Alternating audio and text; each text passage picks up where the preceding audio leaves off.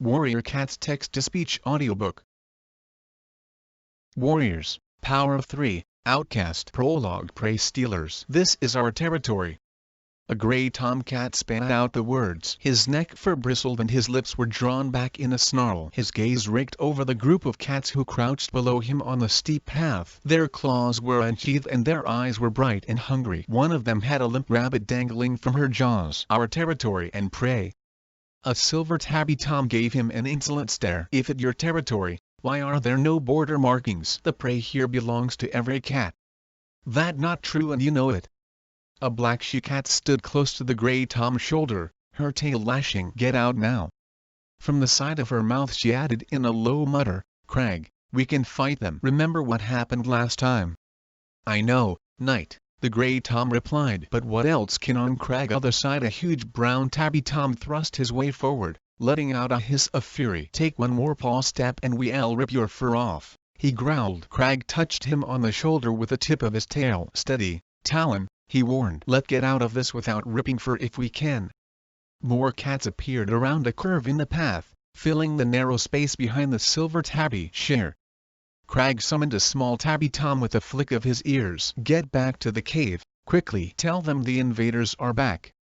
But Shear was obviously reluctant to leave his friends when they were already outnumbered. Now.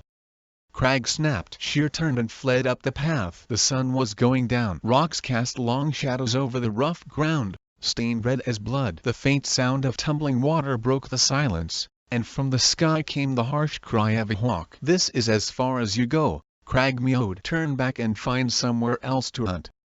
Who going to make us? The silver tabby sneered. Try staying here, and you'll see, Talon hissed. Crag patrol pressed up beside him, blocking the path. But the intruders began fanning out, scrambling onto the boulders on either side. Crag crouched, tensing his muscles. He would fight if he had to, in spite of what had happened last time. Stop!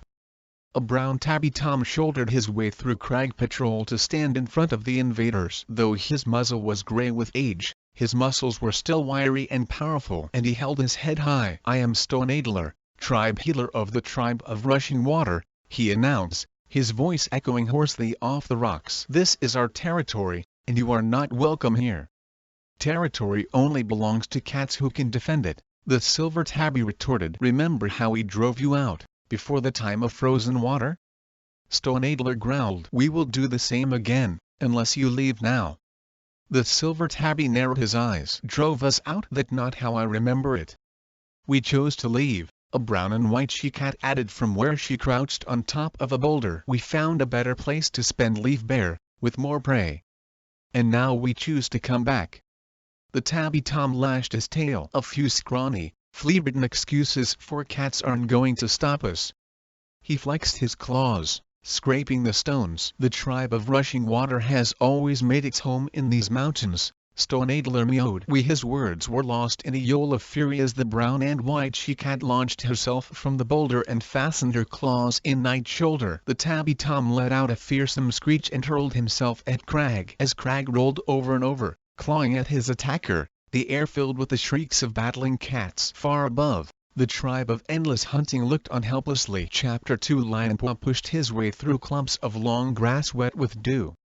He shivered as the moisture soaked his fur, and blinked sleep from his eyes. Clouds lay low over the forest, though a growing brightness above the trees showed where the sun was rising. The dawn patrol was heading toward Wind Clan territory. Ashfur and Barinos had drawn slightly ahead, discussing something in voices too low for Lionpaw to catch. After a few moments Barinos glanced over his shoulder. Dawn lagged behind, Lionpaw, he mewed loudly. And watch out for Fox. Watch out yourself, Lionpaw muttered. The cream-colored tom had been a warrior for 3 whole days, and already he was acting like a mentor. But he needn't think I going to obey his orders. Lionpaw let himself drop even farther behind. His paws were tingling with memory as he rounded a bramble thicket and saw the entrance to the tunnels. It looked like a disused rabbit hole, half hidden by bracken, but once it had led down to a cave with an underground river and then up again into Wind Clan territory. Pain stabbed Lionpaw's heart as he remembered how he used to plunge into the tunnels at night and meet Heatherpaw in the cave. He wished they could go back to the time when she had been Heatherstar,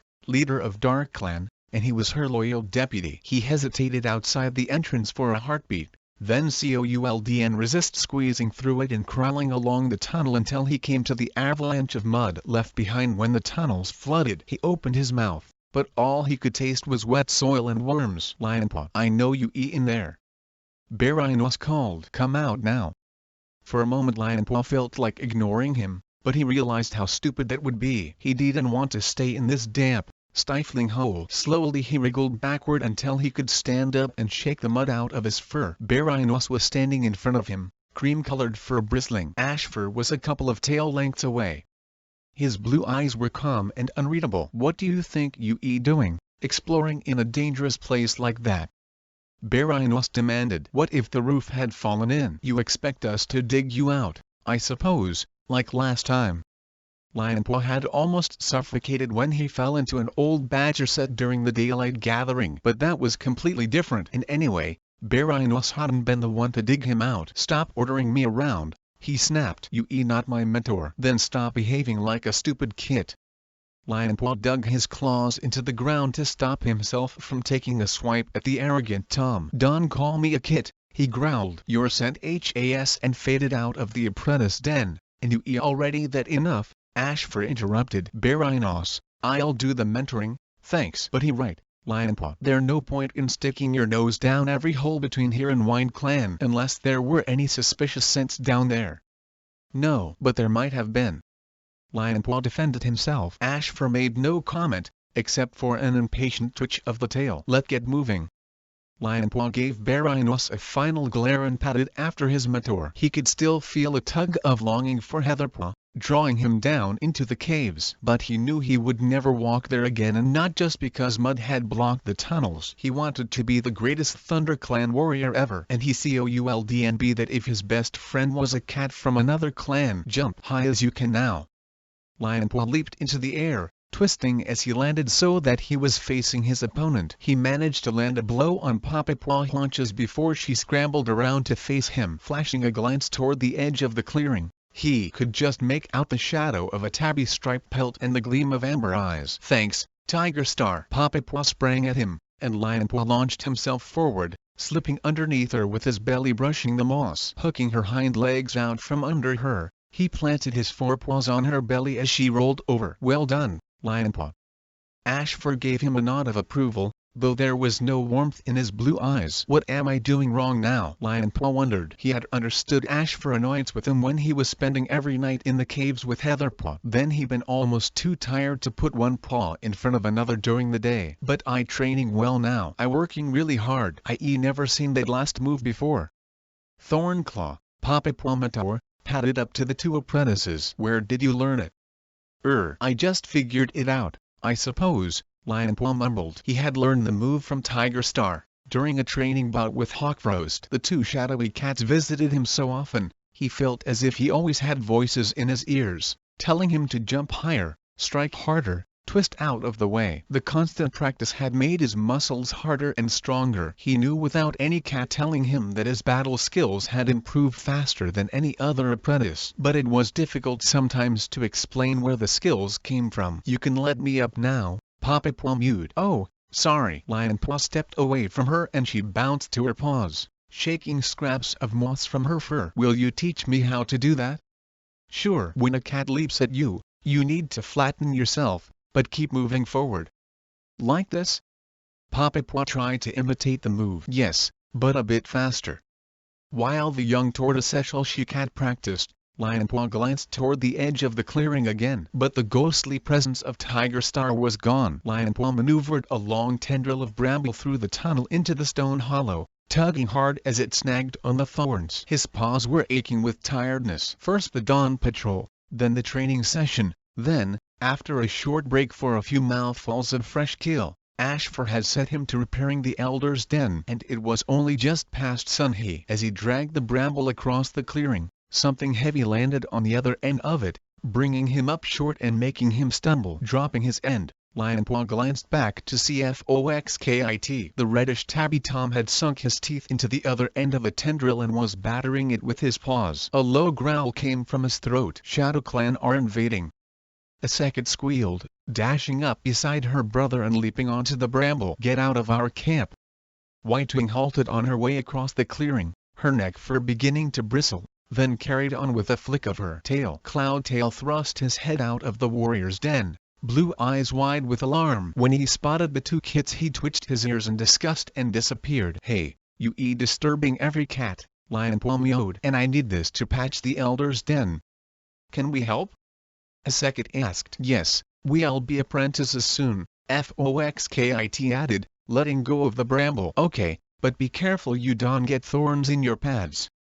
Lionpaw went on dragging the tendril across the clearing. The two kids tried to help him tug it along, but they mostly got under his paws and made the task harder. When they drew closer to the elder's den, Foxkit in a second seemed to forget about helping. Instead they dashed across to Mouseifer and Longtail, who were sunning themselves at the entrance to the den. "Tell us a story," Foxkit demanded. "Tell us about the great journey. Tell us how the two legs know." "I want to hear about the old forest," a second interrupted. Mouseifer yawned. "You tell them something," she mewed to Longtail. "Then maybe they'll settle down and some cats can get a bit of sleep." She closed her eyes and wrapped her tail over her nose. Longtail sighed, then settled into a comfortable crouch with his paws tucked under his chest. He turned his face toward the kits, even though he couldn't see them. "Okay, what do you want to hear about?" "Tiger Star." Foxkit bristled with excitement. "Yes, Tiger Star." A second added. "Tell us how he tried to take over the forest."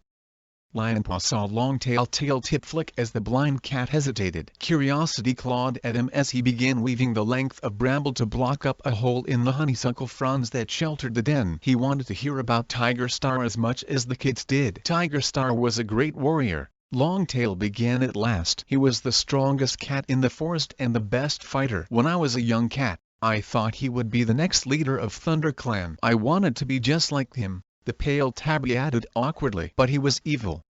Foxkit burst out, round-eyed. "We didn't know that back then," Longtail explained. "He killed Redtail, the ThunderClan deputy, but every cat believed that Redtail had died in battle." Lionpaw belly turned as he listened to the tale of blood and conspiracy. It was hard to keep his paws moving, fixing the bramble into place, and to pretend that this was just a story to him, no more than it was to the kits. This was the cat who padded beside him through the forest, teaching him how to be a warrior. It was Tiger Star ambition that destroyed him, Longtail concluded. If he'd been willing to wait for power to come to him, he would have been the greatest leader in the forest.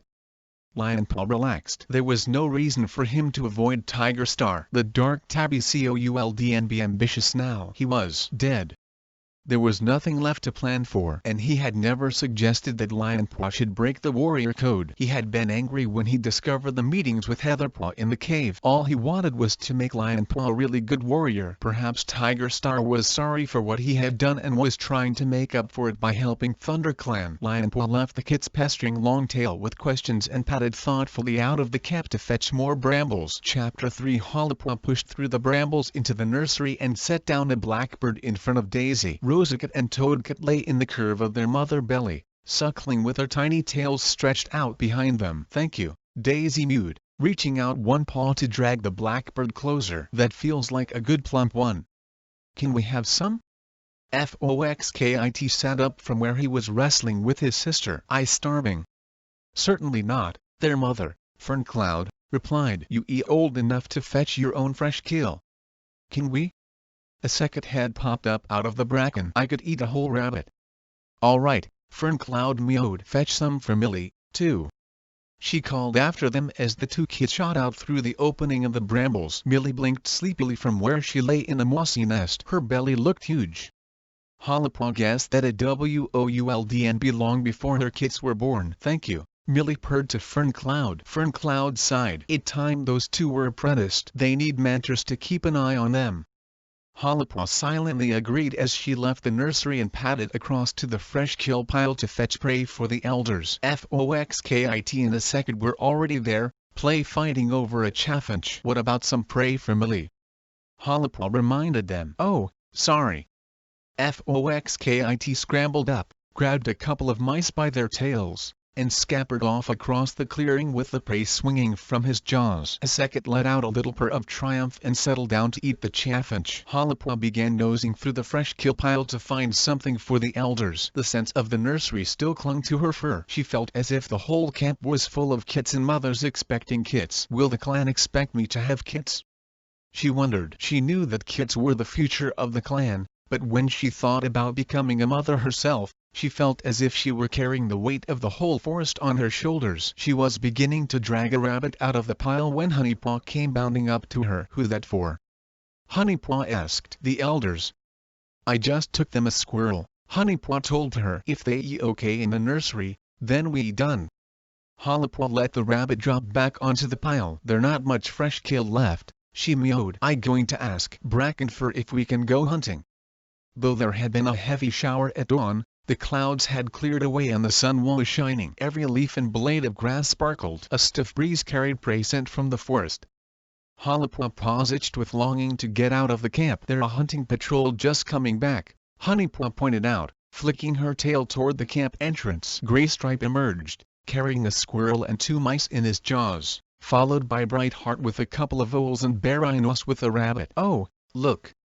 Honeypaw's eyes stretched wide. Barinos has caught a huge rabbit. He amazing. Barinos. Halipwa could and stopped her voice from squeaking in surprise. Ever since he had become a warrior 5 days earlier, the cream-colored Tom had been the bossiest cat in the clan. Honeypaw blinked in embarrassment and scuffled at the sandy floor of the clearing with her forepaws. I really like him, she confessed. But I don't suppose he'll look at me, not now that he a warrior. Halipwa privately thought Barinos' nose was so high in the air he'd would and be able to look at any cat. And if he knew that Honeypaw liked him, he would become even more unbearable. You eat good enough for she began, only to break off as Honeypaw dashed away to meet Barinos in the middle of the clearing. Halipwa sighed. They were only apprentices.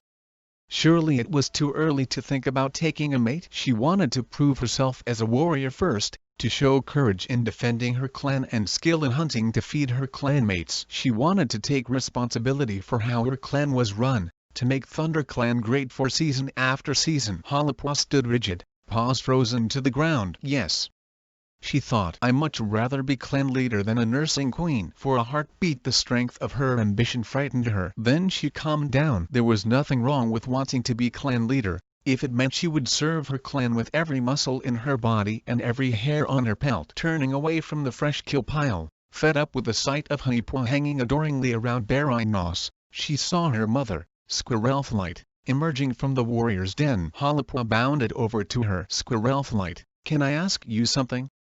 Her mother ears twitched. Sure. You had kits, Halipwa mewed, but you managed to be a warrior as well. How do you do it? Squirrelflight narrowed her eyes, and for a moment Halipwa thought she saw something flash in their green depths, some emotion she couldn't understand. But her mother voice was even as she asked, why do you want to know that? I was just wondering. Halipwa felt awkward. I just feel like every cat expects she cats to have kits, and I'm not sure I want that. I want to be a warrior.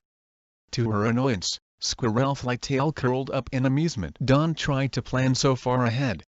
Her mother mewed. StarClan already has your path marked out, and there'll be twists and turns in it that you can possibly expect. But look around you, Squirrelflight went on. Plenty of shicats have kits and then return to the warrior's den.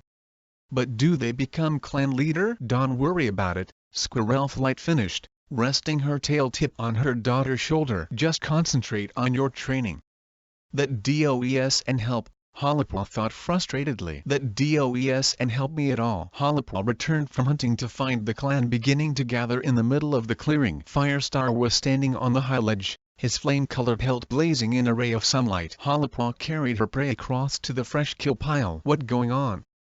She asked Cloudtail, who was sharing a thrush with his mate, Brightheart. A second and Foxkit are going to be apprenticed, Brightheart replied. And about time, too, Cloudtail muttered. They frightened my fur off the other day, yelling that ShadowClan was attacking us. His mate gave him a gentle prod with one forepaw. Kits are kits, Cloudtail. You know they'll be good warriors one day.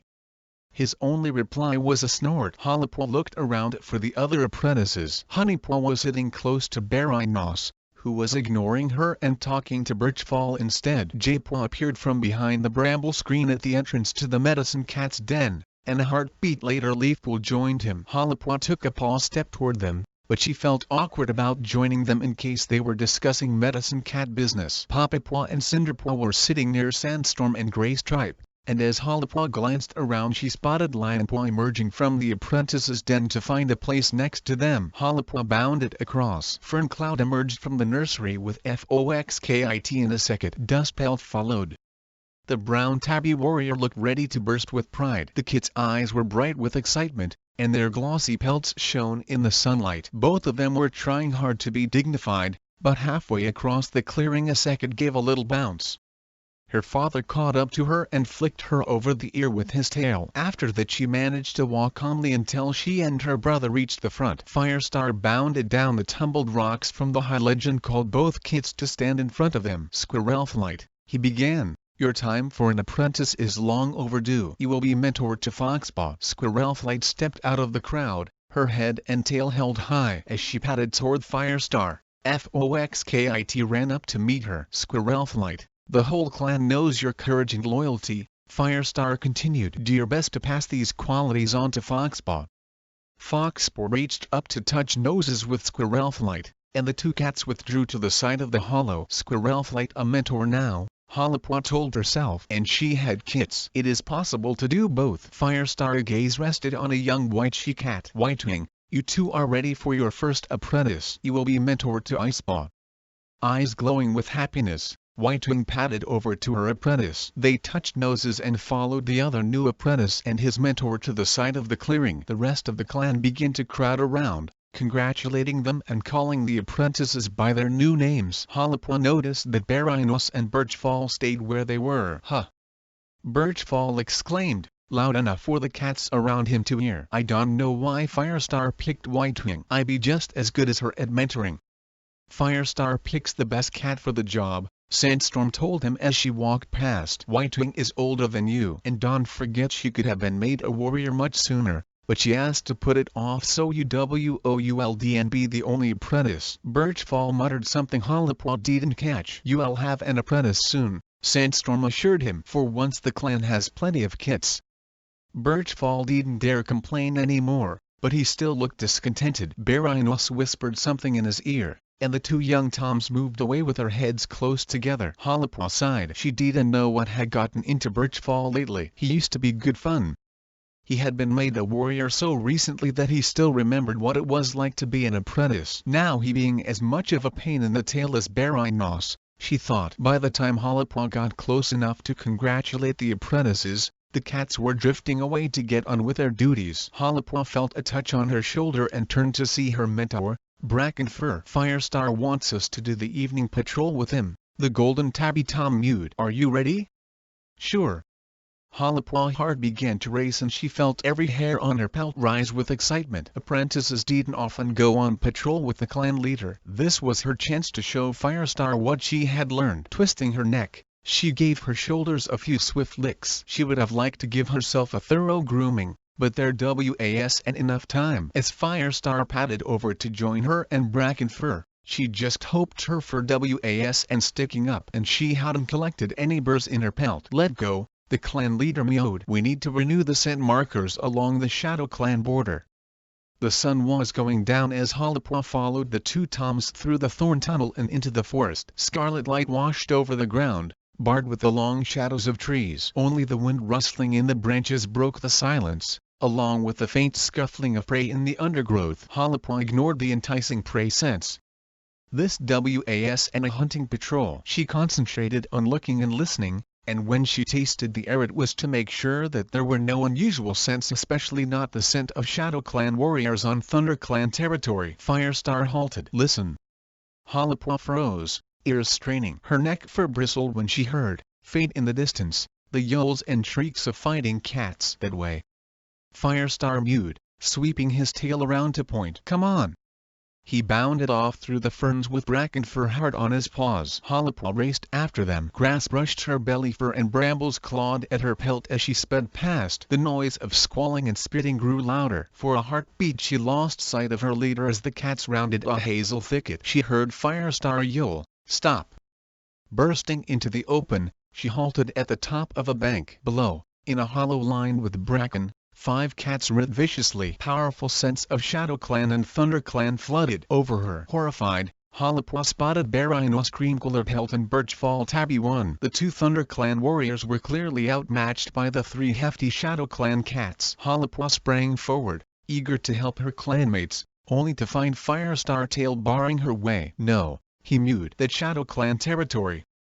Hollipwa dug her claws into the ground as she stared down at her clanmates. What were Barinos and Birchfall doing in another clan territory? Opening her jaws to draw in air, she picked out both Thunder Clan and Shadow Clan scent markings, faint and mingled together. She realized she was standing right on the border. Raising his voice again, Firestar repeated, "Stop!"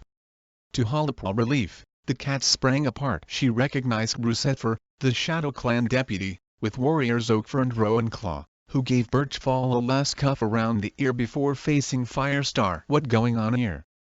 Firestar demanded. "I could ask you the same thing," Brucetfer retorted. "Why are your warriors trespassing on our territory?" "We know why," Oakfur added, with a lash of his tail. "Thunder Clan never cared about boundaries."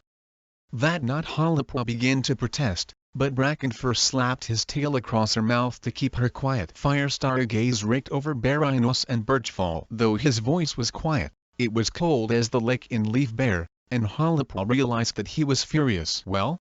he asked. Barinos scrambled to his paws and gave his pelt a shake. He was bleeding from one ear, and several clumps of his fur had been clawed out. "We didn't know it was Shadow Clan territory," he defended himself. "You should tell these warriors to renew their scent markers."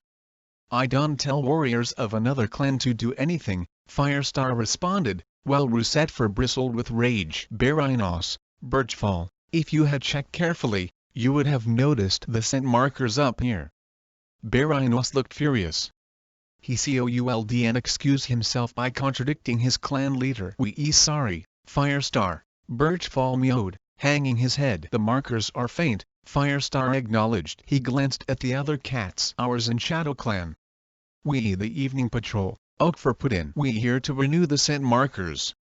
"And then we found Thunder Clan warriors on this side of the border," Rowanclaw added. "They were stealing prey." "Is that true?" Firestar demanded. Birchfall nodded. Hollipwa was glad to see he looked thoroughly ashamed of himself. But Barinos didn't seem to realize how much trouble he was in. "I was stalking a mouse," he explained, "until they came along and frightened it off." "A good thing they did," Firestar commented. "Brucetfer, I'm very sorry this has happened. They are inexperienced warriors, and I'm sure they'll be more careful from now on." "I hope you'll punish them," Rowanclaw mewed sharply. "Of course I will," Firestar replied. "I'm glad to hear it." Hollipwa jumped as another voice joined the conversation. A few fox lengths deeper into Shadow Clan territory, fronds of bracken parted to let Blackstar push his way into the open. The powerful White Tom stalked past the trespassing warriors and up the bank to confront Firestar. His neck fur bristled and one of his huge black forepaws tore at the grass. "Greetings, Blackstar." Firestar dipped his head. "I'll make sure my warriors understand they must never cross your border again." "It was a mistake," Barinos protested. A low growl came from deep in Blackstar's throat. Hollipwa half expected him to attack Firestar. But when he spoke, he sounded tired and despondent rather than hostile. "We never should have come here, Firestar. Star Clan were wrong to bring us, when it's so hard to tell where one territory ends and the next begins. It was a lot simpler back in the forest."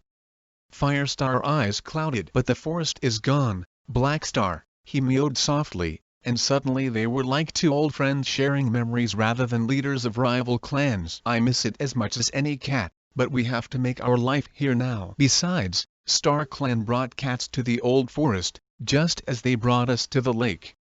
"No, they didn't." Blackstar neck fur, which had begun to lie flat, bristled up again. Hollipwa wondered what was making him so edgy.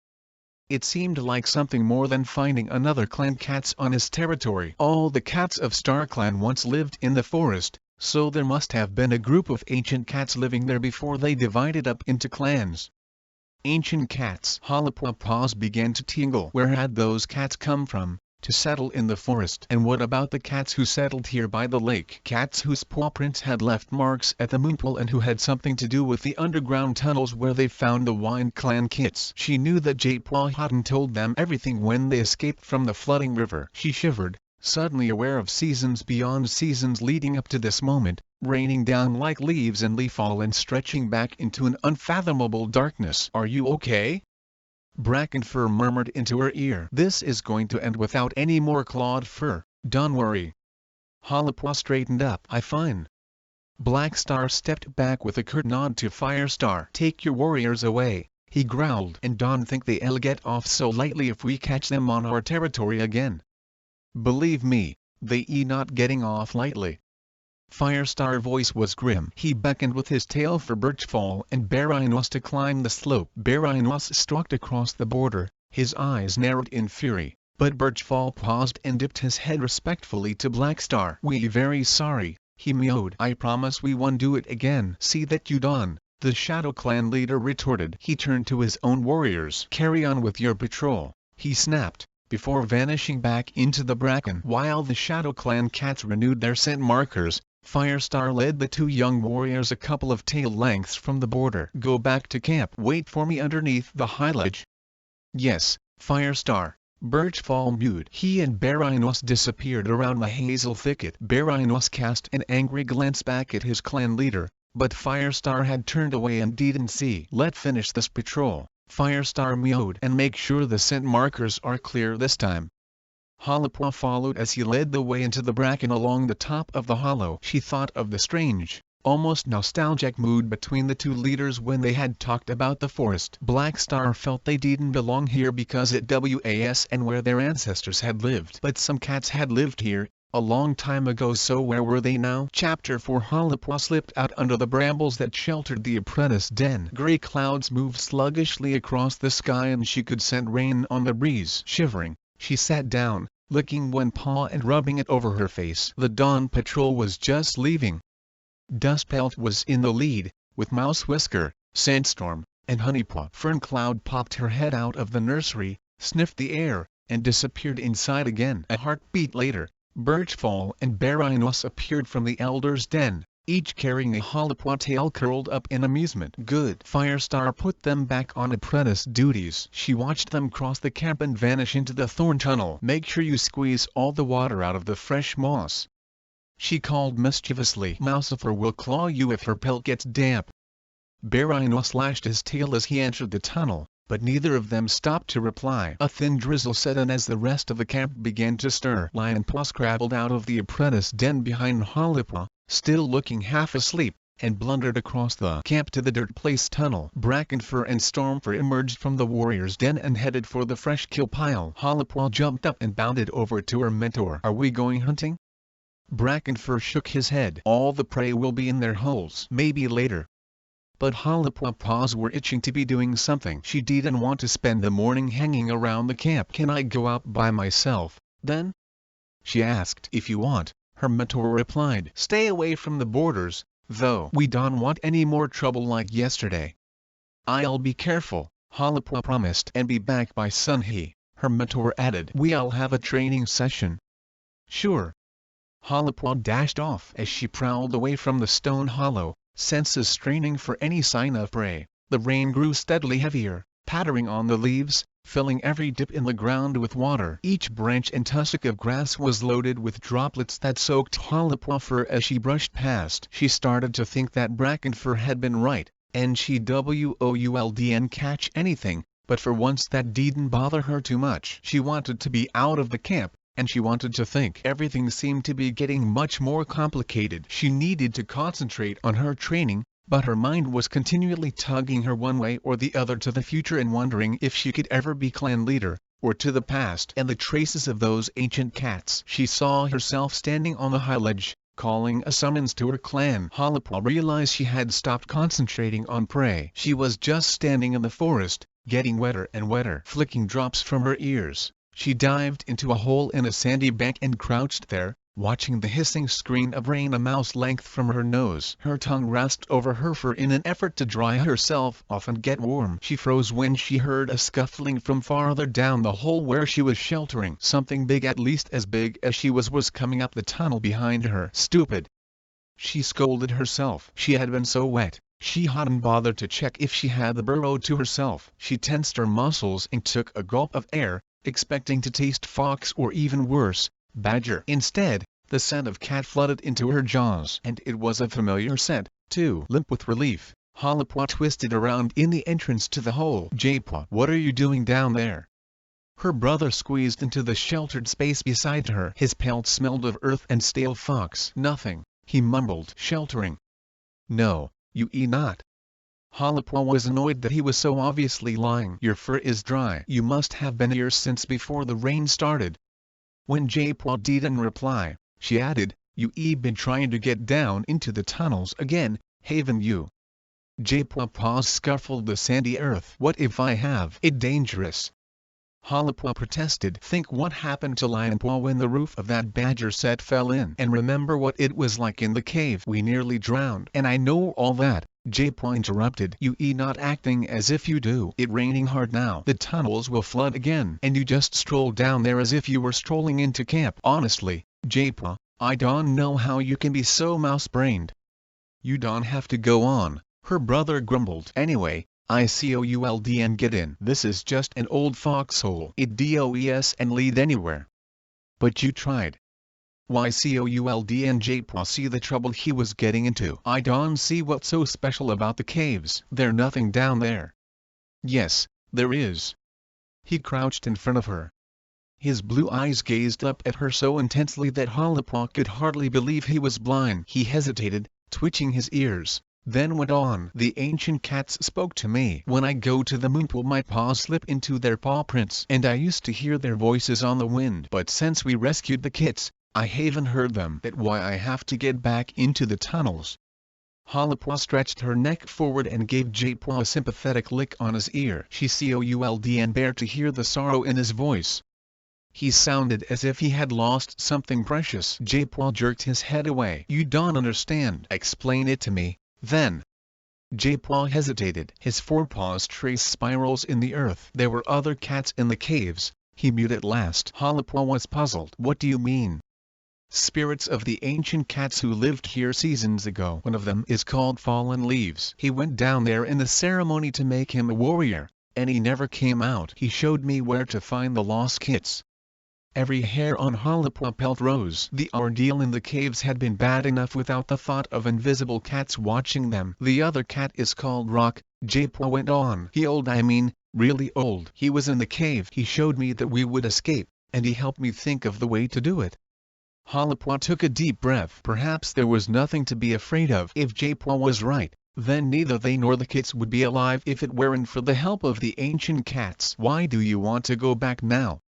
She asked. I want to know why they don't talk to me anymore. J-Paw mewed miserably. Besides, they lived here once, too. They might be able to tell us the best places to hunt or shelter. We can find those things for ourselves. Halapaw looked out of the mouth of the burrow. The rain had stopped. Above the trees rag patches of blue were opening up as the last of the clouds scudded across the sky. Sunlight sparkled on raindrops, making the whole forest shimmer. We should get back to camp, she added. But don't you understand? J-Paw's voice rose. It's important, I know it is. For a moment Halapaw was tempted to agree with him. When Black Star had mentioned the ancient cats, she too had felt their fascination. She would like to know more about them, but not enough to risk her life or J-Paw. You important too, she mewed. Your clan needs you, J-Paw. You shouldn't put yourself in danger when there's no need. All right, J-Paw muttered. He had a mutinous look on his face. Halapaw stifled a sigh. She knew that J-Paw might agree with her now, but he would go on doing exactly what he wanted. She gave him a nudge. Let go. J-Paw rose to his paws and shook loose earth off his pelt. Halapaw led the way into the open, setting down her paws carefully to avoid the worst of the wet grass. Halapaw? She halted and glanced over her shoulder. What? You wouldn't tell any cat what I just told you? Harper was unsure how to reply. She wanted to go straight to Firestar or Leafpool and tell them about his crazy obsession with cats that died out long ago. If any cat could stop J-Paw from risking his life, it would be his clan leader or his mentor. But J-Paw was her brother, and she would always be loyal to him first. No, I won. She sighed. I promise. Mouse dung. Harper let out a cry of frustration as she leaped for the mouse, only to see it dart away from her claws and slip into safety down the hole. That was the second piece of prey she lost. She was starting to feel as if her paws didn't belong to her anymore. Harper, you got to put your paws down lightly. Brackenfur never lost his temper with her, but even he was sounding impatient. Remember that a mouse will feel your paw steps before it hears you or scents you. Yes, I know, Harper mewed. That the first thing an apprentice learns about hunting. Sorry. Brackenfur, Brook, and Stormfur had taken all the apprentices into the forest for a hunting session. Harper was unsure which of them had suggested making it into a competition. Lionpaw was winning, with one of the biggest squirrels Harper had ever seen, but all the others had amassed a good pile of fresh kill. All she had managed to catch was one miserable shrew. Is there anything bothering you? Brackenfur asked. You just not concentrating today? No, Harper lead. Fine. I would be, she told herself, if I was and worrying about wanting to be clan leader just because that what Tiger Star wanted does and mean it wrong, does it? I know I his kin, but I never do what he did to gain power. And what about J-Paw? If he gets himself killed looking for those ancient cats, it'll be my fault. Brook touched her nose sympathetically to Harper's ear. I had a lot of trouble when I first came here, she admitted. I was used to hunting on bare mountain slopes, and I could and get the hang of how to hunt in the forest. One thing Stormfur taught me is that sometimes it helps to slide your paws forward while you stalking. That way a mouse can feel your paw steps. Like this, she added, rubbing her paws softly over the moss. I never thought of that, Harper mewed. I'll give it a try. It's important to stay away from long grasses and fern, too, Brook went on. If you brush against them, the moving shadow will scare off the prey. Harper nodded. She had known that, but with everything else on her mind she had forgotten. You'll soon get the hang of it again, the tabby-she cat assured her. You'll be a great hunter in the mountains, because you have strong back legs for leaping. You need to leap when you hunting? Cinderpaw asked, padding up to listen. Yes. Here in ThunderClan, you mostly catch birds on the ground, but in the tribe, we jump up to catch them when they taking off or landing. A hint of pride tinged Brook's voice. We catch hawks like that, and sometimes even eagles. How big are the eagles? Lionpaw joined them. Do they ever carry cats away?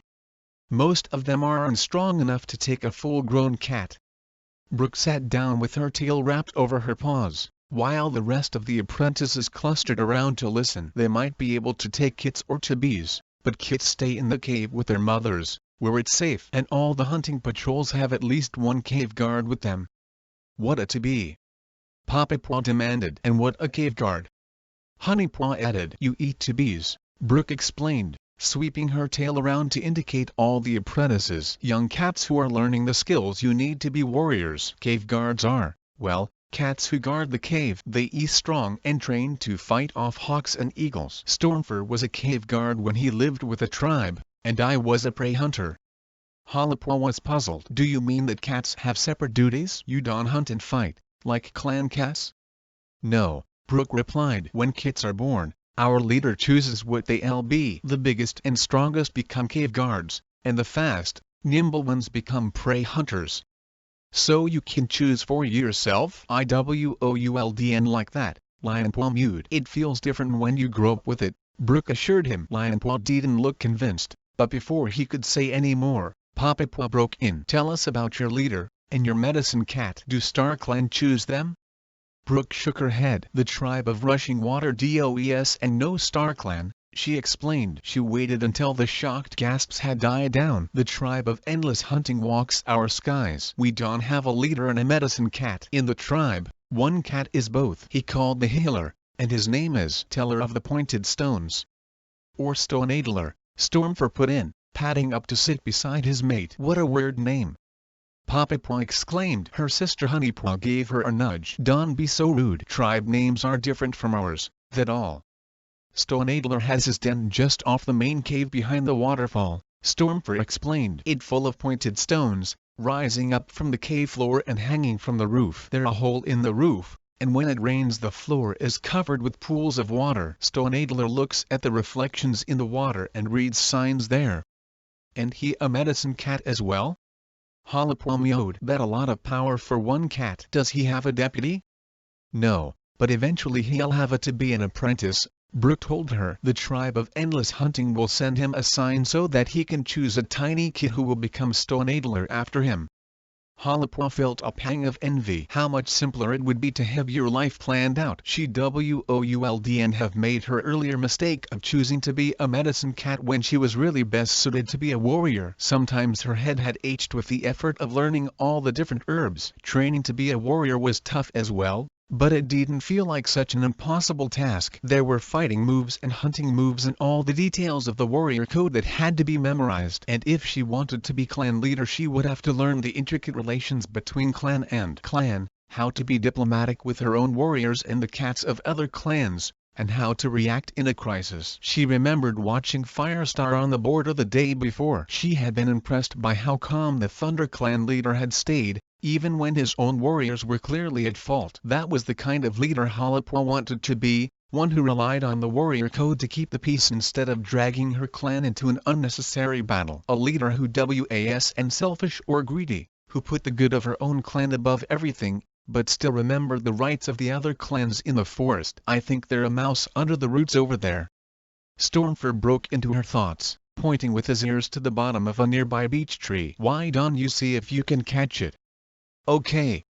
The other apprentices scattered, keeping well away from the beech tree to give Halapaw the best chance. Whiskers quivering, she tasted the air. Vole, not mouse, she decided. A heartbeat later she spotted it, a plump creature scuffling among the debris under the tree. She began to creep forward, sliding her paws over the moss in the way Brooke had shown her. The vole seemed not to notice her at first, but as she dropped into a crouch, ready to pounce, it froze for a heartbeat, then darted away. Halapaw let out a yell. Her first pounce brought her to the spot where the vole had been.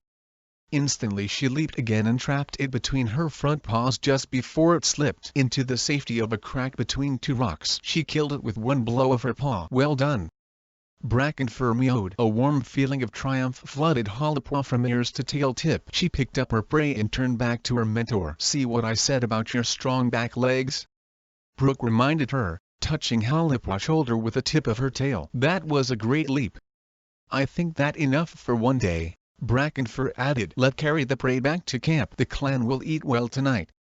As Halapaw followed him back to the clearing, carrying her vole and the shrew, she kept casting sidelong glances at Brooke. She must love Stormfur a lot to give up everything she knew and come with him to a strange place and a strange way of life. Curiosity bit at her, sharp as a fox's fangs. She wanted to visit the tribe and see how cats lived when they knew right from the start what kind of life they would have and what their responsibilities would be. But they is so far away. Halapaw let out a sigh. I don't suppose I'll ever travel as far as the mountains. Chapter 5 Cool night air whispered through Japaw fur. Up above, he knew the half-moon would be floating in a clear sky. His mentor, Leafpool, padded beside him, following the stream that divided Wind Clan territory from Thunder Clan. Japaw belly was churning with anticipation. Would Rock speak to him at the Moonpool? The thought that he might encounter only the cats of Star Clan made his tail twitch with impatience. Star Clan wasn't important. After all, they were only clan cats who had moved on to a different place. The prophecy had said he would have the power of the stars in his paws. That must mean that he would be more powerful than Star Clan.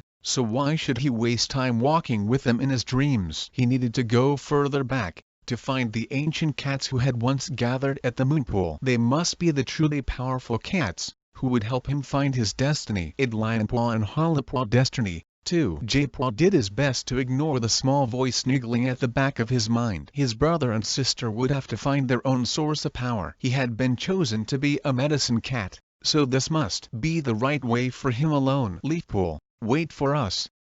The distant call came from Wind Clan territory. Leafpool halted, and Japaw waited by her side. Tasting the air, he picked up the scents of 3 cats, Barkface and Castrolpaw, and Willowpaw, who must have met up with the Wind Clan cats on her way from River Clan. Where Mothwing? Leafpool asked anxiously as the other medicine cats caught up. She not ill, is she? No, she fine, Willowpaw replied. But Beechfur has an infected bee sting, so Mothwing thought she better stay in camp and look after him. Huh, Jaypaw thought. And hedgehogs fly. He could guess why Mothwing was and with her apprentice. The infected warrior was just an excuse. Mothwing didn't have any connection with Star Clan. She must have decided that she could get a good night's sleep in her own den instead of trekking all the way up to the moonpool to have it there. Hello, Jaypaw, Willowpaw mewed. Her voice was cool and polite. Hi, Willowpaw. Okay, I know you don't like me. I not all that besotted with you, either. Hi, Jaypaw. Kestrelpaw sounded more friendly. How the prey running in ThunderClan? Fine, thanks, Jaypaw replied. Before he had to think of anything else to say, he caught the strong ShadowClan scent of another cat bounding up behind them. I thought I missed you, Little Cloud panted. We would have waited for you, Leafpool mewed. The cats set off for the moonpool. Jaypaw felt Kestrelpaw patting along at his side. Hey, Jaypaw, he began, what it like, being blind? Well, you can see, mouse brain. Jaypaw felt his neck fur bristling at the stupid question. Everything dark. But I can hear and scent okay, so that how I find my way around? That really tough. The other apprentice sympathy made Jaypaw flex his claws. From the sound of his voice and the whisper of his paws on the moorland turf, he had a pretty good idea where Kestrelpaw ear was. How would you like it slashed? Huh, I manage, he retorted. Quickening his pace, he caught up to Little Cloud. His paws itched to run on ahead, but that would draw too much attention to the fact that he walked here in his dreams when he could see. He could and wait to get to the moonpool. But after he had paced down the spiral track, feeling his paws slip into the paw prints of those long-ago cats, after he had touched his nose to the water and settled himself comfortably, Jaypaw found it hard to sleep. All around the pool he could hear the other cats' breathing sink into the rhythmic patterns of dream sleep, while he stayed obstinately awake. Come on, he muttered. What the matter with you? For once he didn't want to enter the other's dreams. He wanted a dream of his own, to wake underneath the hill, in the tunnels where he had met Rock and Fallen Leaves. If he didn't manage it now, it would be a whole moon before he had another chance to visit the moonpool. He closed his eyes, willing sleep to come, but he could still feel the damp rock under his paws and hear the sound of the waterfall and the breathing of the cats around him. Stretching his jaws in a yawn, he opened his eyes again. His fur prickled with excitement as he realized that he could see. Instantly his ears twitched in frustration. He was in the underground cave. Instead, he had never left the moonpool. He could see the curled-up bodies of his companions and reflected starlight glimmering in the water. Now what? He demanded. A quiet voice spoke behind him. You wanted to speak with me? Jaypaw spun around, almost tripping over his own paws. Rock stood in front of him. His long, twisted claws scraped on the bare rock. Here in the open, out of the shadows of his cave, his bare skin looked raw and painful, and his bulging eyes glowed silver in his disfigured face. With an unexpected quiver of fear, Jaypaw wondered if Rock could see him or if he only sensed his presence. Why did you stop talking to me? Jaypaw asked. I tried and tried, but you wouldn't answer. Rock dismissed the question with a flick of his rat-like tail. I hear now, he rasped. Say what you have to say. Are you part of Star Clan? Rock blinked. No. I share tongues with the ones who came before. You mean the cats like Fallen Leaves, who went into the tunnels to prove themselves? No. Rock's voice grated like shifting stones. More ancient even than those. Then where did they come from? Jaypaw mewed, exasperated. Is there a set of ancestors who are older than all the others? Did we all come from them Fallen Leaves cats, and the tribe cats, and the clans? Rock turned a silver gaze on Jaypaw. There will always be stories older than any cat remembers, he rumbled. That not an answer. Then where did you come from? The old cat stood silent for many heartbeats, staring out across the moonpool as if he could look back across the abyss of time that separated Jaypaw from those ancient cats. You will find your answers in the mountains, he murmured at last, though they may not be the ones you most want to hear. What do you mean? Tell me now. Jaypaw insisted, but Rock was beginning to fade. The patches of reflected moonlight on his skin, the silver gleam of his bulging eyes, thinned out like mist until Jaypaw could see nothing but the shimmer of starlight on rock and water. He shivered in a sudden cold breeze. Come back. he yelled. There was no reply. The starshine faded, and scents of tree and bracken filled his mouth. He was standing in a dusky forest, in the midst of fern and grasses. Moonlight dappled the ground as it shone through gaps in the branches above his head. The air was warm, full of a tempting sense of prey. Just ahead of him, Leafpool was following a narrow path that wound between clumps of bracken. She paused and glanced back over her shoulder. I wondered if you'd join me, she mewed. Jaipwa was about to reply when the bushes just ahead of Leafpool rustled and a group of Star Clan cats burst out into the open. Jaipwa spotted prey scurrying away from their claws. A blue-furred she-cat halted briefly to mew. Greetings, Leafpool. Leafpool dipped her head, but the she-cat bounded onward before she could speak. Another cat, a powerful white tom, gave Jaipwa a friendly flick over the ear with his tail as he sped past. Most of the Star Clan warriors were intent on their prey. Their eyes were bright with delight in the hunt. Their pelts gleamed and their muscles rippled in the moonlight. Jaipwa watched as each cat pounced on its prey and turned to race away with the limp body dangling from its jaws. He supposed they were taking it to some starry fresh kill pile. Leafpool padded up to him and touched her nose to his shoulder. You see the silver tabby over there? She pointed with her tail to where a beautiful she-cat was leaping to catch a plump vole. That Feathertail. She was Stormfur's sister. She died in the mountains. Jaipwa gazed curiously at the cat, wondering if she knew anything about the mountain cat's ancestors. Can we talk to her?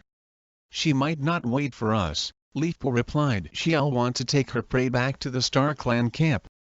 I want to ask her. Jaipwa broke off as Feathertail bounded away. But she didn't follow the other Star Clan cats. She headed in a different direction, where the trees and bushes were thicker. Where is she going? I don't know. Leafpool looked troubled. Feathertail, wait.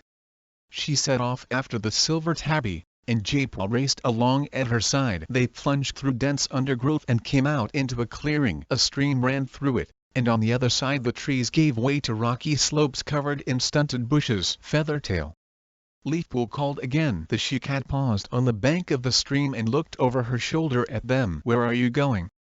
Leafpool panted, dashing up to her. Feathertail set down her vole. This fresh kill is not for Star Clan, she explained. I bear responsibility to other cats, ones who still need the help of the clans, even though many moons have passed. Other cats? Leafpool touched her nose to Feathertail's ear. Are you talking about the tribe of Rushing Water? Haven't you done enough for them? You gave your life to save them from Sharptooth. A shared past counts for a lot, Feathertail replied, her blue eyes glowing with emotion. Even if it was brief. She pressed her muzzle against Leafpool, then picked up her prey, leaped lightly across the stream, and was swallowed up in the shadows under the bushes. Mouse dung, Jaipwa thought. I never got to ask her anything. Letting out a faint sigh, Leafpool headed back into the trees. As Jaipwa followed her, he picked up a silver glimmer in the corner of his eye. Glancing around, he spotted Rock, crouched under a bush. The ancient cat's sightless eyes gazed straight at him. Then he heaved himself to his paws and padded off in the direction Feathertail had taken. Jaipwa shivered. Somehow, Star Clan, the ancient cats, and the tribe of Rushing Water all seemed to be merging to shape the destiny of the cats by the lake. It made sense to Jaipwa to have the power of the stars in his paws. He would need to have power over all the ancestors, past and present. Shadows pressed around him as he plunged into the undergrowth again. The lush forest scents faded away, and he felt rock beneath his paws. He could hear the gentle splash of the waterfall and knew he was crouching once again beside the moonpool. He opened his eyes on darkness. Around him he could hear the other cats waking from their dreams. They said little, and Leafpool didn't speak to him at all as they climbed the spiral path and set off across the moorland, back toward the lake. Jaipwa could feel her anxiety like a swarm of stinging insects. He waited impatiently for the other cats to say their goodbyes and head off toward their own territories. As soon as he and Leafpool were alone, he demanded, what do you think your dream meant? Are you going to tell Firestar?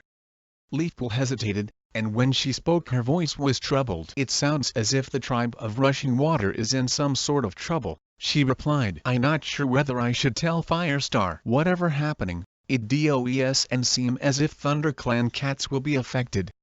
Jaipwa twitched his tail in frustration. How could he discover his destiny if his mentor was going to pretend she never had the dream? What about Stormfern Brook? If there's something wrong in the mountains, they should be told.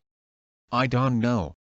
Her mew was soft and uncertain. You could be right. Yes, Perhaps I should tell Firestar, but ThunderClan isn't involved, so I don't think he'll do anything.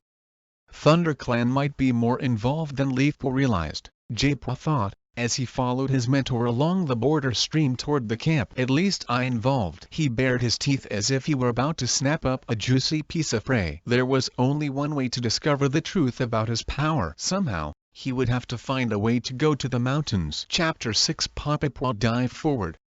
Lionpaw could see she was trying to use the move he had taught her in their earlier training session, the one Tiger Star had shown him. But when she tried to hook out Honeypaw legs from under her, Honeypaw was too fast. Leaping backward, she met Papapaw head-on and delivered 2 blows to her nose before darting away. "You'll need to be quicker than that," Barinos meowed. Lionpaw bristled. Firestar had released the 2 young warriors from their apprentice duties, but didn't Barinos have anything better to do than interfere in the training session? He was sprawled on a rock at the edge of the clearing, making loud comments on the apprentice's performance. "That was very good," he remarked condescendingly to Honeypaw. "Your moves are coming along nicely." "Thanks, Barinos."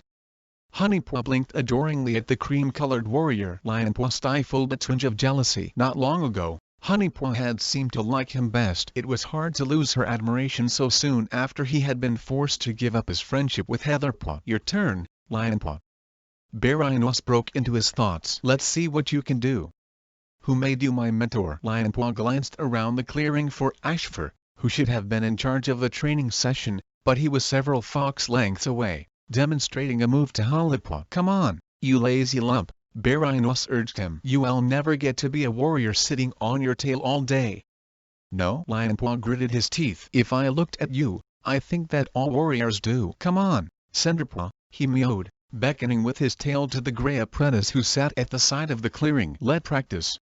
Cinderpaw bounced up to him, her fur bristling with eagerness and her tail fluffed out. She was moving confidently, Lionpaw thought, as if the leg she had injured felt fine. As she approached, she aimed a blow at his ear with sheathed claws. He dodged to one side and tried to unbalance her by butting his head into her shoulder, but Cinderpaw stayed on her feet and wrapped her forepaws around his neck, thrusting him to the ground. Lionpaw battered at her belly with his hind paws. After a few heartbeats, Cinderpaw let go and sprang away from him, waiting for him to get up again. "That was great," he panted. He knew he would have won eventually. Cinderpaw was glowing with pride that she was getting her fighting skill back again. "Let's try again." "You know, Lionpaw, you got that move all wrong," Barinos interrupted. "You should never have let her knock you over. If that had been a real fight, she could have bitten your throat out." Lionpaw spun around to face him. Hot fury flooded through him from ears to tail tip. "I suppose you found that out when you were fighting Shadow Clan," he taunted. Barinos sprang off the rock, his ears flattened and his neck fur standing on end. "Don't talk to a warrior like that," he spat. "Then stop being such a know-it-all," Lionpaw retorted. "You not my mentor, so stay out of my fur." For 2 mouse tails he would have hurled himself at Barinos and raked his claws across the cream warrior muzzle. But he knew he would be in big trouble if he attacked a clanmate for real, not as part of a training bout. Turning his back on Barinos, he stormed off to the side of the clearing, where he stood with his flanks heaving, trying to control the waves of rage that surged through him. "Just wait till I a warrior," he vowed under his breath. "Then I'll show you who best at fighting." "Take it easy, Lionpaw." The calm voice felt like a draught of cool water. At first Lionpaw thought it must be Tiger Star, and he looked around for the shadowy tabby figure. Instead, he spotted Stormfur sunning himself in a quiet patch of sunlight at the foot of an oak tree. Awkwardly Lionpaw dipped his head to him. "Sorry," he mewed, "but I can stand it when Barinos acts like he clan leader." Stormfur let out a sympathetic murmur. "I know I shouldn't let him get to me, but I can help it," Lionpaw confessed. "Sometimes it the other apprentices too. Well, not Honeypaw, but the rest of them. I feel like I have to be the best all the time." Part of him was horrified that he blurted all that out to a senior warrior. There was no reason for Stormfur to care about his problems. "Why?" the gray-furred Tom asked. "I don't know why." Lionpaw hesitated, thoughts battering his mind like a storm, then added, "I suppose I do know. Really, it because I Firestar kin. There never been a leader like him, and every cat will expect me to be just as good because I related to him." "And Tiger Star?" Stormfur prompted. Lionpaw dug his claws into the ground. How could Stormfur possibly know about his meetings with Tiger Star and Hawkfrost? Tiger Star? He gulped. Stormfur blinked at him. I know what problems your father had. Brambleclaw was always afraid the clan would never trust him, because they hated Tiger Star so much. Lionpaw had never thought of that before. It was hard to imagine his father as a young cat, uncertain of his place in the clan. What was my father like? He asked, padding up to Stormfur and sitting beside him in the comforting splash of sunlight. The fur on his shoulders began to lie flat again. He had almost forgotten the quarrel with Barrynos. What was it like when you went on the quest together? Terrifying. Memory glowed in Stormfur amber eyes, fear and courage, humor and friendship, all at once. I don't know what was harder, traveling through unfamiliar, dangerous territory, or trying to get along with cats from other clans. We all came back changed. He paused to rasp his tongue over his shoulder, and then went on. At first we seemed to argue all the time, but it was usually your father who had the best ideas, and pretty soon we realized that he was the natural leader among us. Tell me what happened, Lionpaw prompted. 4 cats, one in each clan, had a dream telling them to go to the Sundrown place, Stormfur began. They were supposed to listen to what Midnight told them. None of us realized that Midnight was a badger. Lionpaw nodded. He and his littermates had never met the badger who helped the clans find their new home, but his mother had told them stories about her. It must have been really hard, Lionpaw mewed, trying to imagine getting along with cats from other clans. Okay, he'd been friendly with Heatherpaw, but suppose he had to cooperate with Breezepaw or warriors from Shadow Clan? It wasn't all bad, Stormfur replied. His tail curled in amusement. There was the time your mother got stuck in a two-leg fence. She was spitting with fury, and she couldn't move.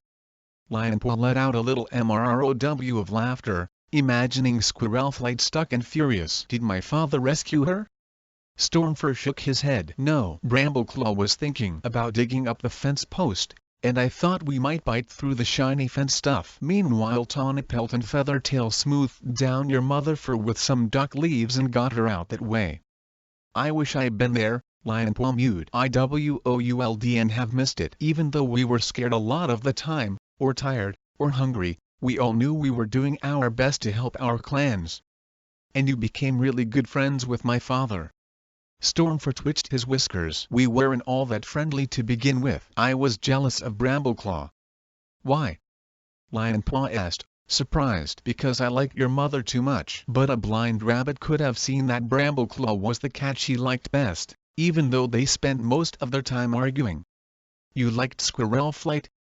Lionpaw blinked in astonishment. Suppose Stormfur had been his father instead of Brambleclaw? I would have been a different cat. I never met a cat like her, Stormfur admitted. So bright and brave and determined, even though she was only an apprentice then. But then we stayed with the tribe in the mountains, and when I met Brooke I knew that she was the right cat for me. His amber eyes clouded and he fell silent. Lionpaw couldn't understand why he should look like that, when he'd been talking about finding Brooke. What the matter? Stormfur let out a long sigh. My sister, Feathertail, was with us on the journey, he explained. She was a beautiful, warm-hearted cat. She died in the mountains. Lionpaw dared to reach out with his tail and rest it on the Grey Warrior's shoulder. What happened? The tribe was being hunted by a mountain lion. There was a prophecy that a silver cat would come to save them. At first they thought it was me, but it was Feathertail. She died saving them. His voice shook. I had to leave her there, buried in the mountains. I'm so sorry, Lionpaw mewed, trying to imagine what he would feel like if Hollowpaw died. Stormfur licked his chest for a few times and jerked his head as if he was shaking off a fly. Moons pass, and you have to carry on. I hope you didn't mind my asking. Of course not. Stormfur sounded more like himself again. You can ask me anything you like. If I can help at all, I'll be glad to. Thanks. Lionpaw felt as warm and comforted as if he'd just eaten a plump piece of fresh kale. It's easier talking to you than to a ThunderClan cat. Oh, sorry. He broke off, scuffling his paws with embarrassment. I didn't mean that. Okay, Stormfur mewed. I know what you meant. It's true that I only a visitor here, however loyal I feel toward Firestar and your father and the other ThunderClan cats. Where do you feel most at home? Lionpaw mewed curiously. In RiverClan, or with a tribe of rushing water, or in ThunderClan? Stormford didn't reply at once. His eyes grew thoughtful. He licked one paw and drew it over his ear a few times. "I a River Clan cat at heart," he replied at last. "That where I grew up and where I became a warrior. But that was back in the forest, and no cat has a home there now. Right now I feel loyal to ThunderClan, because you welcomed me and Brook. And it's good to live in the same clan as Graystripe and get to know him better. Will you stay here forever?" "I don't know. This is and Brook home, and if she does and want to stay, I wouldn't force her." "Why don't you go back to the mountains, then?" A somber look crept into Stormford's eyes. "It's not that easy." "You could go for a visit," Lionpaw suggested. "No, it's too far," Stormford mewed briskly. He rose to his paws and gave his fur a shake. "Come on, it's time we were going back to camp." Glancing over his shoulder, Lionpaw saw that the training session was over. Ashfur and the other apprentices were heading toward the stone hollow. There was no sign of Barrynos. "You go ahead," he mewed to Stormford. "I'll be back in a while." "Okay." Stormford bounded off to catch up with Ashfur and the others. "Thanks, Stormford," Lionpaw called after him. Stormford waved his tail in reply as he vanished into the bushes. Lionpaw turned and padded into the trees in the opposite direction from the camp. He paused to make sure that Stormford really had gone, then picked up the pace until he was racing toward the Wine Clan border. Panting, he halted at the edge of the stream, looking across the open moorland. The sun was going down, washing the surface of the lake with scarlet and throwing his long shadow to one side. Lionpaw enjoyed the warmth of its rays and the gentle breeze that ruffled his fur. But the landscape ahead of him looked bleak and unwelcoming. There was no cover, no soft moss, no undergrowth where prey could hide. Lionpaw knew he could never live in Wine Clan. He would miss the trees. He could hear them now, just behind him, the faint creak of branches and the rustle of their leaves in the wind. He could never have given it up, however much he loved Heatherpaw. And she could never have lived in ThunderClan, he realized. She felt trapped under the trees. She loved the open moorland, the tough, springy grass and the wild dash across the slopes in pursuit of rabbits. Stormford must really have loved Brook, to give up his home and stay with her in the mountains. Lionpaw raised his head and gazed into the distance. He could just make out a dark, misty band on the horizon, where the mountains lay. Brook had pointed it out to him once, on a border patrol. He wondered if she felt her paws tugging her toward it. What do the mountains look like? He wondered. All his life he had heard about the great journey and the territories the clans had crossed to find their new home by the lake. Lionpaw felt his paws itching to explore. He longed to discover what lay beyond ThunderClan borders, beyond all the clans' borders. The world was so wide, and he had seen so little of it. There was so much out there, beyond the reach of the warrior code, beyond the knowledge even of the medicine cats and elders. It was hard to wrench his paws away from the border and start padding back toward the camp. It is though the mountains are calling me. But how could he ever answer the call? Chapter 7 I got a plan, Hollowpaw announced. She and Cinderpaw had cleared the old bedding out of the elder's den and were clawing fresh moss from around the roots of an oak tree. Shreds of mist drifted among the trees, while overhead the sun was struggling to break through a covering of cloud. Cinderpaw stopped with her claws deep in the soft green covering. What plan? It about becoming a warrior.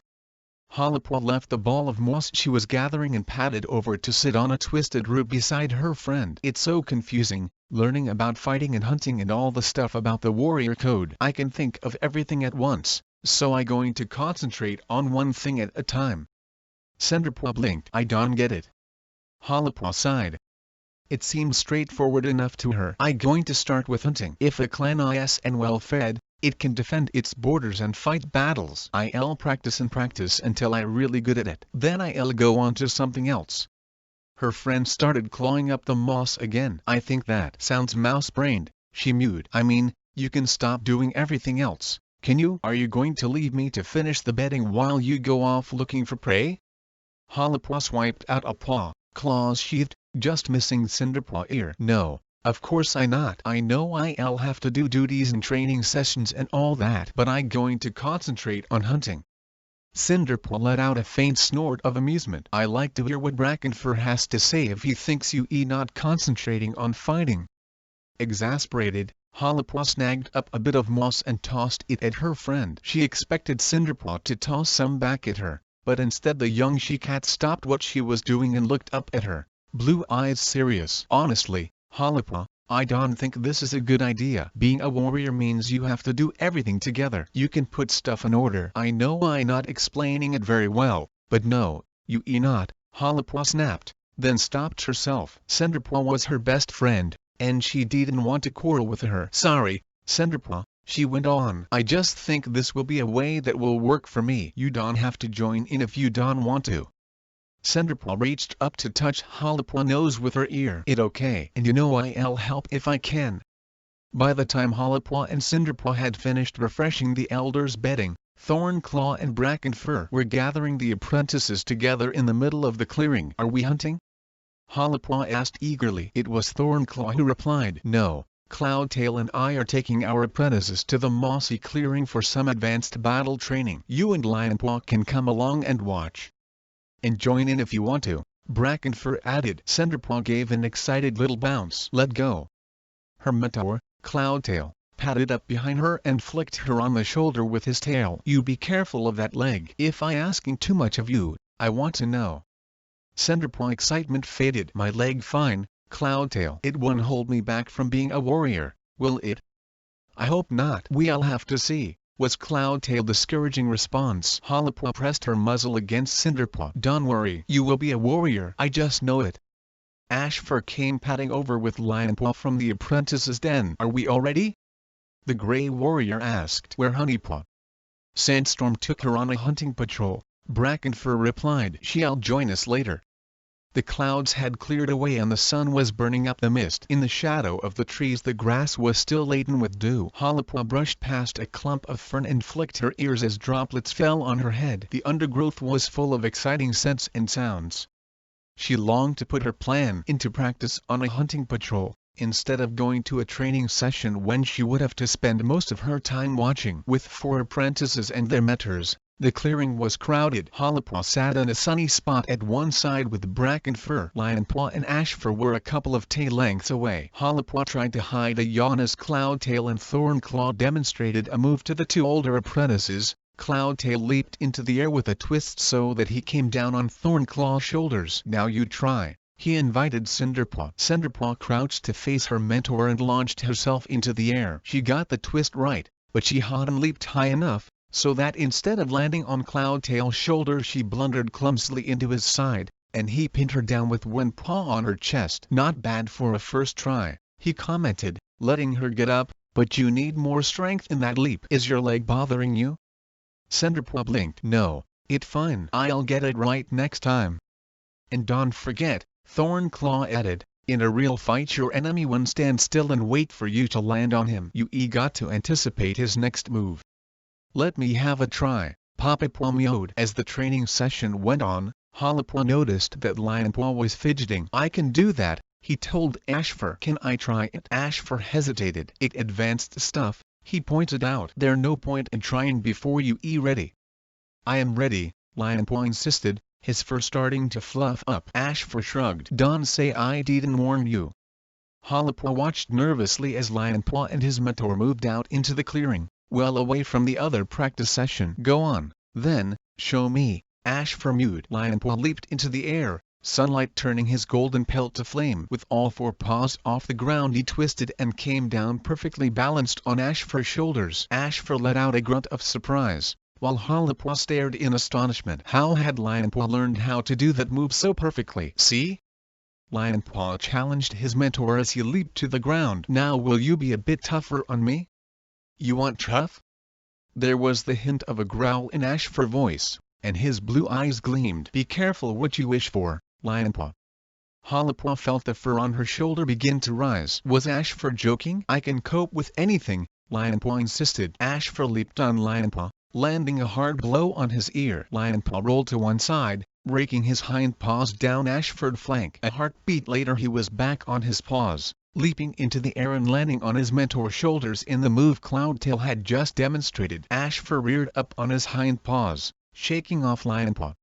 Harper winced at the thud as her brother hit the ground. Instantly his mentor jumped on top of him and the 2 cats wrestled together in a screeching tangle of fur. rolling closer to the other apprentices. Paw had to dodge to one side to avoid them. Thornclaw curled his tail around her shoulders and drew her to the side of the clearing. Cloudtail and Cinderpaw joined them, their training session forgotten as they stared at the furious battle. Ashfur was fighting as if Lionpaw was a warrior, but so was Lionpaw. Hollowpaw watched in amazement as he bit down on Ashfur's tail, then jerked it hard so that Ashfur was unbalanced and fell on his side. She seen Barinos and his littermates practicing that move just before they were made warriors. She hadn't expected to learn it for at least another moon. Hollowpaw stiffened as she saw flecks of scarlet on Ashfur's grey pelt. Lionpaw would get into big trouble for fighting with claws unsheathed. Then she noticed that her brother was bleeding, too. Ashfur's blue eyes were blazing with fury, as if he'd forgotten this was a real battle. They hurting each other. She turned to Brackenfur. Can you make them stop? Before Brackenfur could do anything, Ashfur launched himself on top of Lionpaw and held him down with both forepaws on his chest. Was that tough enough for you? He panted. But Lionpaw would and give in. He went on battering at Ashfur's belly with his hind paws, twisting from side to side in an effort to throw off the heavier cat. Ashfur raised his paw, aiming a blow at Lionpaw's ear. That enough? Brackenfur bounded forward, his voice sharp with shock. Ashfur, let him up. Lionpaw, sheathe your claws. This bout is over. Ashfur turned his head to glare at Brackenfur. The blaze in his blue eyes faded and he stepped back. Lionpaw scrambled to his paws, while Brackenfur thrust himself between them in case the fight broke out all over again. Lionpaw's chest heaved as he fought for breath. The fur on one shoulder was torn and blood was welling out of the scratches. Hollowpaw could see the marks of Ashfur's claws down his side, but Ashfur was bleeding too, from one ear and a hind leg. After a heartbeat to catch his breath, he mewed loudly. Well done, Lionpaw. You fought like a warrior. Looking around, he added, I hope the rest of you were watching. You should all be trying to be as good as Lionpaw. Cinderpaw and Papapaw exchanged glances. They both looked too shocked to say anything. Even Hollowpaw could and bring herself to congratulate her brother. The way the practice session had turned savage had disturbed her. Come on. Ashfur beckoned to Lionpaw with his tail. That was so good, you don't have to do any more training. We'll go back to camp, and you can have first pick of the fresh kill pile. Thanks, Ashfur. Lionpaw was recovering now, his breathing easier and his fur beginning to lie flat again. I'll tell Firestar, too, his mentor added. ThunderClan will have a warrior to be proud of when you finish your apprenticeship. Lionpaw's amber eyes glowed. He padded off beside Ashfur with his head and tail held high. No cat spoke until they had disappeared into the undergrowth, heading for the camp. Then Cloudtail puffed out his breath as if he'd been holding it. Right. Let's see what the rest of you can do. Are you going to fight us like that? Papapaw asked nervously. It was Brackenfur who replied. Certainly not. His fur was still ruffled, Hollowpaw could tell, either by the ferocity of the fight or by how well her brother had fought. We'll just go on practicing the techniques and we'll all keep our claws sheathed. Hollowpaw joined in, but she found it hard to concentrate. She could still see in her mind the blaze of rage in Ashfur's eyes, as if he'd forgotten he was fighting his own apprentice. When the training session was over, Hollowpaw ran back to camp ahead of the other apprentices. She wanted to make sure her brother was okay. She found Lionpaw asleep in their den, half buried in a nest of moss and bracken. He was breathing deeply and didn't stir when Hollowpaw padded up and sniffed the wound on his shoulder. The bleeding had stopped. Dried blood was crusted around the scratches and the fur was torn loose and bloodstained. Obviously he hadn't been to Leafpool to have the wound checked out. Mouse brain, Hollowpaw murmured affectionately. Lionpaw still didn't stir as she rasped her tongue over his shoulder until the wound was clean. It was and surprising that he was exhausted. Hollowpaw touched her nose gently to his ear and left him to sleep. Pushing her way out through the brambles, she spotted her father by the fresh kill pile. Hi, Brambleclaw mewed. I getting a hunting patrol together. Do you want to come? Earlier that morning Hollowpaw would have jumped at the chance, but now she had more important things on her mind. There's something I have to tell you, she began, launching into the story of Lionpaw's fight with Ashfur. I don't think Ashfur should have pushed Lionpaw that hard, she finished. I thought they were going to tear each other apart. Brambleclaw let out a soothing purr. You don't need to worry. I met Ashfur in the forest, and he told me all about it. He really pleased with Lionpaw. His eyes narrowed, half in amusement, half embarrassment. He told me Lionpaw going to make a warrior like his father. I assumed that was a compliment. Halapaw raked her claws in the ground in frustration. But you didn't see it, she protested. It was really scary. Brambleclaw tail tip flicked. Fighting is scary, he pointed out. If we have to fight another clan, they unsheathe their claws. But we not fighting another clan now. Sooner or later there will be a battle, and we have to be ready for it. One day Lionpaw will need all his skills. I'm proud of him. I'm proud of all my kids. Lionpaw is a brilliant fighter. Leafpool tells me Jpaw knows all the herbs already. And what about me? Halapaw asked, trying to push down a pang of jealousy. Aren't I special too? Brambleclaw leaned over to give her ear a comforting lick. You my little thinker, he purred. I rely on you to make the best decisions and to keep your brothers in line. Halapaw brightened. That was a skill she would need if she was ever to be clan leader. Good, Brambleclaw mewed. Now, what about this hunting patrol? But why can Barinos come?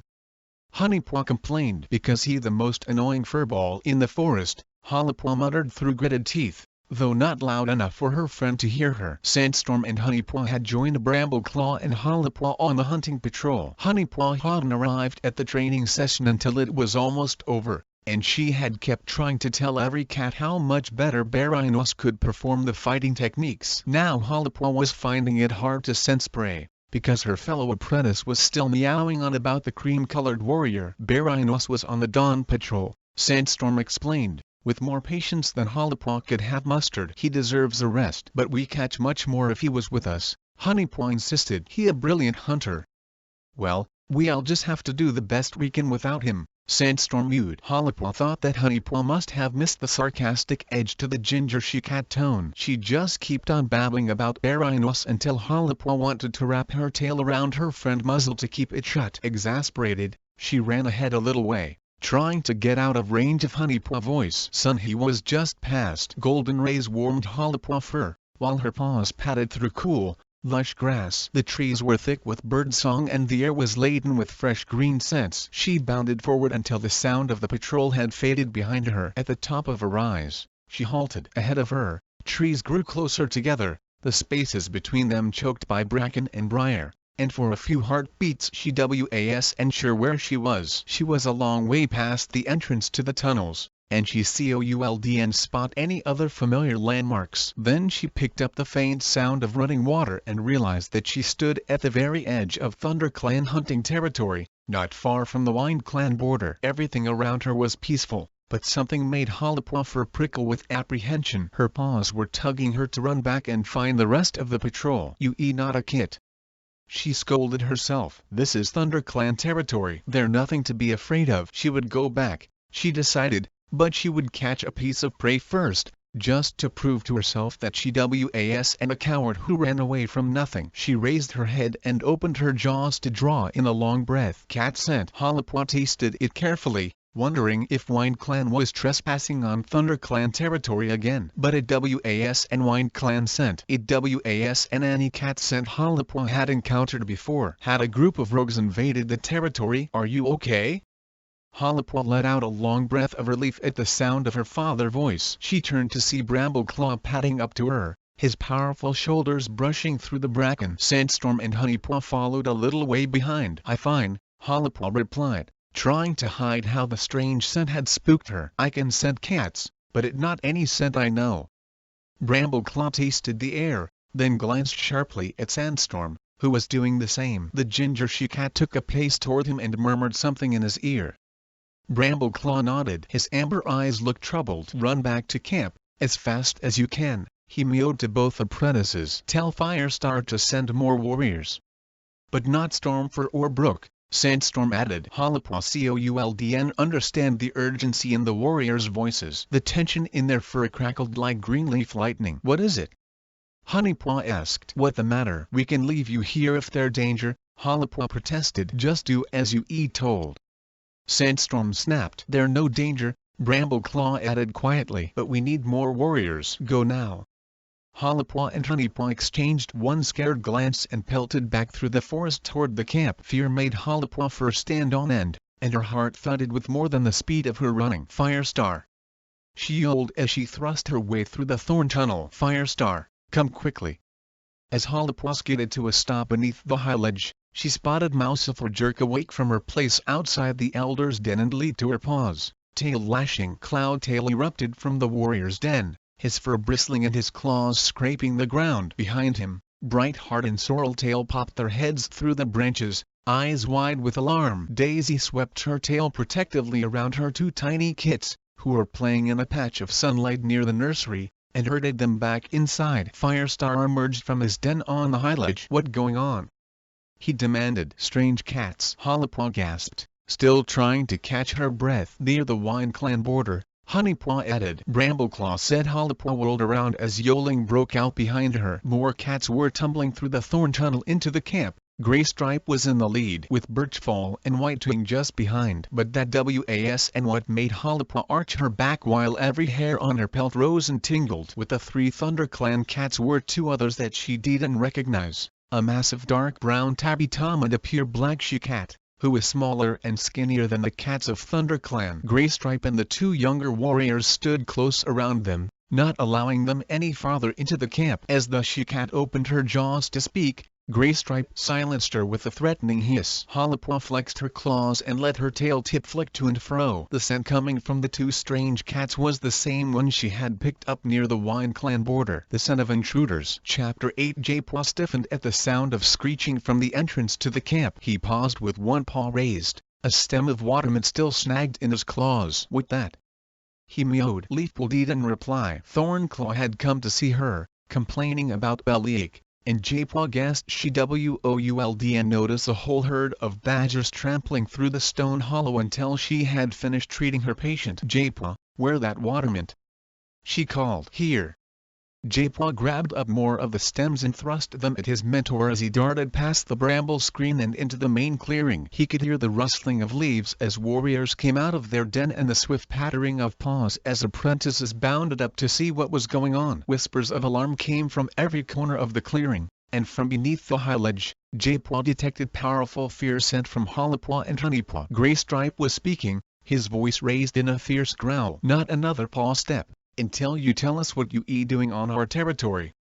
J-Paw fur began to bristle as he picked up the scent of 2 strange cats. It seemed as if Graystripe and his patrol had caught a couple of rogues trespassing on ThunderClan territory. J-Paw tasted the air carefully. The scent was strong, but with a bitter tinge that seemed familiar, though he couldn't remember where he had smelled it before. Concentrating fiercely, J-Paw tried to pull the newcomer's feelings into himself as if he was drawing in their scent. He could sense fear, suspicion, and an overwhelming desperation. It had been difficult for them to come here, yet they had no choice. "They need something from ThunderClan." Before any cat spoke, there was the sound of more cats approaching through the tunnel. It was Stormfur and Brook, with fresh kill in their jaws. "Talon Knight!" Brook exclaimed, dropping the vowel. "What are you doing here?" Cloudtail spoke first, his voice sharp with suspicion. "You mean you know these cats?" "Firestar, these are the cats we scented near the WindClan border," Hollipaw broke in, before either of the strangers could reply. "Brambleclaw sent us to warn you about intruders." "They not intruders." Leafpool spoke calmly as she emerged from her den, her pelt brushing J-Paw. "They come from the tribe of Rushing Water."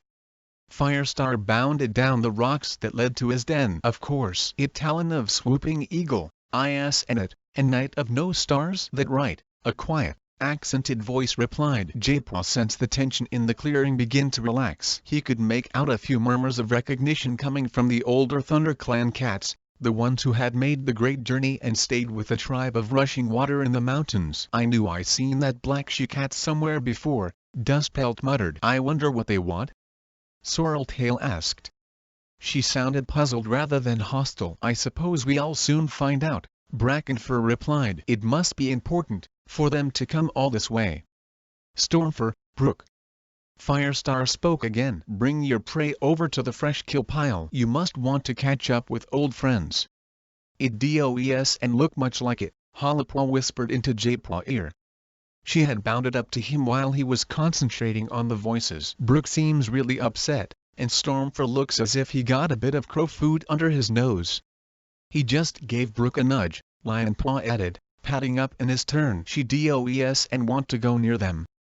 J-Paw could tell from his littermate Paw steps that he was still stiff from his wounds from the fight with Ashfur. Yet he sensed pride coming from Lionpaw, too, as if he knew he had fought well. They eat touching noses now, Hollowpaw reported softly, but they still look as if J-Paw didn't hear the rest of what she said. Suddenly the ground lurched beneath his paws and he felt blood pounding in his ears. The stench of blood was in his nose. Scarlet light washed over him and he realized that he could see. On every side he was jostled by fighting cats. He could hear their screeching and the slash of claws through fur. Blood spattered against his pelt, hot and sticky. Underpaw the ground was hard stone. J-Paw claws scrabbled on it as he tried to keep his balance. His paws were splayed across a tilted boulder, sliding slowly downward. He scrambled across a narrow crevice, barely saving himself from being trapped, then caught a glimpse of a sheer drop beneath him and nothing ahead but the open sky, stained blood-red as the sun went down. Dizzy from the height and the fierceness of the battle, J-Paw felt as though his paws were frozen to the rock. Where was he? This was no dream. And yet the clearing by the lake had vanished as if it had never been. He bit back a yowl of terror as the scene flickered. Darkness returned, but not the unbroken night of his blindness. He was in a cave, where the noise of falling water echoed from the rocks. Moonlight shone through a glittering screen of water that covered the entrance. Cats were sitting all around him, talking to one another in quiet, serious voices. J-Paw could pick up their scents and recognized those that belonged to the intruders who had just arrived at the camp. They were sitting opposite him, a huge tabby tom and a smaller black she-cat. Movement at the far side of the cave caught his eye, and he spotted a muscular gray warrior rising to his paws. Scent told him that he was looking at Stormfur, so the tabby she-cat with him must be Brook. Stormfur addressed a stone gray cat who sat on a boulder at the head of a cave. "It no use expecting these cats to leave," he mewed. "They want to settle here, and they don't care how much trouble they giving us. We have to show them that they must respect our territory." "And how do we do that?" another cat asked. "Hang on, we don't want any other cats living near us." It was the tabby tom who spoke. "The mountains are ours." "Not anymore, Talon," Stormfur mewed regretfully. "We'll just have to get used to it," Brook added. Stormfur dipped his head in agreement. "I suggest," he began. The stone-colored cat on the rock twitched his tail. "The tribe of endless hunting has shown me nothing about this," he protested. "Then perhaps the ancestors of these new cats walk in different skies."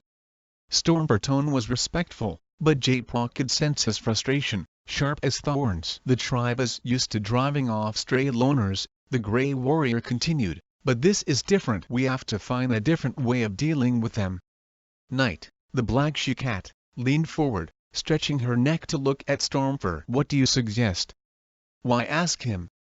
The question came from a skinny, speckled brown cat crouched near the rippling screen of water. His muzzle was white with age and he had lost an eye. "He only just set paw in the mountains. What does he know about our ways?" "That's just why we should listen," Talon snapped back at him. "Stormfur lived where there are many other cats. He must know better than us how to deal with these strangers." "That right?" a cat called from the shadows. More cats joined in, some protesting, some encouraging Stormfur, until the whole cave was filled with caterwauling. Stormfur mewed something softly to Brook, and she touched his shoulder with her nose. J-Paw flicked his ears. "Get on with it," he muttered. "Let him speak." Eventually the gray cat on the rock raised his tail for silence. "We will hear what Stormfur has to say," he announced. "Thank you, Stone Adler." Stormfur dipped his head. Turning to the rest of the tribe, he hesitated for a heartbeat. "Where I lived in the forest," he began at last, "all 4 clans knew that they had to stay out of one another's territory. Cats who trespassed would be driven out." "And how do we do that?" the skinny elder demanded. "These intruders go where they like." "We need a show of strength, Rain," Stormfur explained. His blue eyes glowed. "One battle should be all it takes. After that, these newcomers will either go away for good, or they'll stay well away from us." To J-Paw's surprise, Brook stepped forward to stand beside her mate in the hollow by the lake. She was always quiet, but now her eyes shone and she held her tail high as she looked around at her tribe mates. "Stormfur will teach us what to do," she mewed. "He knows battle moves these strangers can even imagine." "He'll likely get us all killed," the elder called. Rain grumbled. "The tribe has lived in these mountains for seasons upon seasons," Brook insisted. "Are we going to leave, just like that?" Several cries of no. came from around the cave. Almost every cat in the tribe had risen to its paws, its pelt bristling and its teeth bared. Only a few, like the Grey Elder, stayed where they were, glaring at their tribe mates. Amid the uproar, Stone Adler sat unmoving on his rock. J-Paw could not read his expression or sense anything of what he felt. Suddenly J-Paw realized the moonlight was fading. The enthusiastic yells of the tribe changed to screeches of terror and fury. Icy wind ruffled his fur and he was knocked off his paws as another cat charged past him. The air was filled with the reek of blood. Blinking, J-Paw found himself out on the bare mountainside again. The faint light of dawn drizzled into the sky. Clouds hung low over the peaks. He lay on his side on the very edge of a stream, his tail dangling in the gushing water. With a hiss of annoyance he scrambled to his paws, shaking off the icy droplets and struggling to keep his balance on the slick, wet rock. Around him the narrow valley heaved with the bodies of fighting cats. Close by he spotted Talon, rolling over and over in the grip of a powerful silver tom, battering at the intruder belly with his hind paws. For a heartbeat the intruder throat was exposed, but Talon was too slow to sink his teeth in. An apprentice could do better than that, J-Paw thought. A few fox lengths farther down the valley, Stormfur jumped onto a boulder, leaped onto their shoulders. He yelled, "Don't let them pin you down." He flung himself back into the battle, raking his claws across the pelt of a tabby she-cat, then whirling to confront a muscular black tom who was shaking a small tribe cat in his jaws as if she were a piece of prey. Brooke was close by, with Night a paw step behind her, stoking around the side of a boulder to creep up on a couple of the attackers as they would have crept up on their prey. J-Paw gritted his teeth. The slender she-cats had never been trained to fight. They sprang bravely at their enemies, but the two invaders were almost twice their size and fought back with slashing claws. J-Paw was jostled aside by another pair of fighting cats, snagging his pelt on a thorny bush that grew in the crevice between two rocks. One cat fell on top of him, pushing vainly at the weight of fur and muscle, his jaws flooding with the stench of blood. J-Paw thought at first that it was dead. Then it jerked convulsively, pulled itself to its paws, and dragged itself into the shadows behind a boulder. J-Paw staggered to his paws, ripping his fur as he tore himself free of the bush. Another tribe cat fled past him, a powerful gray-black tom, his fur ripped and one shoulder soaked in blood. A black and white cat caught up with him, crashing into his side and flinging him to the ground, slit its belly open. J-Paw hissed. The tribe cat didn't hear him. He fought with courage, refusing to give up even when the invader slashed open a wound down the length of his flank, but he had none of the skills that would let him throw off his attacker. The invading tom bit down hard on his throat, then sprang away, leaving the limp body of the tribe cat half in and half out of the water. His gray fur darkened as blood soaked into it. J-Paw caught sight of Stormfur again, at the center of a group of tribe cats, including Talon. The gray warrior was yowling encouragement, trying to force a way through the crowd of intruders and drive them back, but the attackers flowed over them like flood water, knocked them off balance. Stormfur yelled. Don't let them. Whatever orders he was trying to give were lost as two of the attackers leaped at him from opposite sides. Stormfur vanished in a whirl of teeth and claws. One by one the tribe cats broke away, fleeing upstream toward the steeper slopes. One of them halted beside the body of the gray tom and let out a wail of grief and despair, before pelting onward and disappearing into the shadows. That right, run. The silver tabby tom bounded to the top of a boulder, jeering at the tribe cats as they fled. Run and don't come back, rabbits. A brown and white she-cat added, leaping up to the silver tom's side. This is our place now. No, stop. Stormfur screeched, shaking off his attackers with a spatter of blood. We can still drive them back. No cat listened to him except for Brooke, standing at his shoulder and begging her tribe mates to come back. Then she glanced over her shoulder and her neck fur bristled as she saw a fresh wave of intruders hurtling up the slope. Stormfur, it no use. Brooke wailed. We can fight them all. You go. Stormfur's voice was a hoarse growl. He touched his mate's shoulder with his tail tip. Not without you. Brooke's eyes were wide with fear, but she dug her claws into the thin soil. Stormfur let out a hiss of frustration. Go. He gave Brooke a hefty shove with one shoulder. Go on, I coming.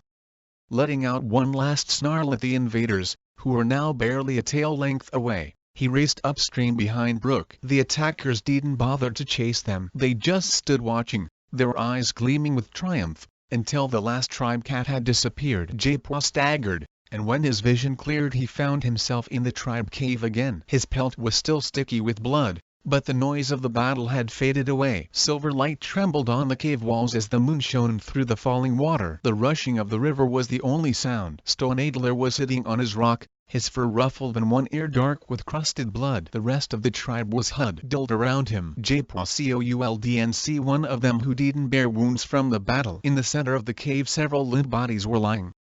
Stormfur was stooping over one of them, and Jaipwa recognized the dark gray Tom whose death he had witnessed. Jag, Stormfur murmured. You are a good friend. May you walk the mountains forever with a tribe of endless hunting. He bent his head and touched his nose to the matted gray fur. Quietly Brooke padded up beside him. Come and rest, she mewed. But before the gray warrior could move, Stone Adler's voice rang out from the other end of the cave. Stormfur. The gray Tom looked up. Stormfur, what have you to say? Stormfur eyes clouded. What do you want me to say? The tribe fought as well as it could have done. I could and hope to stand beside braver warriors. We must make another plan, so that no. Stone Adler's voice was cold. No more plans. Not from you. We took your advice, and we were defeated. Many good cats are dead. His tail flicked once toward the bodies lying on the cave floor. I told you what would happen. Rain was crouched at the foot of Stone Adler Rock. But would any cat listen? Sorry. Stormfur tried again. There is no place here for the ways of the clans, Stone Adler interrupted. There is no place for clan cats in the mountains. You will bring only more death and bad luck. If you stay here, you must go and never return. What? Stormfur stared at him in disbelief. You blaming me for this, when I enough. Stone Adler snarled. Go now. Brooke stepped forward. Stone Adler, this is and right. Stormfur did his best to help us. He took the same risks as every cat. He could be lying there now, with Jag and the others. If we hadn't listened to him, those cats would still be alive.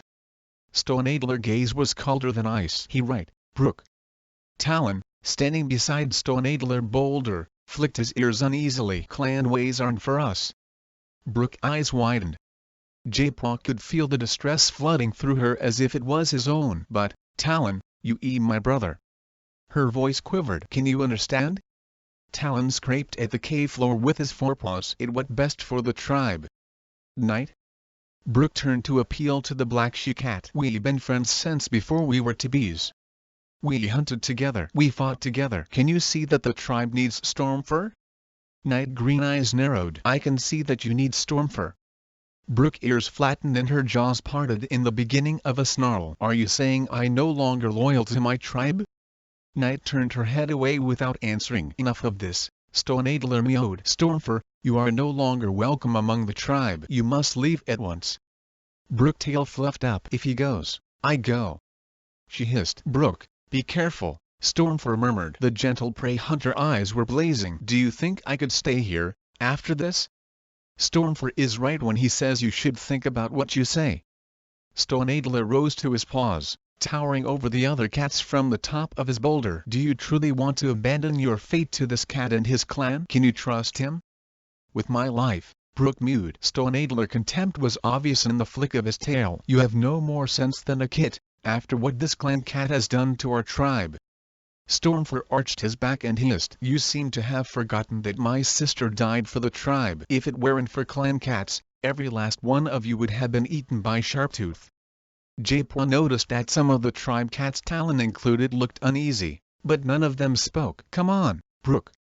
Stormfur urged his mate toward the cave opening where the glittering water fell. We'll go and find the clans. Brooke, if you leave now, you leave forever, Stone Adler warned. Brooke didn't even look at him as she and Stormfur padded away. Very well, Stone Adler called after them. I shall tell the tribe of endless hunting that you are both dead to the cats you leave behind. Chapter 9. Jaipwa. Hey, Jaipwa. Jaipwa felt a sharp nudge in his side. Holopwa scent drifted over him, tinged with exasperation. He lurched on his paws, confused at the sudden return to blindness and the scents and sounds of the stone hollow. Every hair on his pelt still quivered with the feelings of grief and anger and betrayal he had felt in the cave. Brooke. He thought. I was feeling what she felt. And it was in a dream. I been awake all the time. Could I have found a way into her memories? He drew in his breath sharply, full of excitement at the thought of a new and different power, but there was no time to explore it now. Japaw, I don't know how you can daydream at a time like this, Lionpaw mewed. We need to listen to find out why these strange cats have come here. Japaw realized that while he felt as if he had spent several days with the tribe, here in the clearing only a few heartbeats had passed. The newcomers were still crouched beside the fresh kill pile, along with Stormfur, Brook, and Firestar. I think I know why, he murmured. And I don't think Stormfur and Brook will be too pleased to see them. What do you mean? Halapaw asked curiously. Why WOULD they want to see their tribe mates? Before Japaw could explain, telling the story of his experience would have taken until he heard the harsh voice of Talon. Firestar, we have come to ask Stormfur and Brook to return to the mountains. The tribe of Rushing Water needs them. Japaw felt his pelt prickling with excitement. The tribe rejection of Brook and Stormfur still rang in his ears, but from the ThunderClan cats he picked up nothing but a cautious interest. What? Stormfur's voice was a low snarl of outrage. How dare you come here and ask that? As far as the tribe is concerned, Brook and I are dead. Japaw heard gasps of astonishment from the ThunderClan cats. Told you, he muttered to his littermates with a shrug. Stormfur, I think you better explain. Firestar's voice was calm, but Japaw could tell he was concerned for the two cats who had come to make their lives with ThunderClan. Stormfur began to tell the story of the invading cats, but Japaw didn't bother to listen. He had lived through it all, and he was far more interested in finding out how he had done it. I must have been inside Brook memories. He tried to do it again, but the Tabishi cat was concentrating on what her mate was saying and on the reactions of the other cats. Her memories were blank. Stormfur stopped at the sound of cats pushing their way through the thorn tunnel. Firestar, Brambleclaw called out. We scented intruders. The intruders are here, Firestar replied. Japaw realized that Sandstorm and Squirrelflight were with Brambleclaw. Talon, Night. Squirrelflight meowed. I thought I recognized tribe scent. It's strange to think that our mother and father spent so much time with the tribe, Lionpaw murmured. Well, we not the only ones who can have adventures, Halapaw purred. It's great to see you both again, Squirrelflight went on. Why are you here? She paused, then added, and why is every cat looking as if the sky has fallen in?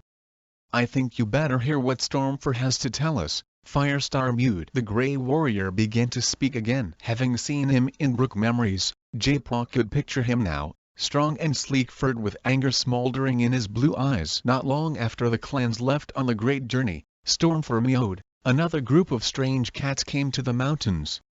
We thought at first they were only passing through, Brook explained. We would have welcomed them as guests for a while, but they made it clear they wanted to settle. Stormfur went on. They took prey from the tribe, even hunting close to the cave behind the waterfall. Flea-bitten thieves, Talon growled. We never had to share our territory before, Brook meowed. We drove out loners now and then, but we didn't know what to do about such a large group of cats. Stormfur took up the story again. I thought we needed a show of strength to defend our territory, and I led the tribe cats into battle to make sure the strangers would know not to bother us or steal our prey. They tore us to pieces, Night mewed angrily. Tribe cats aren't trained to fight like clan warriors, Stormfur explained. We lost the battle and several cats died. He hesitated, and when he spoke again his voice was filled with sorrow. Jag was one of them. Jag dead? Squirrelflight exclaimed. Oh, no, he helped us when we were stuck in the snow on the great journey. We'll all miss him, Brambleclaw added. Every cat who knew him. Stoneadler blamed me for the deaths. Stormfur's voice sounded bitter as Deedberry's. He banished me from the tribe. Brook insisted on coming with me. What else could I do? Brook murmured, as if her words were meant for Stormfur alone. Japaw remembered seeing them together in the cave, their pelts brushing as they defied the leader of the tribe. And what else could Stoneadler do? Talon countered. Cats were dead. Something had to be done. He told us we were dead. Brook's voice, so gentle a heartbeat ago, became a furious hiss. I can believe those tribe cats dared to come here, Halapaw whispered into Japaw's ear. Not after what they did. I so sorry, Stormfur. Brambleclaw meow rumbled deep in his chest. You should have told us before. What good would it have done? Stormfur demanded. You made us welcome we ThunderClan cats now. Japaw picked up a murmur from Brook, too low for him to make out what she said. She not a ThunderClan cat, he thought. She a tribe cat and always will be. She never felt at home here. Reaching out to her, he could enter her memory again, but he sensed that her mind was full of rock and wind, of cascading water and screeching birds high in the air, the shadow of their wings big enough to cover a whole patrol. His attention snapped back to the clearing as Talon began to speak. "We have come to ask for your help." A swift intake of breath came from Stormfur, but he didn't interrupt. Stone Adler was wrong. Talon sounded awkward. "The other cats are stealing all our prey, and the tribe is dying of hunger." "And how is that my problem?" Stormfur asked icily. "I understand how you feel," Talon mewed. "I was banished once, when I failed to kill Sharptooth, and I know. But it was only because of Stormfur and the other clan cats that you were able to come back to the tribe." Brook reminded him. "That true, but I was able to forgive the tribe when I knew I could do something to help them. Besides, Brook, you my sister, and I miss you. I want you to come home. You may live under the shadow of trees here, with grass under your paws, but you still belong to the tribe." J-Paw heard a long sigh from Brook. "I will come back with you. I cannot let my tribe mates suffer, not if there is something I can do for them." Stormfur. There was a catch in her voice. "You do not have to come. You are not a tribe cat. Where you go, so do I." Stormfur told her. "That what you said when Stone Adler banished me. Do you think I would do any less for you? I will never forgive Stone Adler for killing me in the eyes of the tribe, but that is no reason to let your kin suffer." "I'll go too." J-Paw ears pricked up in astonishment at the sound of Brambleclaw's voice. "My paw steps have been entwined with the tribe before. I will honor our friendship." J-Paw sensed Stormfur's surprise. "You don't have to do this," the Grey Warrior mewed. "Yes, I do. What the tribe needs now are strong, fit warriors. How can they defend themselves when they are weakened by hunger and constant fighting?" "I coming too." Squirrelflight sounded as if her mind was made up. "You didn't manage to leave me behind last time, and IWAS and even a warrior then." "Firestar?" Brambleclaw asked. "What do you think? May we go?" J-Paw belly tightened as he waited for Firestar's answer. He hadn't had the chance to work out what this might mean for him, yet he knew it was really important for ThunderClan warriors to go to the mountains. But Brambleclaw was clan deputy. Would Firestar let him leave the clan? "Yes, you may," Firestar mewed. "The tribe gave the clans food and shelter on the great journey. It is our turn to help them. It for Stormfur and Brook, too," he added. "You been loyal ThunderClan cats. We owe you for your help after the Badgers attacked." "Thank you." Talon's voice was husky with relief. "All the tribe of Rushing Water thanks you for this." J-Paw was aware of excitement and shared purpose surging from the warriors. His paws itched to share it. But even if ThunderClan warriors were traveling to the mountains, would they ever let an apprentice join them? Chapter 10. Every hair on Lionpaw pelt prickled with excitement. The moment he longed for had come, the chance to go to the mountains. 4 ThunderClan cats would be enough to deal with the invaders, not if they were as strong as Stormfur and Talon said. Surely StarClan had arranged this, so that he could go visit the tribe and find out about them, and show them how real warriors lived. His claws scratched the earth floor of the hollow as the walls loomed overhead, closing him in. He had never felt so confined before. The weight of stone seemed to press on his fur. He wanted to race up the nearest cliff and run through the forest, across the hills, all the way to the mountains, with the wind in his fur. "Calm down," J-Paw mewed. "They hardly going to take apprentices along." Lionpaw rolled his eyes. "J-Paw, I wish you'd would keep reading my mind." "You mean want to go to the mountains?" "Hollopaw, they'll need more cats," Lionpaw pointed out, ready to defend himself. "4 not enough." "But J-Paw probably right," he added, his excitement fading as he realized that what the tribe needed was help from experienced warriors. "They wouldn't take apprentices."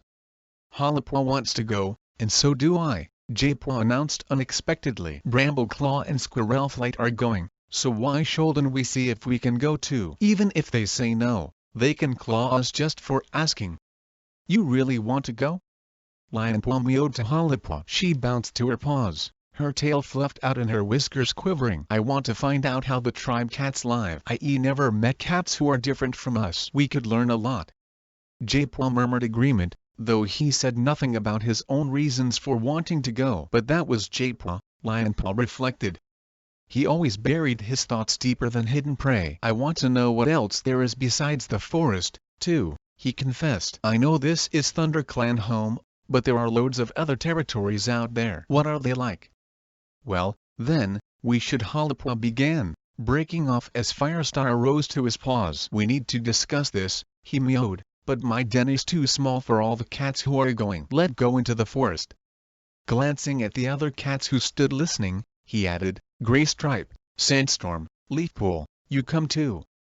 Lionpaw watched as the cats headed toward the thorn tunnel. The rest of the clan seemed reluctant to go back to their dens or return to their duties. They huddled together, their eyes doubtful. There's no way we should risk our own warriors to help the tribe, Spiderly complained, loud enough for the departing cats to hear him. Haven, we got enough problems of our own? Firestar ears flicked as if he had heard what the young warrior said, but he didn't stop to reply before vanishing down the tunnel. Things are pretty peaceful right now, Whitewing pointed out. Whitewing, right? Ashfur rose from where he was sitting between Cloudtail and Brightheart. We can easily spare a few warriors. Brambleclaw doing the right thing by helping the tribe. Remember what they did for us when we made the great journey? We would have died in the snow if they hadn't found us. Well, I think that all nonsense. Mousifer stalked up to Ashfur, her skinny brown tail lashing. If the tribe cats can defend their own borders, that's their problem, not ours. Longtail padded up beside her and touched her shoulder briefly with his tail tip. I love to go back to the mountains. His voice was wistful. I know I could and see where the tribe lived, but I could feel the wide open spaces and the wind in my fur, and all the scents the wind carried from far away. I like to go back, too. Birchfall eyes glowed with memories. The great journey was fun. I had 3 good friends in ShadowClan, Toadkit, Applicate, and Marshkit. I wonder how they are now. Who cares? Barinos flicked his tail. Lionpaw thought he could see jealousy in the Cream Warrior eyes. ShadowClan cats can be your friends anymore. Have you forgotten how you nearly got your fur clawed off on the border? And whose fault was that? Lionpaw asked silently, while Birchfall looked downcast, his tail drooping. Anyway, Barinos went on, I don't see what's so great about the mountains. It sounds bare and cold up there, with no prey. You know nothing about it, Dustpelt rasped, narrowing his eyes. You weren't there. As Barinos rudely turned his back on the senior warrior, Lionpaw beckoned with his tail for his littermates to follow him out of earshot of the group. That does it, he exclaimed. If Birchfall could travel through the mountains and survive when he was just a kid, why shouldn't apprentices go? You'd be okay too, he added to Jaypaw. Longtail coped, after all. He saw Jaypaw neck fur begin to fluff up, but Lionpaw was too excited to fret about offending his brother. If Jaypaw wanted to be prickly every time some cat mentioned his blindness, that was his problem. We got to find Firestar and ask him right now, he mewed, before Brambleclaw and the others leave. He glanced around to see if any cat was paying attention to them. By now the group of cats was beginning to break up. Cloudtail called Sorreltail and Dustpelt to go out on a hunting patrol, while the elders returned to their den. 2 or 3 of the other warriors padded over to the fresh kill pile and picked out prey. Outside the nursery, Daisy and Millie stretched out in the sunshine and began sharing tongues, with Daisy Kit skipping around them. Quick, while our manners aren't looking, Harper urged, angling her ears to where Ashfur and Brackenfur were talking together in the middle of the clearing. Lionpaw dived after her as she bounded across the clearing and thrust her way through the thorn tunnel. When all 3 apprentices were out in the forest, she turned to Jaypaw. Come on, you best at scenting. Which way did Firestar go? The scent trail left by the clan leader and the other cats had begun to fade, but Lionpaw could still distinguish it among the competing scents of the forest, especially the unfamiliar scent of the tribe cats. You know, he mewed to Harper as they followed Jaypaw through the trees, I just realized that Brooke smells like a ThunderClan cat now. Do you think she'll be able to settle in when she goes back to her tribe mates? Harper flashed him a brief glance. That for Stoneadler to say. He seems to speak for the tribe. Stoneadler speaks too much, by the sound of it, Jaypaw mewed. I glad Firestar isn like that. He led the way through the forest until Lionpaw could hear the ripple of waves on the lake shore. The scent of cats was very strong here. Jaypaw crept quietly up to the top of a gentle rise and parted a clump of bracken carefully with one paw. Without speaking, He signaled with his tail for his brother and sister to join him. Beyond the bracken, the ground fell away into a sunlit clearing with a soft covering of moss and leaf mold. On the opposite side the lake was just visible between the trees. A breeze rustled through the leaves, blowing toward the three apprentices, so the group of warriors would be unlikely to pick up their scents. Firestar was sitting in the middle of the clearing with his paws tucked under him. Squirrelflight, you'll need to find a temporary mentor for Foxpaw, he was saying. Squirrelflight dipped her head in agreement. I like to ask Sorreltail, if that okay with you. She never had an apprentice, so it would be good experience for her as well. Sorreltail would be great, Leafpool added warmly. Fine, I'll have a word with her when we get back to camp. Firestar turned to Brambleclaw. I'm not sure that 4 extra cats are going to be enough to help the tribe, but I dare and weaken ThunderClan by sending more warriors with you. Hollipwa nudged Lionpaw. Maybe that a chance for us, she whispered. I thought of that, Brambleclaw replied to Firestar. I like to take cats from all 4 clans with us. The ones who went with us on the first journey to find Midnight at the Sundrone place.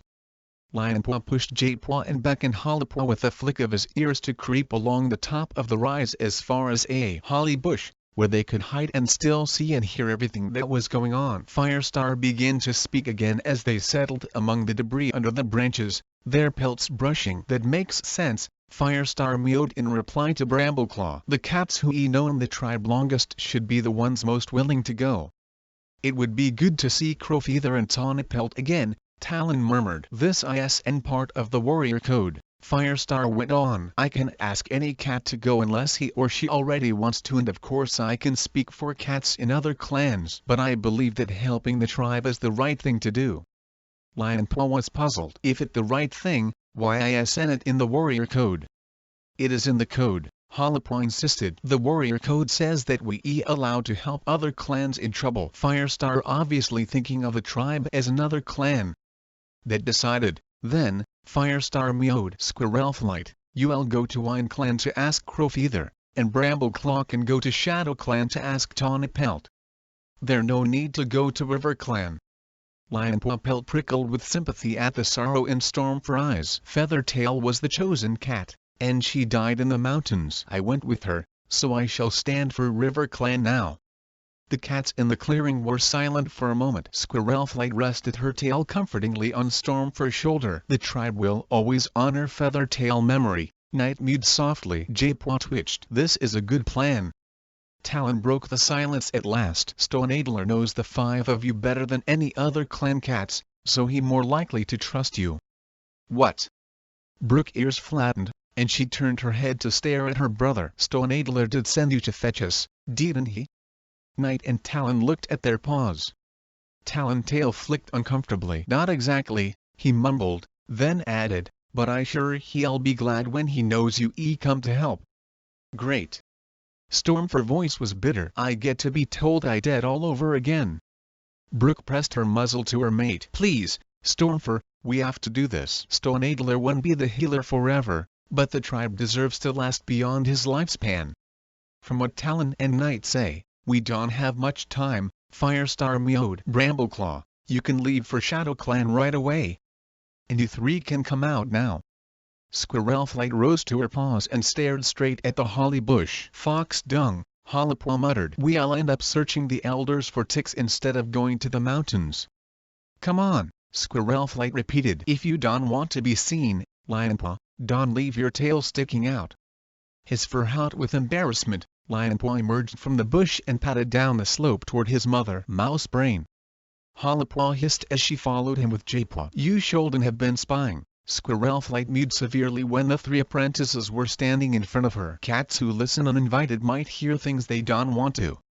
But we had to listen. Lionpaw burst out. We want to go with you. Squirrelflight green eyes stretched wide in astonishment, while Brambleclaw neck fur was fluffing up ominously. But to Lionpaw really Firestar blinked in amusement. Don't be angry with them, he told Squirrelflight. They remind me of a certain ginger apprentice who also insisted on going on a journey when she hadn't been invited. Squirrelflight huffed, making her whiskers flutter, and gave a single lash of her tail. Why do you want to go? Firestar prompted. Lionpaw was opening his jaws to reply when Hollipwa gave him a nudge. We want to help the tribe cats, too, she announced. Lionpaw and I are good fighters, and Jaypaw, well, Jaypaw can help heal cats who are injured. Thanks a bunch, Jaypaw muttered. Jaypaw can do more than that, Leafpool meowed calmly. Jaypaw jumped as if he was surprised to find the medicine cat on his side. For what it worth, Leafpool went on, I think they should be allowed to go. When we lived in the forest, all the apprentices made the journey to Mother Muth, to visit the Moonstone. Before they became warriors, we seem to have left that tradition behind, but I think their value in apprentices making a long journey, to see what lies beyond their territories. Warmth spread through Lionpaw from whiskers to tail tip as he heard Leafpool putting words to the longing in his own mind. Please, can we go? He begged. I agree with Leafpool, Sandstorm mewed. There's nothing to be lost in meeting other cats and seeing how they live. Her gaze held Firestar for a moment as if she and the clan leader were sharing memories. Brambleclaw, what do you think? Firestar asked. They'll be an extra responsibility, and it could be very tough for them. A long, hard journey, and fighting at the end of it. I'm sure my kids can manage it. There was a glow of approval in Brambleclaw's amber eyes as his gaze swept over the three apprentices. I'd be proud to take them to meet the tribe of Rushing Water. Even if we're not sure of our reception? Stormfur reminded him softly. No cat answered him. Instead, Brambleclaw rose to his paws. Are you ready? He asked Lionpaw. For what? Lionpaw meowed, his paws tingling with a mixture of excitement and nervousness. We must go to Shadow Clan and see if Tawnypelt will come with us, his father replied. Great. Lionpaw could and stop himself from bouncing eagerly, then froze, cross that he was behaving like a stupid kid. I'm looking forward to seeing Tawnypelt kits. They my kin, he added, trying to sound more dignified. Squirrelflight glanced briefly at Leafpool. Hollipaw, you can come with me to Wine Clan to find out if Crowfeather will come with us, she meowed. What about me? Jaypaw asked. Come back to the clearing with me, Leafpool told him. We all need to prepare traveling herbs. If the other cats agree to go, Firestar mewed, bring them back to the hollow. You can leave in the morning. Fine. Let go, Hollipaw. Squirrelflight waved her tail and set off through the trees toward the Wine Clan border. Hollipaw darted after her, almost stumbling over her paws in her haste. All set, Lionpaw? Brambleclaw asked. Lionpaw nodded. His chest felt tight at the thought of crossing the border into another clan territory. Good luck, all of you.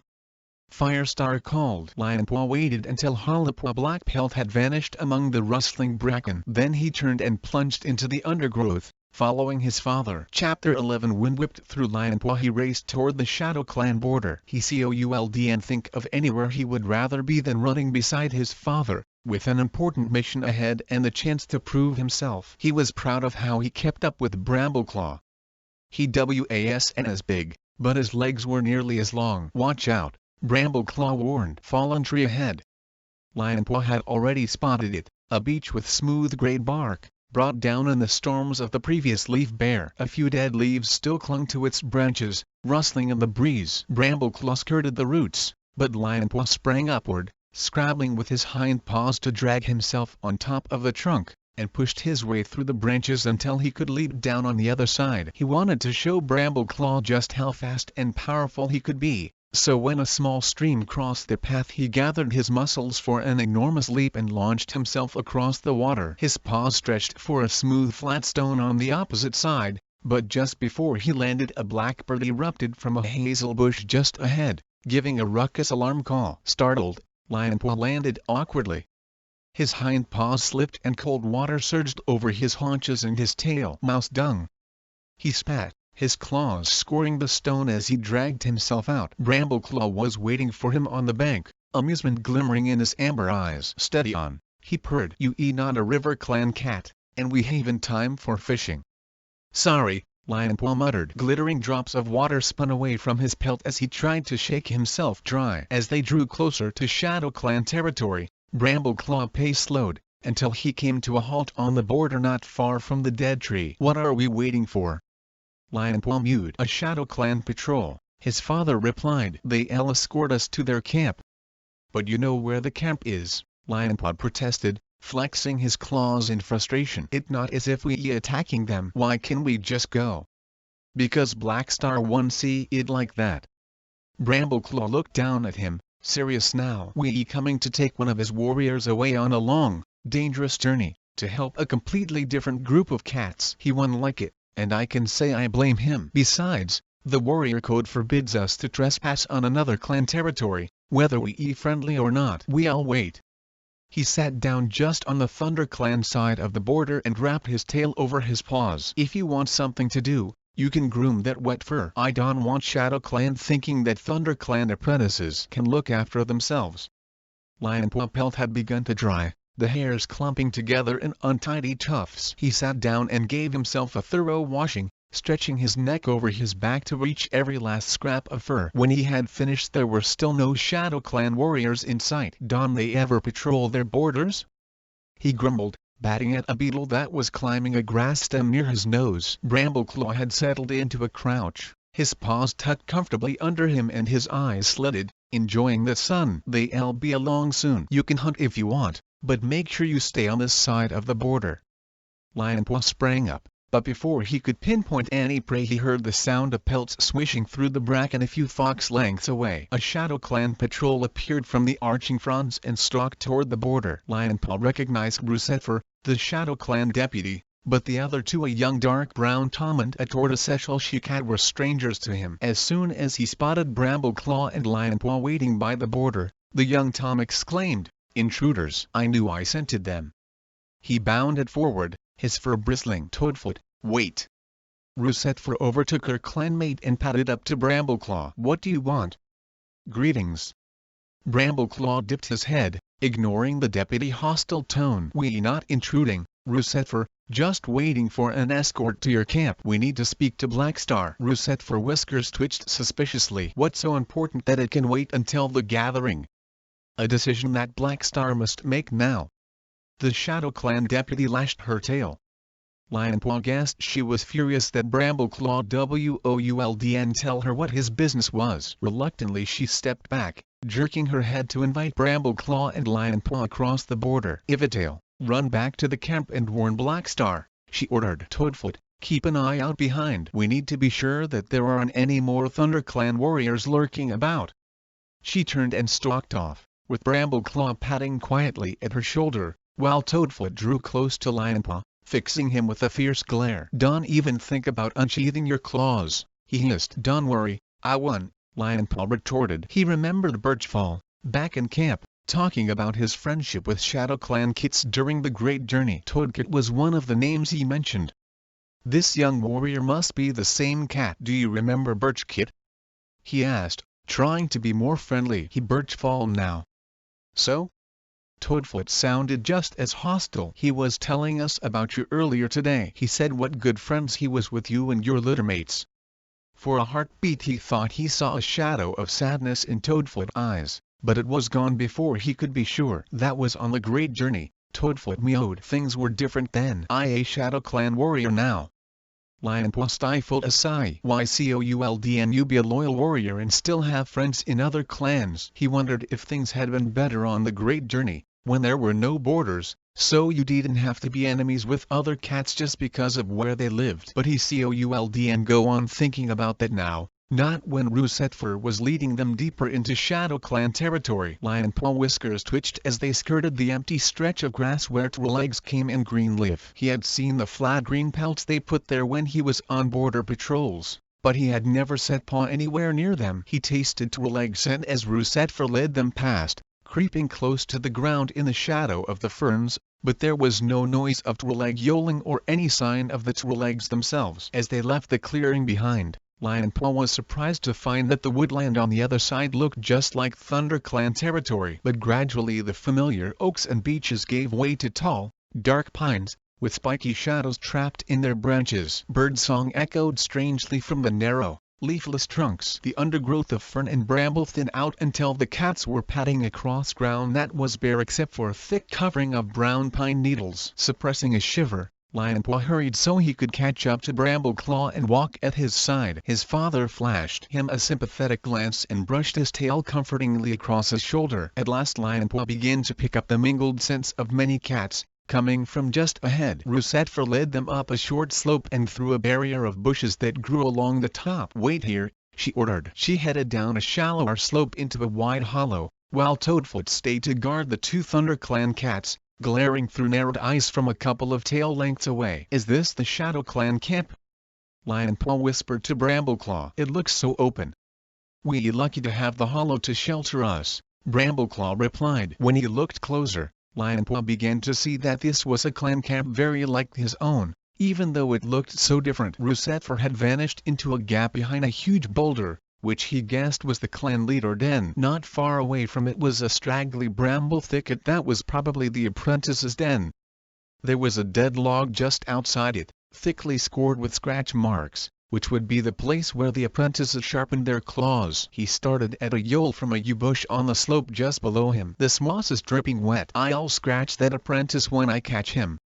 "The elder's den," Lionpaw muttered to his father. "I guess they eat just the same everywhere." He was distracted from his study of the camp by the reappearance of Rusetfur. Blackstar followed her out of the gap behind the boulder and leaped onto a tree stump in the middle of the hollow. Rusetfur gestured to Toadfoot with her tail, and the brown Tom escorted Brambleclaw and Lionpaw down the slope until they stood in front of the ShadowClan leader. Lionpaw felt curious stares from the ShadowClan warriors scorch his pelt and heard the cats muttering to one another. They didn't sound friendly. He had seen Blackstar before at gatherings, but he had never been so close to him. Swallowing nervously, he realized that the White Tom was a very powerful warrior. One swat from those huge black paws could shred a cat ear. He wondered what Brambleclaw would do if Blackstar attacked him. Was he strong and skillful enough to fight him off and escape from the rival clan territory? But for the moment Blackstar seemed calm, if not exactly welcoming. "Brambleclaw," he mewed. "What are you doing in our territory?" "I come to speak to my sister, Tawny Pelt." "What if she does and want to speak to you?" Rusetfur's tone was sharp. Blackstar raised his tail, warning his deputy to be quiet. "What do you want with her?" Lionpaw belly turned as Brambleclaw told the ShadowClan cats about the appearance of Talon and Night and the trouble that had come upon the tribe of Rushing Water. "Firestar has agreed to let me and Squirrelflight go back to the mountains to help the tribe cats," he finished. "We thought we should invite Tawny Pelt and Crowfeather to come too. They know the tribe well from the first journey we made together." "What?" Rusetfur exclaimed, before Blackstar could respond. "You dare to come here and expect to take one of our warriors away?" "Of course Tawny Pelt not going. She has kits, for StarClan's sake." Once again Blackstar gestured with his tail. "You'll make these ThunderClan cats think we don't want to cooperate," he told her. "Suppose we ask Tawny Pelt what she wants to do? It's her decision." Lionpaw flashed a glance at his father, but Brambleclaw avoided his gaze. It was clear that Blackstar expected Tawny Pelt would decide to stay with her clanmates and her kits. Blackstar leaped down from the stump and led the way across the camp to a bramble thicket on the far side. "This is our nursery," he mewed. "Go in and see her." Brambleclaw nodded in thanks and lowered his head to creep through the narrow entrance. Lionpaw followed. To his relief Blackstar remained outside. ShadowClan nursery was bigger than the one in the stone hollow, but it had the same cozy covering of moss on the floor and the same warm, milky smell. As Lionpaw's eyes adjusted to the dim light, he made out the glimmering shape of a white queen with a huge swollen belly, curled in a mossy nest. Her ears pricked anxiously as the two ThunderClan cats entered. "Brambleclaw!" The exclamation came from farther inside the nursery. Lionpaw spotted Tawny Pelt, her head raised and her eyes narrowed. "What are you doing here?" "We came to see you," Brambleclaw replied. "I got something to ask you." Before he could say any more, Tawny Pelt kits scrambled out of their nest and bounced over to Brambleclaw and Lionpaw. "Who are you?" The biggest kit, a tiger-striped Tom, stretched up until his whiskers tickled Lionpaw's nose. Lionpaw edged back, stifling a sneeze. "My name Lionpaw." An apprentice from his father gave him a warning nudge. "We ThunderClan cats," he replied. "Oh, that why you smell all yucky?"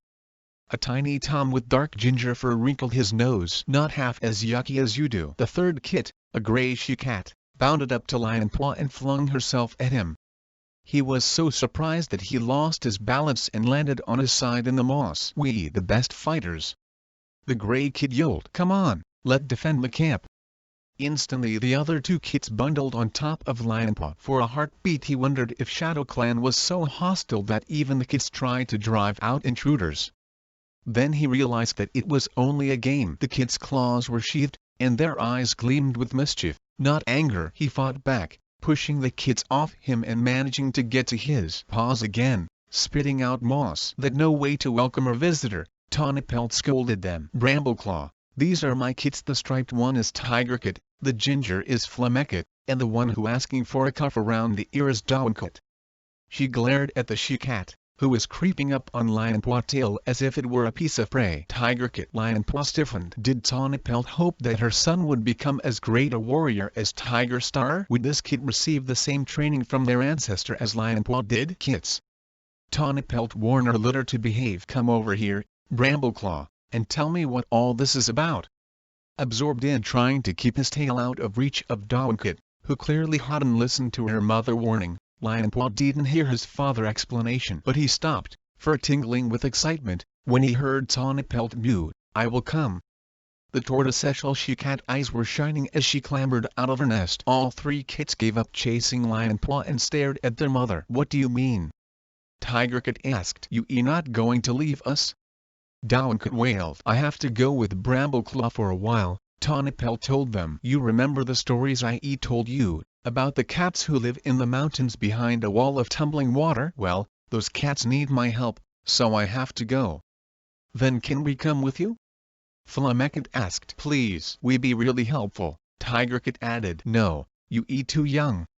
Tawnypelt padded over to the three kits and touched her nose to each one in turn. Be good, and eat your fresh kill, and expect me back when the moon has been the same shape twice. I'll keep an eye on them, the white she-cat promised from the shadows. Thanks, Snowbird. There, you see, Tawnypelt added to her kits, Snowbird will take care of you, and she'll tell me if you been naughty.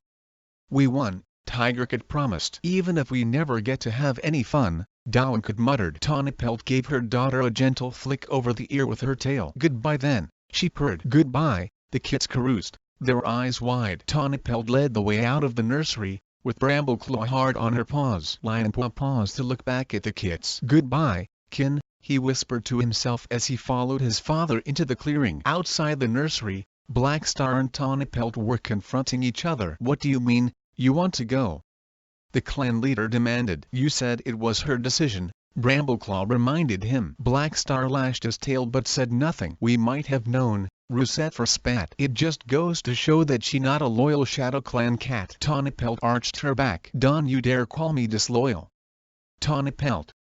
The warrior called Rowan-Claw padded up beside Tawnypelt and pressed his ginger muzzle against her shoulder. She leaned against him, her fur beginning to lie flat again. Lionpaw remembered that Rowan-Claw was her mate, the father of her kits. It nonsense to say that Tawnypelt is and loyal, he mewed to Russetfer. I haven't forgotten all the tribe cats did for us, even if you have. They deserve our help. He bent his head to give Tawnypelt a gentle lick between the ears. I'm proud of you for going, he mewed. And don't worry about the kits. I'll look after them. Tawnypelt let out a soft purr. Thanks, Rowan-Claw. Turning to Brambleclaw, she mewed more briskly. Shall we go? Lionpaw thought his father looked stunned, as if he hadn't expected to get her agreement so easily. There's no time to lose, Tawnypelt pointed out. Not when we still have to make the long journey to the mountains. True, Brambleclaw murmured. Thank you, Black Star, he added to the Shadow Clan leader. I'm sure Star Clan will approve of what you have done today. Black Star nodded, looking awkward. Lionpaw knew very well he hadn't intended things to turn out like this. Russetfer just let out an annoyed hiss and turned away, lashing her tail. Excitement flooded through him once more as he raced back through the forest with Brambleclaw and Tawnypelt. He felt sure that Squirrelflight and Hollowpaw must have had the same success in Wind Clan. Cats from all clans were uniting to help the tribe. This was even better than just going to visit the mountains. Maybe he would be part of another incredible story, and one day the clans would tell it to their kits, just as they told the story of the Great Journey. Chapter 12. Hollowpaw stood on the bank of the stream that formed the border with Wind Clan, not far from the stepping stones. Wine from the moor slicked her fur to her sides, bringing the scent of cats and rabbits and the tough moorland grass. Beside her, Squirrelflight waited, the tip of her tail twitching. Hollowpaw could understand why her mother was uneasy. The Wind Clan border was still a sensitive area, After all the trouble when the Wind Clan kids went missing, her thoughts fled back to the tunnels in the surging underground river. She and the other apprentices had barely made it out alive with the kits. Holopwa hoped that the tunnels would stay hidden for a long time, so there would be no more chance of misunderstandings. They coming. Squirrelflight was tasting the air. A couple of heartbeats later a Wind Clan patrol appeared over the brow of the hill and headed toward them. Tornir, Whitetail, and Breezepaw. Holopwa belly began to churn as the apprentice charged toward her, streaking past his clanmates. His pelt bristled. He was obviously ready for a border skirmish, but his stride faltered when he recognized Holopwa. "Oh, it you," he muttered, coming to a halt on the opposite bank of the stream. "That right." Holopwa could forget what a pain he'd been in the tunnels, complaining and arguing the whole time. "I just can't keep away." She flinched as Squirrelflight flicked her ear with her tail. "Breezepaw!" Whitetail called, as she and Tornir caught up to the apprentice. "Come away from there." Breezepaw bared his teeth in the beginning of a snarl, then lowered his head and patted away, muttering something under his breath. "Why are you here?" Tornir asked. His voice was cool but not hostile. "We need to speak to Crowfeather," Squirrelflight explained. Both Tornir and Whitetail bristled, their neck fur fluffing up as they exchanged suspicious glances. "It about the journey we made to the Sundrown place," Squirrelflight added quickly. "That was a long time ago," Tornir growled. "Crowfeather memory isn't that bad," Squirrelflight retorted tartly. "He'll hardly have forgotten about it." Holopwa could understand why the Wind Clan cats had switched from reserve to hostility, or why her mother was being so sharp in return. Why should the Wind Clan cats be so tense when Crowfeather was mentioned? "I can just go and fetch Crowfeather," Whitetail meowed. "You'll have to talk to Onestar first." "That fine. I understand." Squirrelflight bounded lightly across the stepping stones and into Wind Clan territory, giving Tornir a glare as she passed him. Holopwa crossed more carefully, the swift flowing stream bubbling past a mouse tail away from her paws. As she followed her mother and the Wind Clan warriors up the hill, Breezepaw hung back until he was padding beside her. "What are you doing here?" he muttered into her ear. "Have you come to spy on our camp?" "Don't be ridiculous," Holopwa replied. "What would we want with your stupid camp? We need to speak to Crowfeather, that all." "What about?" Breezepaw demanded. "That none of your business, mouse brain." Breezepaw's eyes narrowed in anger. "But he my father," he began. "He Breezepaw." Tornir glanced over his shoulder and flicked his tail to beckon the apprentice. "Come here and walk beside me." Breezepaw let out a hiss of annoyance, but he quickened his pace and caught up to the senior warriors. "How your training going, Breezepaw?" Squirrelflight asked. "Not well." Whitetail didn't wait for her apprentice to reply. He led out a patrol of apprentices to see if the dogs had come back to the far corner of our territory. Without asking permission, of course, and without even a single warrior for backup. "We were only trying to get yourselves killed," Tornir interrupted. Holopwa had heard the stories of how dogs had killed Swiftpaw back in the forest, and she's seen the terrible injuries they had given Brightheart. Breezepaw must be even more stupid than she thought if he imagined that a few apprentices could take on a pack of dogs and survive. "And then there was the fight you provoked with the River Clan patrol," Tornir continued, his voice sharp with annoyance. "They were not trespassing, they were not stealing prey, and Onestar didn't appreciate having to apologize to Miss Stiflet for the trouble you caused." He let out a long sigh and added to Squirrelflight, "Breezepaw has many lessons to learn before he becomes a warrior."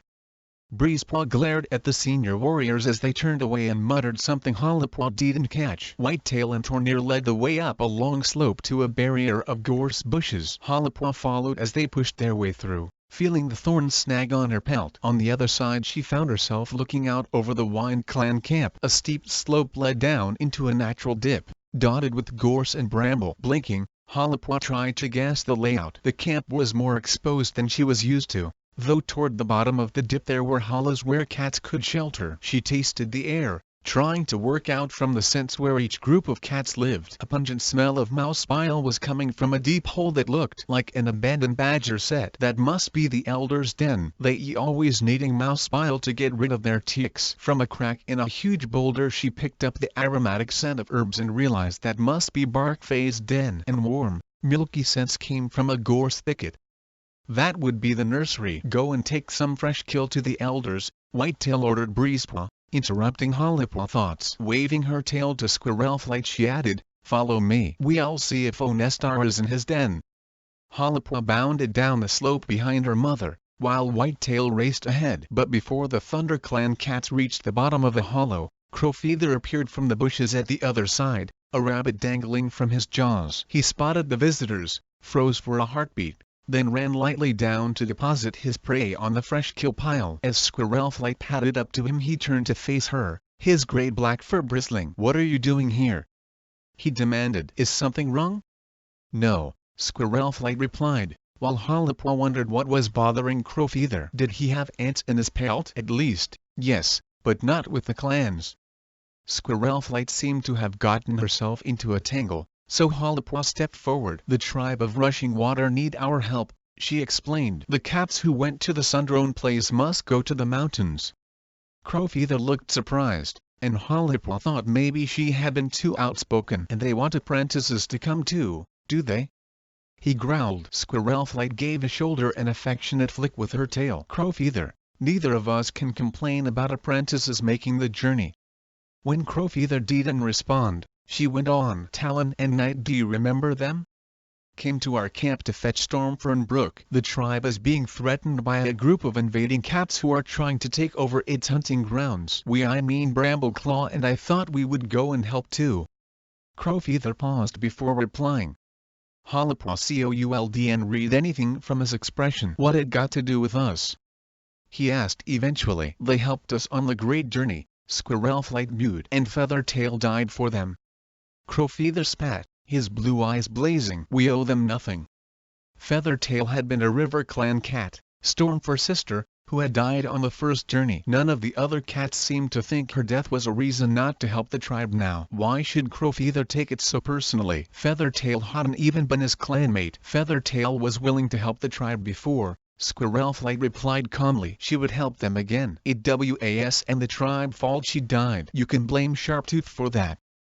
A shiver ran through Holipwa and she dug her claws hard into the tough moorland grass. Squirrel Flight was talking so matter-of-factly about stories Holipwa had heard since she was in the nursery. It was as if her mother and father belonged in a legend. Crowfeather, too, though it was hard for Holipwa to reconcile the brave warrior, Star Clan chosen, with the suspicious, bad-tempered, skinny cat who stood in front of her. No wonder Breezepaw is so grumpy. He got it from his father. Squirrel Flight, greetings.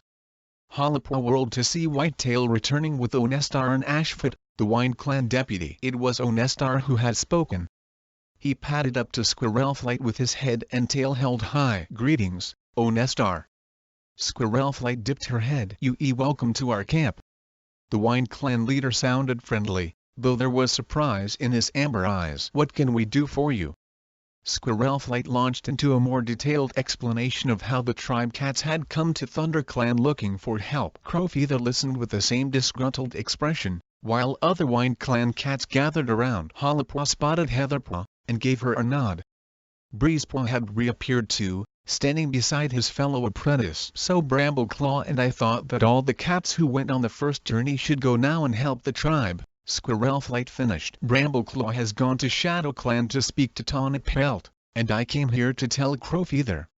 Onestar narrowed his eyes. He would be away for a long time, perhaps a moon or more. "And I have an apprentice," Crowfeather reminded him. "True. All the same, I think you should go," Onestar mewed. "The tribe of Rushing Water gave us food and shelter on the great journey. Without their help, many cats would have died, and we might never have found this home by the lake. Besides," he went on, ignoring Crowfeather as he tried to interrupt, "the mountain cats were kind to Tallstar when he was on his last life. We would honor him by helping them now." Crowfeather looked taken aback. "But what about Heatherpaw training?" "Whitetail can take over as her mentor," Onestar decided. "She will be without an apprentice, since I think it would be a good idea if Breezepaw went along with you." "Oh, no," Holipwa thought. "You might be fed up with him, but we don't want him either, thanks." "What?" Breezepaw exclaimed, his eyes stretched wide with dismay. "You so lucky." Heatherpaw put in, with a sigh of envy. "I give my tail to go." "Well, I don't want to." "Don't worry, you'll be coming back," Holipwa snapped. "How do you know that?" Breezepaw's ears flattened and his tail drooped. I think my clanmates just want to get rid of me. He sounded so miserable that Hollipaw felt a rush of pity for him, but it lasted no more than a couple of heartbeats. Breezepaw had broken the warrior code twice in the last moon. It was time he was taken down a tree branch or two. Crowfeather padded forward a couple of paces to stand beside Squirrelflight. It is my choice if I go, he mewed, with a glance at Onestar. Hollipaw wondered if he was defying his leader, but Onestar didn't rise to the challenge. And I will go. I would like to stand again in the place where Feathertail lies. What about Breezepaw? Squirrelflight asked. Crowfeather sighed. Yes, I suppose he must come too, if Onestar orders it. Breezepaw shot his father a sulky look and started tearing up the grass with his claws. Hollipaw thought of her own mother and father. She was glad that they supported her when she wanted to try new things. It didn't look as if Crowfeather and Breezepaw got along at all. And I can understand that, sort of, she thought, now that I've seen Crowfeather a few times. He just weird. Do you want Crowfeather and Breezepaw to come with you now? Onestar asked. Yes, please, Squirrelflight replied. We thought we would all stay in the Thunder Clan camp tonight and set off in the morning. Leafpool is preparing traveling herbs. I want to say goodbye to my friends first, Breezepaw objected. There is and time. Crowfeather snapped. I'll say goodbye for you. Heatherpaw darted forward and touched her nose to Breezepaw's shoulder. And don't worry, you'll have some amazing stories to tell us when you come back. Breezepaw didn't look as if the idea cheered him up. A black she-cat emerged from the group of Wind Clan cats. Hollipaw recognized Crowfeather mate, Nightcloud. She brushed her pelt against Crowfeather. Take care, she mewed. Crowfeather gave her ear a quick lick, but Hollipaw noticed that his eyes were gazing into the distance. Squirrelflight dipped her head to Onestar and thanked him. Then Crowfeather led the way up the slope and out of the Wind Clan camp. As they trekked across the moor he still looked sour, and Breezepaw sulked all the way, refusing to talk to Hollipaw even when she tried to be friendly. I don't think this journey is going to be much fun after all, Hollipaw thought gloomily. Chapter 13. J-Paw shivered in the dawn chill. The sharp scent of the traveling herbs wreathed around him, almost masking the scent of Leafpool as she worked beside him in the medicine cat den. Stifling a yawn, he thought back to his dreams of the night before, full of strange scents, jagged rocks, and unfamiliar cats, and the screech of warriors meeting in battle. He had lost count of the number of times he had jerked awake, his heart pounding until he realized that he was curled up in his own nest of ferns. Nothing in the dreams made any sense to him, and he flicked his tail impatiently. What the point of dreaming if I don't learn anything? Soft sounds filtered through the bramble screen as the cats in the clearing began to wake up. J-Paw could and remember the hollow ever being so full, with the Wind Clan and Shadow Clan cats as well as the visitors from the tribe. It was just as well the night had been warm enough for some of them to sleep in the open. The Wind Clan cats especially were used to that. J-Paw's claws slid out as he remembered his dismay when he discovered that Breezepaw had come along with his father. I can stand that arrogant, mange-ridden excuse for a cat. He would never forget how useless Breezepaw had been when they were trapped underground. It was no wonder that the tunnels had been sealed up, so J-Paw couldn't reach rock and fallen leaves anymore. What could you expect when Breezepaw hadn't shown any sense or respect? J-Paw, what are you daydreaming about? Leafpool's voice broke into J-Paw's thoughts. You can start taking these herbs out to the cats who are leaving. Don't you want to do that? J-Paw was surprised. The tribe cats would probably want a medicine cat to explain to them what they were eating. No. Leafpool sounded agitated. I got to check these herbs one more time.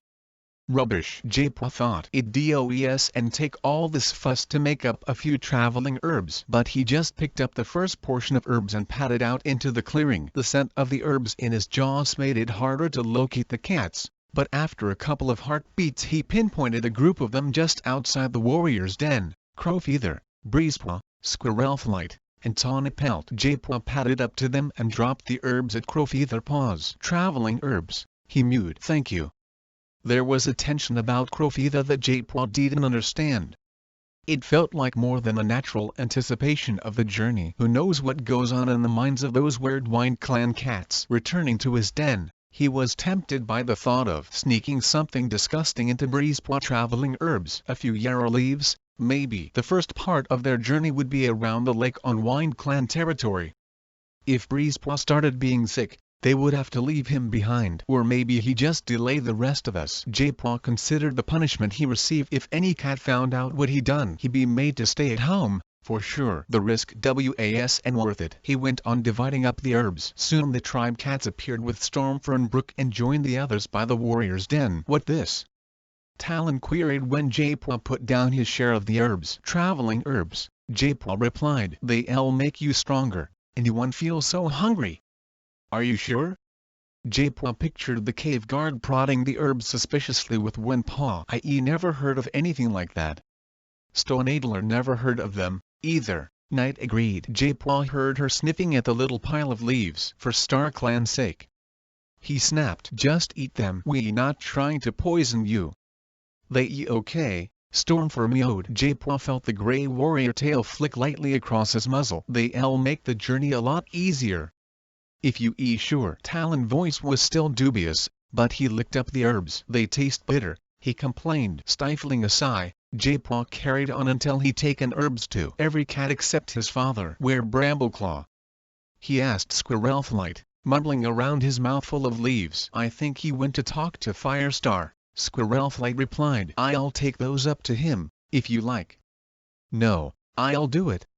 J-Paw fur bristled as he bounded across the camp. I can climb up to the high ledge without falling. He scrambled up the tumbled stones, making sure that his pelt brushed the cliff wall at every paw step. As he reached the high ledge, he heard Firestar's voice from inside the den. You'll be away for at least a moon, Brambleclaw. We need to decide who should be deputy while you gone. J-Paw halted outside the den, drawing close against the rock wall so that the cats inside wouldn't see him. Graystripe is the obvious cat to choose, Brambleclaw answered. He knows the deputy duties, after all. J-Paw whiskers twitched in dismay. His father had only become clan deputy because every cat thought that Graystripe was dead. After the Gray Warrior's unexpected return, some cats had thought that Brambleclaw would step down. Graystripe hadn't wanted that.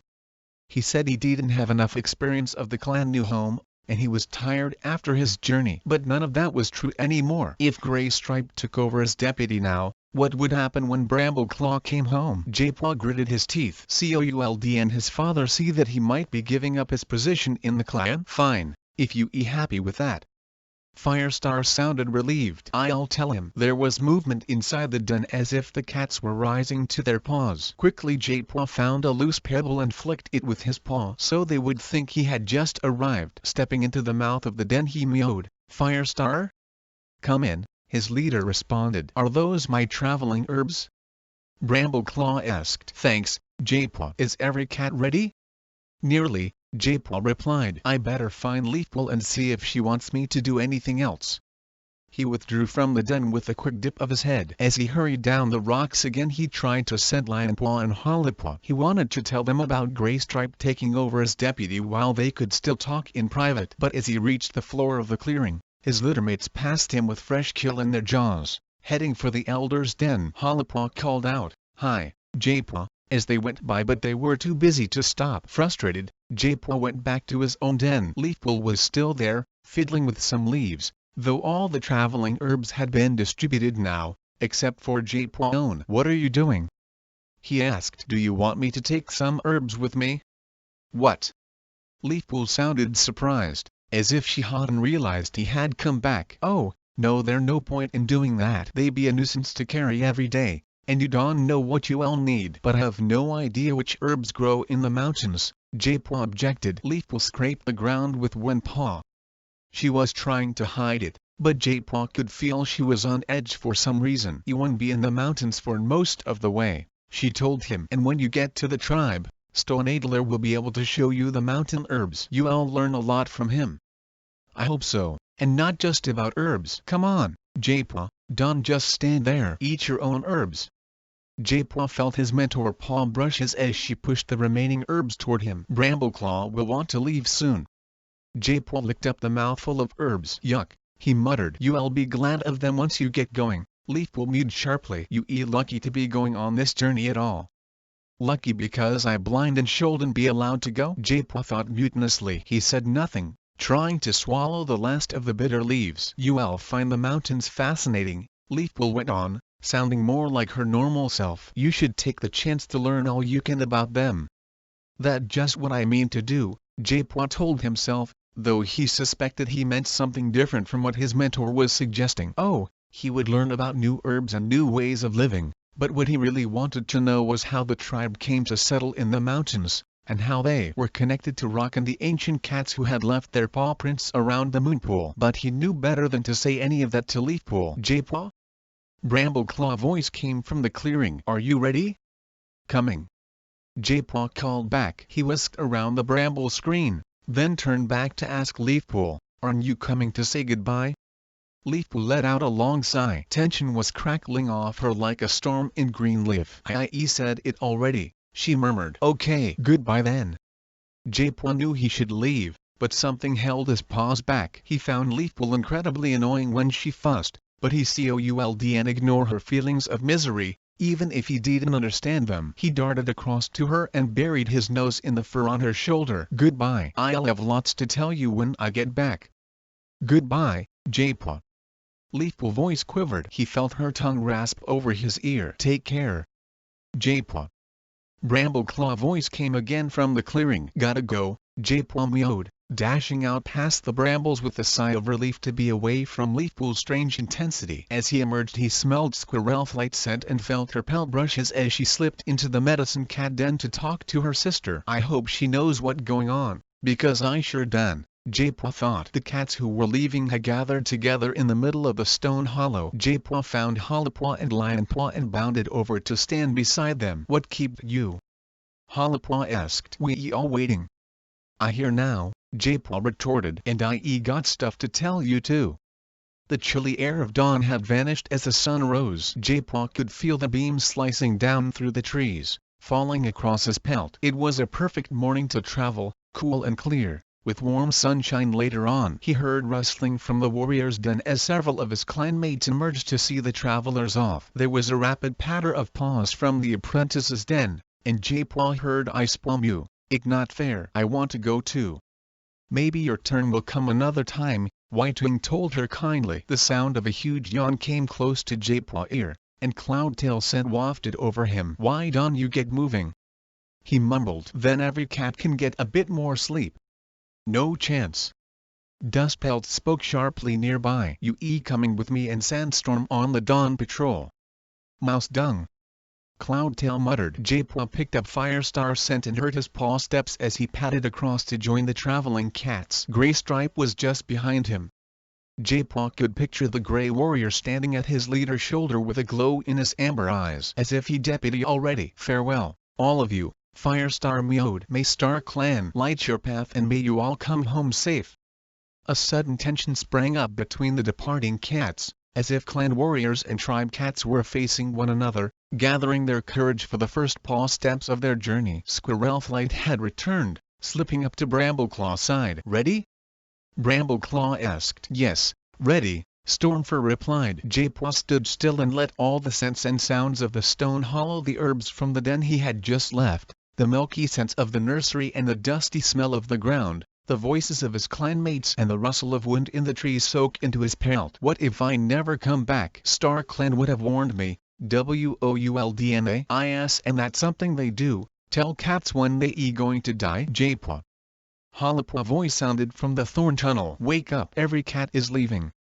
Jaipua jumped, dashing across the clearing. He followed his sister into the tunnel and out into the forest. Chapter 14. Jaipua could feel dappled sunlight and padded beneath the trees. Lionpaw flanked him on one side, while Hollypaw bounded ahead for a few paw steps, then returned to join her littermates. The air was full of birdsong and the rustling of leaves, and the scents of prey were sharp in the undergrowth. The three apprentices brought up the rear of the group of traveling cats. Brambleclaw had taken the lead, with Stormfern Brook, closely followed by Talon and Night. Just ahead of Jaipua he could sense Squirrelflight and Tawnypelt. And Tigercat has already learned the hunter crouch. Tawnypelt was meowing. But I think Dawincat will be the best fighter, if only she listens to what her mentor tells her once she apprenticed. Right now she does and listen to all kits can be deaf when they choose, Squirrelflight told her. They'll grow into fine warriors, you'll see.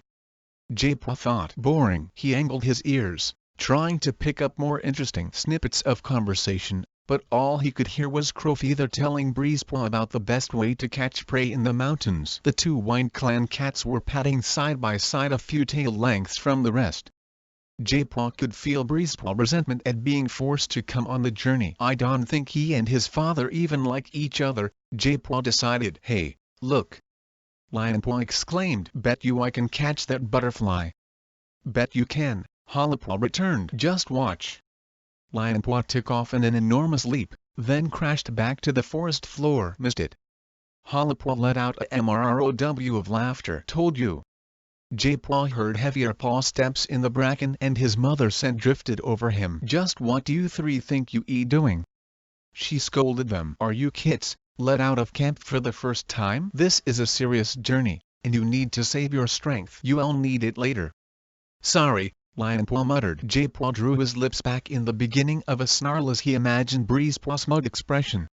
He knew the Wind Clan apprentice was listening. If he says one word, I'll claw his ear off. But Breezepaw had the sense to keep his jaws shut. Soon J-Paw began to pick up the clean scent of water. Stronger sunlight on his pelt told him they had left the shelter of the trees. He realized they had emerged beside the lake, and for a moment his paws itched to search for the stick with the marks Rock had made. But he couldn't carry the stick all the way to the mountains. I'll have to leave it behind. But I'm not leaving you behind, Rock. When I get to the mountains, I know I'll find you there. We near the Wind Clan border, Hollopaw whispered into his ear. We have to cross the stream.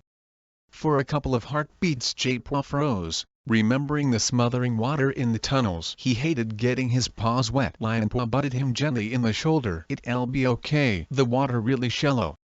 J-Paw bit back an indignant retort, though it was really himself he was angry with. Would he always have to fight this terror of drowning? He could hear splashing as the other cats crossed the stream. Hollopaw guided him to the bank with her tail across his shoulders. J-Paw tensed when he felt the current swirling around his paws. The stream bed shelved down until the water brushed his belly fur. He could feel Hollopaw and Lionpaw close on either side. Lionpaw murmured, this way a bit. There's a deeper place just there. Then the stream grew shallower again, and J-Paw could scramble up the bank on the other side. He halted a tail length away and shook himself to hide his tremors of relief. Hey, do you mind? Breezepaw's friendly voice came from just behind him. You making my fur wet. Sorry, J-Paw muttered. The cats continued along the lake shore, across Wind Clan territory and past the horse place. J-Paw could just pick up the scent of the horse place cats beneath the overwhelming scent of horse, but neither Smokey nor Floss appeared to greet them. He pricked his ears at distant barking and decided that the dog who lived near the horse place was too far away to be a nuisance. Once past the horse place, Brambleclaw led the way uphill. J-Paw's paws tingled as he realized he was setting them down on unfamiliar ground. This was the real beginning of the adventure. The scents of home were fading behind him, and a stiff breeze brought new scents to him, wild and strange. His paws faltered briefly. Stupid cat.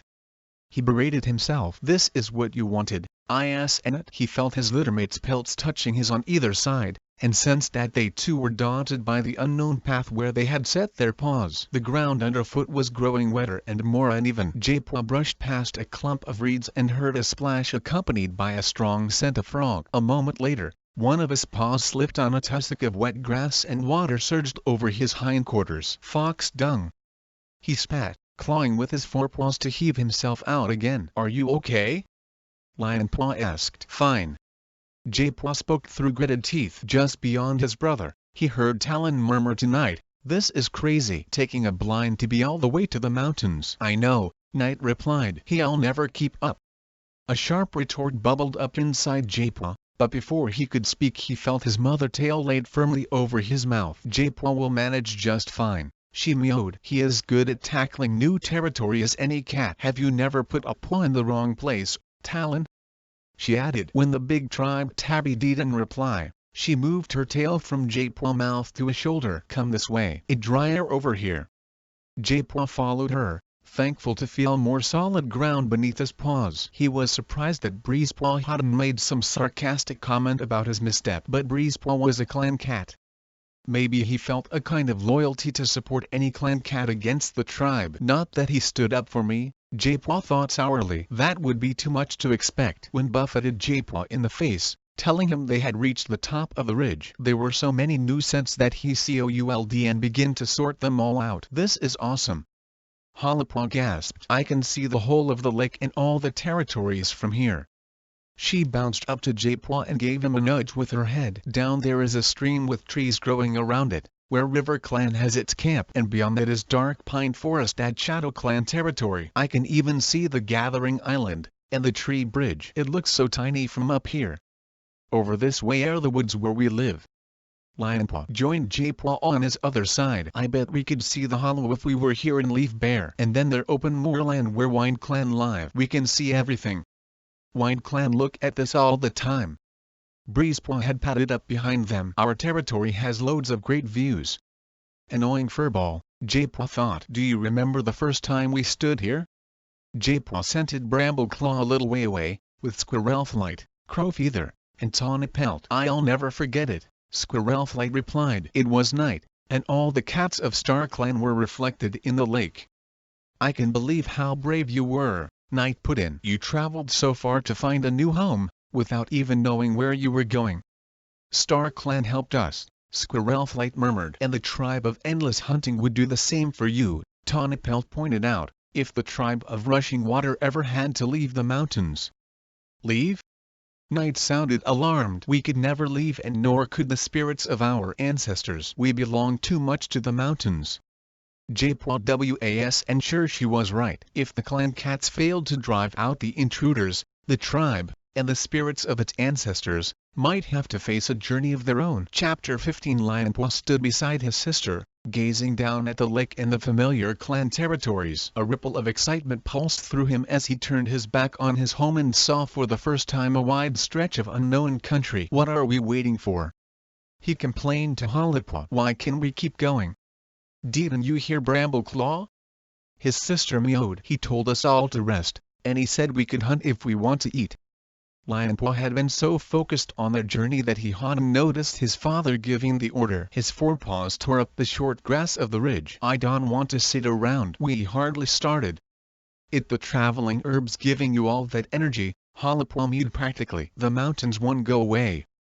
She turned with a flick of her tail and began to stalk toward a gorse bush, her ears and whiskers alert for signs of prey. Lionpaw's paws were sore from the stiff climb up the ridge, but he had never felt so alive, so eager to keep traveling. In front of him, dark forest covered the downward slope, and beyond it Lionpaw could see flat green stretches like the grass at the horse place. It was sliced through by thunderpaths and dotted with twig nests, some of them close together, whole clusters of redstone dens. Lionpaw bounded over the short, springy grass to a rocky outcrop, the highest part of the ridge. At the top of the rocks, Wind flattened his fur along his sides. He felt as powerful as a warrior of Lion Clan. If he stretched out a paw, he could blot out whole twig nests. The biggest thunderpath looked as thin as a strand of bramble or a twig that he could snap with his teeth. "I could run farther than a hare. I could fight the fiercest fox that ever lived." Spotting the dark gray stain that hovered on the horizon, he added, "I could climb the highest mountain faster than an eagle could fly." He wondered if the other cats felt like this. When he looked down at his traveling companions dozing peacefully below him, he suspected that they didn't. Lionpaw strained his ears to pick up Tiger Star's voice in the sighing of the wind and looked for the dark tabby shape in the shadows cast by rocks and bushes. This was exactly how Tiger Star had told him he should feel, as if his enemies were no bigger than beetles. But there was no trace of the former warrior. All these turbulent feelings seemed to come from inside Lionpaw himself. "Lionpaw, we waiting for you." His father's voice made him jump. The other cats had finished resting and were getting to their paws. "Coming," he called. He leaped down from the outcrop and joined his littermates as the cats began to make their way into the trees. His father and mother took the lead with Tawny Pelt and Crowfeather. "Remember how we felt when we first climbed up here?" Tawny Pelt mewed. "I remember how sore my paws were," Squirrelflight replied with a twitch of her tail. Brambleclaw skirted a huge clump of bracken. "Tall Poppy Kid fell over here. Ferncloud picked her up and carried her. We all helped one another then. But it can be like that anymore." Lionpaw thought Crowfeather sounded wistful, the familiar edge missing from his voice. "It's natural for clans to be rivals." Lionpaw thought sadly about Heatherpaw. He guessed that all 4 of the senior warriors missed the friendships they had forged on their journeys. He was relieved that they seemed to know the way. Now that he couldn't see his home anymore, he was daunted by the vast stretches of unknown territory. His pelt grew hot with embarrassment when he remembered his dreams of power on the hilltop, and he was thankful that no other cat knew what he'd been thinking. Unless J-Paw knows. Lion-Paw pelt grew hotter still at the idea that his brother might have been eavesdropping on his thoughts. "Come on, pick up your paws," Brambleclaw called back. "I want to be out of these trees by nightfall." Lion-Paw stifled a sigh. His paws were dragging already and his belly was yowling with hunger. The energy from the traveling herbs seemed to have worn off. He wished he'd taken the chance to rest and eat after all. "Here." Squirrelflight's voice was muffled. Lion-Paw glanced back to see her padding up to him with a mouse hanging from her jaws. "Eat as quickly as you can," she added, dropping her prey at his paws. "Thank you." Lion-Paw touched his nose gratefully to his mother's shoulder. "I was tired of listening to your belly growling," Squirrelflight mewed, her tail curling up in amusement. "I reckon they could hear it back in ThunderClan." She ran ahead to join Brambleclaw, while Lion-Paw crouched over the mouse and devoured it in a few famished bites. By the time he had finished, his companions were out of sight, but he could hear their voices ahead and followed their scent trail until he caught up. Strength had flooded back into his paws. Passing the rest of the group, he bounded up to his father. "What do you know about these invading cats?" Brambleclaw was asking Talon. "How many are there?" "Too many," Talon replied. Brambleclaw twitched his ears. Lion-Paw guessed that he didn't find the tribe cat answer much use in planning what they would do when they reached the mountains. "Well, what have you done so far?" Brambleclaw went on. "Have you worked out their ways of hunting and fighting? And what about regular patrols? We not clan cats, you know." Talon neck fur bristled. "We need help, but that does and mean we want to be treated like a bunch of chibis." "Calm down, Talon." Night touched her tribe-mate shoulder with the tip of her tail. "Brambleclaw only trying to work out the best way of helping us."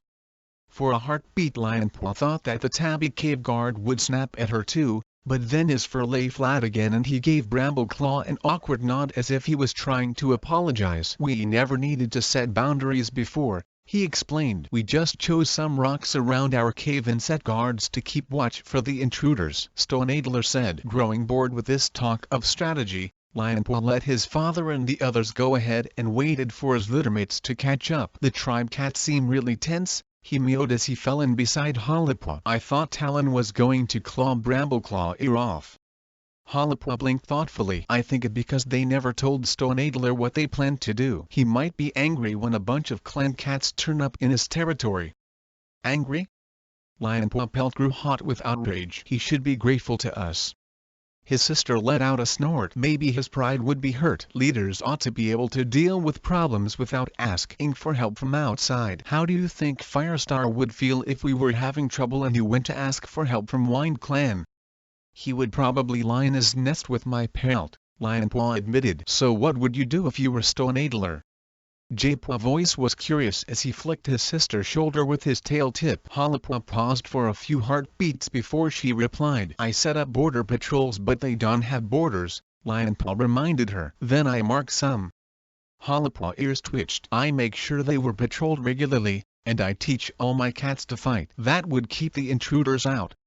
J-Paw shook his head. "You thinking like a clan cat. The tribe ways are different. I'm not sure we should try to change them." "We should if they being driven out of their territory and starved to death," Lion-Paw argued. "What the tribe needs is the warrior code, and we going to teach it to them."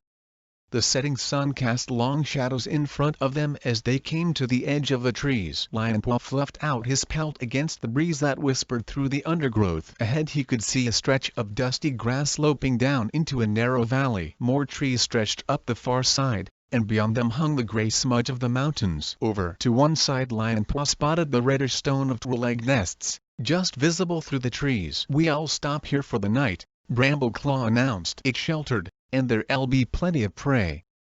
Before he had finished speaking, Crowfeather broke away from the group, streaking across the open ground with his belly fur brushing the grass. Breezepaw raced after him. Lion-Paw didn't spot the rabbit they were chasing until it broke for cover. The two Wind Clan cats separated, and as the rabbit dodged away from Crowfeather, It practically threw itself under Breezepaw's paws. The Wine Clan apprentice dispatched it with a swift bite to the neck. Great catch! Lionpaw meowed as he came back dragging his prey. Breezepaw ignored him, but Crowfeather gave him a nod as the two Wine Clan cats settled down to share their prey. Lionpaw turned back into the woodland to find some prey of his own. Tasting the air, he found a mouse scrabbling among the debris at the edge of a bramble thicket. He leaped with paws outstretched, but as he sank his claws into the little creature he felt a tendril of bramble wrap itself around his shoulders. He pulled away, leaving a tuft of orange fur behind. His pelt prickled with embarrassment at the clumsy kill, and as he padded back to the edge of the trees with his prey he hoped that Breezepaw hadn't been watching. Hollypaw and Jaypaw were already crouching in the shelter of a clump of bracken with their fresh kill. Hollypaw was devouring a plum vole, while Jaypaw gulped down a sparrow. "I wish we could stay here a bit longer," Hollypaw mumbled with her mouth full. "This place is crawling with prey."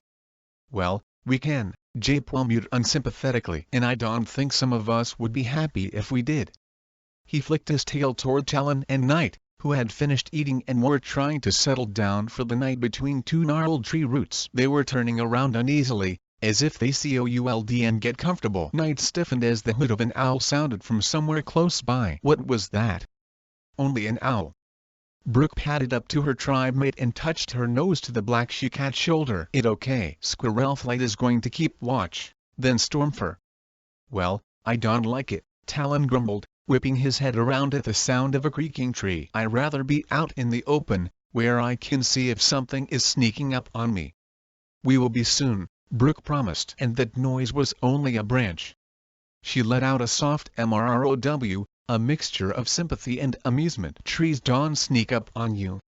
Lionpaw stretched his jaws in a huge yawn before curling up nose to tail with his littermates in a nest of long grass. He was warm and comfortable, and his belly was full. His eyes closed and the crisp mountain voices of the tribe cats began to blur together with the hooting of the owls, like rain falling into a pool. Then his ears pricked as he heard the complaining tones of Breezepaw, coming from a dip in the ground just beyond the outlying branches of the trees. "I don't see why we have to come at all. What can we do to help these weird cats, and why does it matter anyway? What has the tribe ever done for us?" Feathertail gave her life saving them from Sharptooth. "If they were worthy of our help then, they deserve it now. Otherwise she died for nothing," Crowfeather murmured. Lionpaw raised his head to see the skinny Wine Clan cat sitting with his back to the trees, his shape outlined against the darkening sky. Breezepaw was a sprawled heap in the grass. "Well, from the sounds of it we helped them enough," Breezepaw objected. Crowfeather sighed.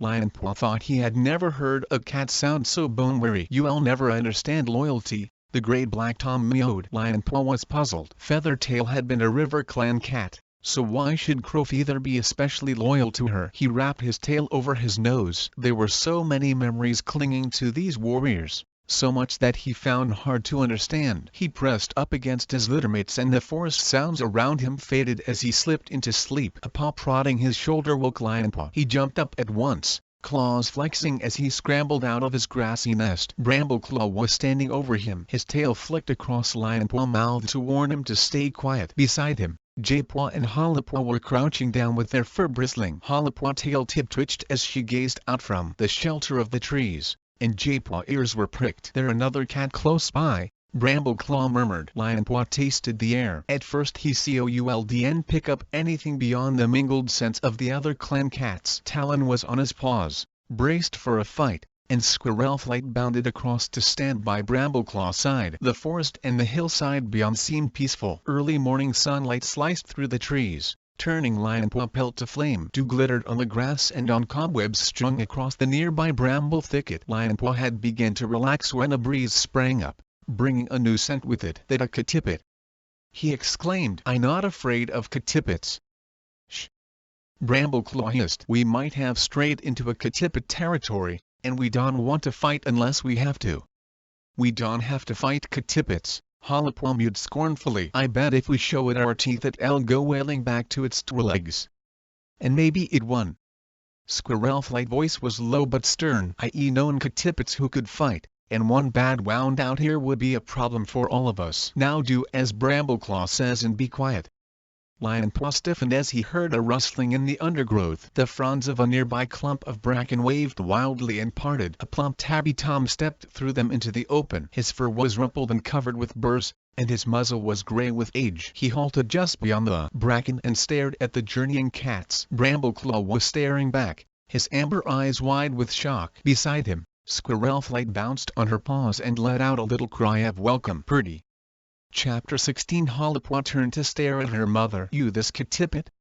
Squirrelflight's eyes were bright. We met him on our first journey, she explained. He helped us find the way to the sun-drowned place. Tawny-Pelt sprang up from where she had been sleeping in the shelter of the bramble thicket. Hey, Purdy, she called, bounding across the grass to touch noses with the old tabby. How the prey running? Stormfur padded up after her. Greetings, Purdy. I'm glad that Star Clan has joined our paths again. A friend o' mine told me there were strange cats in the woods, and I reckon they might be you. The old Tom mewed. But where the rest of you? Where that scrawny young apprentice who was always arguing here? Crowfeather stalked up to stand with the others. Are you going to let him talk to you like that? Breezepaw demanded, gazing at the tabby tom with undisguised hostility. I could rip his fur off with one paw. Crowfeather eyes narrowed. You don't understand, Breezepaw. Purdy was part of our journey. That important? Breezepaw gave a disdainful sniff. Crowfeather a warrior now? Brambleclaw mewed hurriedly. Hollipaw guessed he was trying to distract Purdy from Breezepaw's rudeness. So am I, Squirrelflight added. My warrior name is Squirrelflight. Well, I never. Purdy amber eyes gleamed. But there were 6 of you, he added, glancing from side to side. Where the silver cat feather something she died, Crowfeather rasped, before any other cat could speak. I sorry to hear it. Purdy tail drooped, but after a couple of heartbeats his eyes grew bright again. I never thought I'd see clan cats again, and now here you all are. We not all clan cats, Stormfur pointed out. He waved his tail, beckoning Brook and the other tribe cats to come closer. This is Brook, and this is Night and Talon. They all come from the mountains. What? Purdy neck fur bristled. So there really are cats living in the mountains? He inspected the 3 tribe cats with narrowed eyes. I thought you were just a tale queens told their kids to stop 'em from straying. No, we real. All right, Talon mewed. So I see. Purdy gave his chest fur a couple of licks, casting sidelong glances at the mountain cats as if he expected them to leap on him with claws out and teeth bared. And these are my kits. Squirrelflight swept her tail around Hollipaw, Lionpaw, and Jaypaw, urging them closer to the old tabby. Mine and Brambleclaw. Kits. Purdy whiskers quivered in surprise. And you hardly more kits yourselves. Come here, young NS, and let me look at you. This is my son, Breezepaw, Crowfeather added, shoving Breezepaw up with the others. The 3 littermates padded up to Purdy. As Hollipaw dipped her head politely, she caught a whiff of his sour breath and had to make an effort not to flinch away. He way old. Breezepaw muttered into her ear. Older than any of our elders. And he dead yet? Shut up, stupid furball, Hollipaw whispered. Kit-Tippets get looked after by their twillegs. They don't have to catch their own food. Purdy said nothing, but he flicked up one ragged ear, and Hollipaw knew he had heard Breezepaw comment. I bet this old man Jepold could catch a mouse if he tried from now to leave bare, Breezepaw scoffed. Purdy looked at him. You right, I don't catch prey no more. I get my food from upwalkers. But I reckon just this once I might try eatin' ill-mannered kits. I not a Breezepaw began indignantly, only to clamp his jaws shut as his father lashed out a paw at his ear, a hard blow. Though with his claws sheathed, Don listened to Breezepaw. Jaypaw mewed to the old Tom. Every cat knows he mouse-brained. A purr rumbled in Purdy's chest. Don't worry, young N. I met more nuisancey young cats than you had rabbits. He lowered his head to inspect the 3 littermates. Close up. He looked as if he had and groomed his pelt in seasons. Hollipaw spotted a tick on the side of his neck and a few fleas hopping among the matted fur and tangled burrs. Yuck, fleas. I don't want any of them hopping onto me. Thanks. In a clan, apprentices would groom the elders' fur and get rid of ticks and fleas. Maybe Purdy wasn't as well looked after as clan cats after all. So what are you doing here? Purdy asked, when he had given Hollipaw and her littermates a good sniff. Not off to the sun-drowned place again? Not this time, Brambleclaw replied. We going to the mountains. The tribe cats need our help. Purdy's eyes stretched wide with alarm. That no place for cats. he protested. "Are you telling me you haven't found a better place than that to live?" "We found a great place," Squirrelflight assured him. "It beside a lake," Tawnypelt added. "There enough territory for all 4 clans and not much trouble from Twillegs." "Then why don't you stay there?" Purdy asked. "We'll be going back, but right now the tribe cats need us," Brambleclaw mewed. "Hollipwa," Miss Purdy replied as Lionpaw hissed into her ear. "Why don't we get going? This Katipid is holding us all up." "I guess he an old friend," Hollipwa mewed, though privately she agreed with Lionpaw. Cats in the mountains could be dying while the rescue party stood here meowing about old times. To her relief, Brambleclaw dipped his head to the old cat. "We better be going. It's been great seeing you again, Purdy." "No need to say goodbye just yet," Purdy mewed. "I reckon I'll come with you." Hollipwa saw her own dismay reflected in the faces of the tribe cats. Night muttered something urgently into Talon's ear. "Brambleclaw," Talon began. "I don't think that a good idea," Brambleclaw told Purdy. Hollipwa could understand the regret in her father Ember eyes. "It a tough journey, and there'll be fighting at the end of it." Purdy fluffed out his pelt. "You saying I can fight? Too old and fat, is that it?" Before any of the other cats could reply, he broke into a rusty mrow of laughter. "Meb you right, but I can come with you as far as the woods." He waved his tail at the trees on the opposite side of the valley. "I know a thing or two that might help you." "Mouse dung," Breezepaw muttered, loud enough for Purdy to hear him. "Now we stuck with the stupid Manjepold." Purdy just flicked his tail and turned his back on the Wine Clan apprentice, padding beside Brambleclaw to the edge of the trees and down the hillside. Squirrelflight bounded forward to join them on Purdy's other side. Hollipwa didn't like Breezepaw's rudeness, but she found herself agreeing with him. This old cat was bound to slow them down, when every moment counted. Brambleclaw and the others had been here before, she murmured to Lionpaw. "What can Purdy tell them that they don't already know?" Lionpaw shrugged. "Like Breezepaw says, we stuck with him." As they headed into the valley, Hollipwa could hear Purdy rambling on about the Twileg place that she could see in the distance. "Remember those rats?" he asked. "Will I ever forget?" Tawnypelt growled. "I thought I'd die of that bite." She swiped her tongue around her jaws and added with satisfaction, "The rat that gave it to me didn't have long to regret it."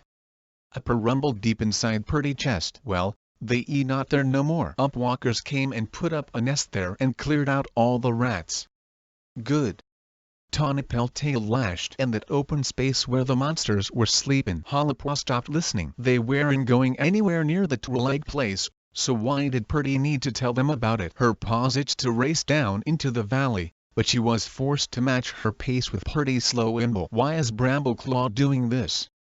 she muttered. "The tribe of Rushing Water could be wiped out while we hanging around here." "The tribe cats feel the same," J-Paw mewed. Talon boiling under his fur. Hollipwa didn't need her brother perceptiveness to tell her that. Brook just looked unhappy, but Night and Talon were whispering fiercely together, their neck fur bristling. If Brambleclaw didn't pick up the pace soon, there would be a quarrel. The sun rose above the trees and Hollipwa was grateful for the cool grass brushing against her flanks. Bees buzzed among the clover while birds swooped and cried in the clear blue sky. A little way ahead, a cluster of grayish-white animals cropped the grass. "Look, sheep." Breezepaw pointed to them with a flick of his tail. "That means there must be a Twileg farm near here." "We know," Hollipwa retorted. She was going to be friendly with Breezepaw, even if she did agree with him about Purdy. "We seen sheep before, thanks." In Wine Clan, Breezepaw began in superior tones. "There's something else," Lionpaw interrupted. "Another animal scent, but I never smelled it before." Hollipwa halted to taste the air. Lionpaw was right. Apart from the cats around her, the sheep, and a distant trace of dog, she picked up something different. She couldn't see anything, but her paws prickled with apprehension. Brambleclaw led the way around the flank of a hill, and the valley opened up below them. At the bottom of the slope was a cluster of Twileg nests, surrounded by a fence. The strange scent grew stronger. Hollipwa felt her pelt begin to bristle as she spotted where it was coming from. Between the nests and the journeying cats was a group of big black and white animals. They had feet like pointed stones and long tails that swished through the air with a reedy hiss. "What are those?" Lionpaw asked, and for once Breezepaw had no reply. "They huge," Hollipwa mewed, trying not to sound as nervous as she felt. And they looking at us. Do you think they going to attack? She was poised to flee when she heard pretty rusty laughter. Don't you worry none, he rasped. They only cows. It okay. Squirrelflight glanced over her shoulder. We seen cows before. They won't do you any harm so long as you stay away from their huge feet. Even so, Hollipaw was relieved that Brambleclaw circled around to stay well away from the cows as they padded downhill, and happier still when the unfamiliar creatures were left behind. I can smell mice, Lionpaw announced as they drew near the twig nests. He raced to catch up to Brambleclaw and ask, "Can we stop and hunt? I starving." Hollipaw's jaws fluttered as she picked up the tempting scent. It seemed to be coming from the two biggest nests, set a little way away from the others. She scampered forward to join her littermate. "Please, Brambleclaw, I hungry, too." Brambleclaw hesitated, and it was Purdy who replied, "You don't want nothing to do why that place, young N.S. It dangerous." "Can you smell dogs as well as mice?" Brambleclaw nodded. "I can. Thanks, Purdy. We'll carry on until we find somewhere a bit safer." Lionpaw let out a hiss of annoyance. "I'm not scared of dogs," he muttered. "Neither am I," Breezepaw agreed. "We see them all the time on Wind Clan territory. They not dangerous if you know how to deal with them." "The Twi'legs probably keep the stupid things shut up anyway," added Lionpaw. "Purdy just making a fuss about nothing." "Yeah," meowed Breezepaw. "He only a Katippet, so he bound to be scared." "Toms," Hollipaw thought, shaking her head as she listened to her brother and the Wind Clan apprentice, on the same side for once. They went on muttering together as Brambleclaw led them into the shadow of a hedge. Hollipaw kept her ears pricked for the sound of prey. She thought she spotted movement in the thickest part of the hedge, but when she turned to look more closely a hawthorn branch snagged her fur and the small creature, whatever it was, vanished. Spitting crossly, she stopped to give her shoulder a quick groom, and spotted Lionpaw and Breezepaw, their bellies flat to the ground, creeping away in the direction of the farm. "Hey!" she called. "Where do you think you going?" Lionpaw signaled to her with his tail. "Quiet, for Star Clan's sake." Hollipaw cast a glance at the others. They had drawn ahead by a few fox lengths, and no cat had heard anything. Jaypaw was walking between Stormfern Brook and Han noticed the others leave. Hollipaw darted over to her brother and Breezepaw. "Where are you going?" "Keep your fur on," Lionpaw hissed. "We just going back to the farm. Every cat going so slowly that we can catch a few mice and be back before they miss us." "Come on," Breezepaw urged, nudging Lionpaw's shoulder. "I can taste those mice now." "Are you mouse-brained?" Hollipaw demanded. "What if you get left behind?" "We ought to stay together." "We won't get left behind," Lionpaw mewed. "That cat only a Katippet and an elder," Breezepaw put in. "He probably never caught a mouse in his life. Why should he tell us what to do?" "Brambleclaw told us what to do," Hollipaw pointed out. "He'll have your tails for fresh kill if he catches you." "We'll make sure he does and catch us." Lionpaw amber eyes glowed with a strange light. A shiver ran through Hollipaw from her ears to her tail tip. She didn't want to let her brother go off in this mood, especially with Breezepaw, who already shown he could and be trusted in a crisis. But she knew that she could and stop him, unless she told the senior warriors what he was planning. "Okay," she mewed. "I coming with you." Breezepaw glared at her. "No cat invited you." "Let her come." Lionpaw rested the tip of his tail on Hollipaw's shoulder. "3 will be better than 2 when we searching for prey. And Hollipaw is one of the best hunters in the clan. She nearly as good as Sandstorm." "Okay, then," Breezepaw mewed ungraciously. Hollipaw cast another glance up the line of the hedge. The other cats had disappeared, though their scent told her they weren't far away. "Come on," Lionpaw whispered. He spun around and raced across a stretch of open ground toward the two-leg fence. Hollipaw and Breezepaw followed, the grass brushing their belly fur and their tails streaming out. Hollipaw pricked her ears for yells of anger behind them, but all was quiet. The fence was made of the same shiny stuff as the fence around the horse place. Lionpaw flattened himself to the ground and wriggled underneath the lowest strand, springing to his paws as soon as he reached the other side. "Hurry up," he urged. Hollipaw wriggled underneath, feeling the shiny fence stuff scrape against her back, and remembering her mother's story of getting stuck on a fence like this during her first journey. Her paws tingled with the fear that she would get stuck too. Then she was safely through, and Breezepaw was scrabbling under the fence after her. Lionpaw was already racing down a narrow gap between the two egg nests. Water flooded Hollipaw's mouth again at the overwhelming scent of mice. Following her brother, she halted briefly at the edge of another open space, this one covered with stone. Opposite where the three apprentices were standing was one of the big egg nests. Across the entrance was a wooden barrier that stood slightly ajar. Inside, the nest was dark. Lionpaw glanced around. Although Hollipaw's could scent both dogs and eggs, there was no sign of either. Get on with it, Breezepaw muttered. Lionpaw signaled with his tail, and the three young cats bounded across the open space and slipped through the gap into the nest. Once inside, Hollipaw's stood still, panting from exertion and fear, until her eyes got used to the dim light. The walls of the nest were made of rough stone. Light angled in from the entrance and from a few narrow gaps high in the walls. Dust motes danced golden in the greenish rays, but the rest of the nest lay in shadow. The scent of mouse was stronger still, but Hollipaw's was too edgy to hunt. She turned and looked back the way they had come. Behind her she heard the scamper of paws, and a thin shriek that cut off abruptly. First kill, Breezepaw declared with glee. Hollipaw's glanced back to see him crouched over the body of a plump mouse. Lionpaw had dropped into the hunter crouch, his haunches waggling from side to side and his eyes fixed on something in the shadows. Hollipaw's bit back a gasp as she made out the shape of an enormous rat. It was nearly as big as Lionpaw. Lionpaw pounced.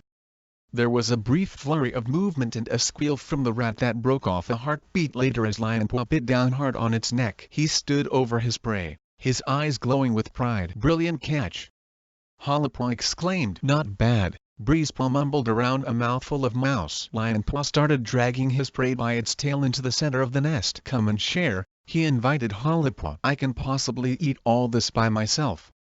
Thanks, Hollipaw's broke off at the sound of movement from outside and a sudden sharp scent. For a couple of heartbeats she stared, frozen, at the gap leading out into the open. She couldn't see anything, but she heard snuffling at the bottom of the wooden barrier, the thud of heavy paws, and a low-pitched growling. Breezepaw's eyes stretched wide. Dogs. See Chapter 17. We got to get out. The Wine Clan apprentice abandoned the remains of his mouse and bounded toward the entrance, only to skid to a halt a couple of fox lengths away. Three skinny black and white shapes had appeared in the gap, their jaws hanging open and their eyes shining as they surveyed the cats. One each. Lionpaw's voice was dry with fear. Great. Hollipaw looked around. There were no other entrances to the nest and no gaps in the stone walls, except for those where the light came in, too high for a cat to leap. The dogs began to creep forward, their heads lowered and their legs bent, ready to sprint after the cats. Now I know what prey feels like, Hollipaw thought. She and the two toms backed away nervously. Try to dodge around them, Lionpaw mewed quietly. If we can get out, we can outrun them. The first dog leaped forward. Hollipaw spun around and fled, imagining she could feel its breath hot on her hind paws. Her muscles flexed as she tried to make her legs move faster, but she was tired from journeying, and her paws slipped on the dusty stone floor. Ahead of her, at the far end of the nest, was an enormous pile of dried grass. Despairingly Hollipaw wondered if they could hide in it, but she knew the dogs would be able to plunge into it and drag them out. Beyond it was the bare wall. Why did we let ourselves get trapped? I can't believe we were so stupid. StarClan, help us, she panted, but at the same time she hoped the Starry Warriors weren't watching and didn't know how disobedient they'd been. Up here. The yowl came from above her. Glancing up, she spotted a cat head and shoulders in one of the narrow slits high in the wall. Her jaws gaped in astonishment. It was pretty. Climb the hay, the old cat urged. Do you want to stay and be eaten? Lionpaw flung himself at the pile of dried grass and began to claw his way up it. Hollipaw plunged after him, just as she heard the snap of teeth a mouse length from her hind paws. Behind her she heard a shriek. Glancing back she saw Breezepaw trying to climb, only to be dragged back by a dog with its teeth fastened in his tail. Hollipaw tensed. She would have to go back and help. She didn't like Breezepaw, but he was a clan cat, and she could and abandon him to be torn apart. But before she could scramble down, Breezepaw gave a panic-stricken heave, tore his tail free, and struggled upward, away from the gaping jaws. The dogs tried to follow him, but they were too heavy for the piled grass to bear their weight. They floundered around in it, snuffling and slavering over the trail of Breezepaw blood. Hollipaw fought her way up again, half buried in the grass. It caught in her pelt. Seeds got into her nose and made her sneeze. Just ahead of her, Lionpaw reached the slit where Purdy waited. The old tabby grabbed him by the scruff and pulled him through, then dropped him somewhere out of Hollipaw's sight. He reached for Hollipaw, grabbed her, and swung her off all four of her paws into the air. In a blur of fear she thought she would fall all the way to the ground. She tensed herself for the impact, only to drop, juddering, onto a sloping red roof a couple of tail lengths below the slit in the wall. Caught off balance, she felt herself slipping to the edge, until Lionpaw thrust himself in front of her and brought her to a halt. "Thanks," she gasped. Looking back, she saw Purdy hauling Breezepaw through the gap. "What about my tail?" the Wine Clan cat complained as Purdy dropped him to join the others. "It bleeding." "Shut up and follow me," Purdy meowed, leaping down beside them with a thump. "Or you'll have more to worry about than your tail." "This way," he added, creeping to the edge of the roof. He jumped down onto the edge of a container filled with water, and from there to the ground, gesturing urgently for them to follow. Lionpaw went first, leaping down easily. Hollipaw followed him with more caution, imagining the cold shock of a plunge into the water. Breezepaw landed beside her and immediately flicked his tail forward to examine the ragged and bleeding end. "Stop that," Purdy hissed. "We's got to run." A flurry of yelping sounded from inside the nest, followed by the thunder of paws breaking out into the open. Purdy took off, running as fast as any warrior, back the way the apprentices had come. The apprentices raced after him. Hollipaw's heart pounded even harder as they approached the fence. Would they be able to squeeze through before the dogs caught them? But Purdy led them to a different part of the fence and shoved Lionpaw roughly through a hole. Hollipaw scrambled through after him. It was easier and faster than squeezing underneath. Breezepaw followed, and last of all Purdy, who turned to face the dogs as they came bounding up, barking fit to wake Star Clan. "Get back to your upwalkers," he taunted them. "Ask them to feed you. You won't get no cat today." Hollipaw didn't think the dogs understood him. They flung themselves at the fence, but it didn't give way, and the hole was too small for them to get through. A moment later a two-leg appeared around the corner of the nearest nest and yelled at them. The dogs' barking changed to whines and they slunk away, casting furious glances back at the cats. "Right, let go," Purdy meowed. He led them back to the shelter of the hedge, where all three of them collapsed in the long grass. Hollipaw closed her eyes. When she opened them again Purdy had gone. Instead, Brambleclaw and Crowfeather were standing over her. "Are the three of you completely mouse-brained?" Brambleclaw's voice was icy. "You were told there were dogs at the farm, yet you still go putting yourselves in danger. And for what? A few mice?" "Sorry," Hollipaw muttered, unable to meet her father's gaze. "We weren't thinking," Lionpaw confessed. "Obviously," Brambleclaw retorted. "It's not all our fault, though." Breezepaw looked up from licking his tail. "If you hadn't let us get so hungry none of you has ever known what it means to be really hungry," Crowfeather spat. "And I hope all three of you have thanked Purdy," Brambleclaw continued. "You lucky he guessed where you gone. If he hadn't we could have found our own way up the hay," Breezepaw interrupted. "We don't owe anything to that crazy old cat."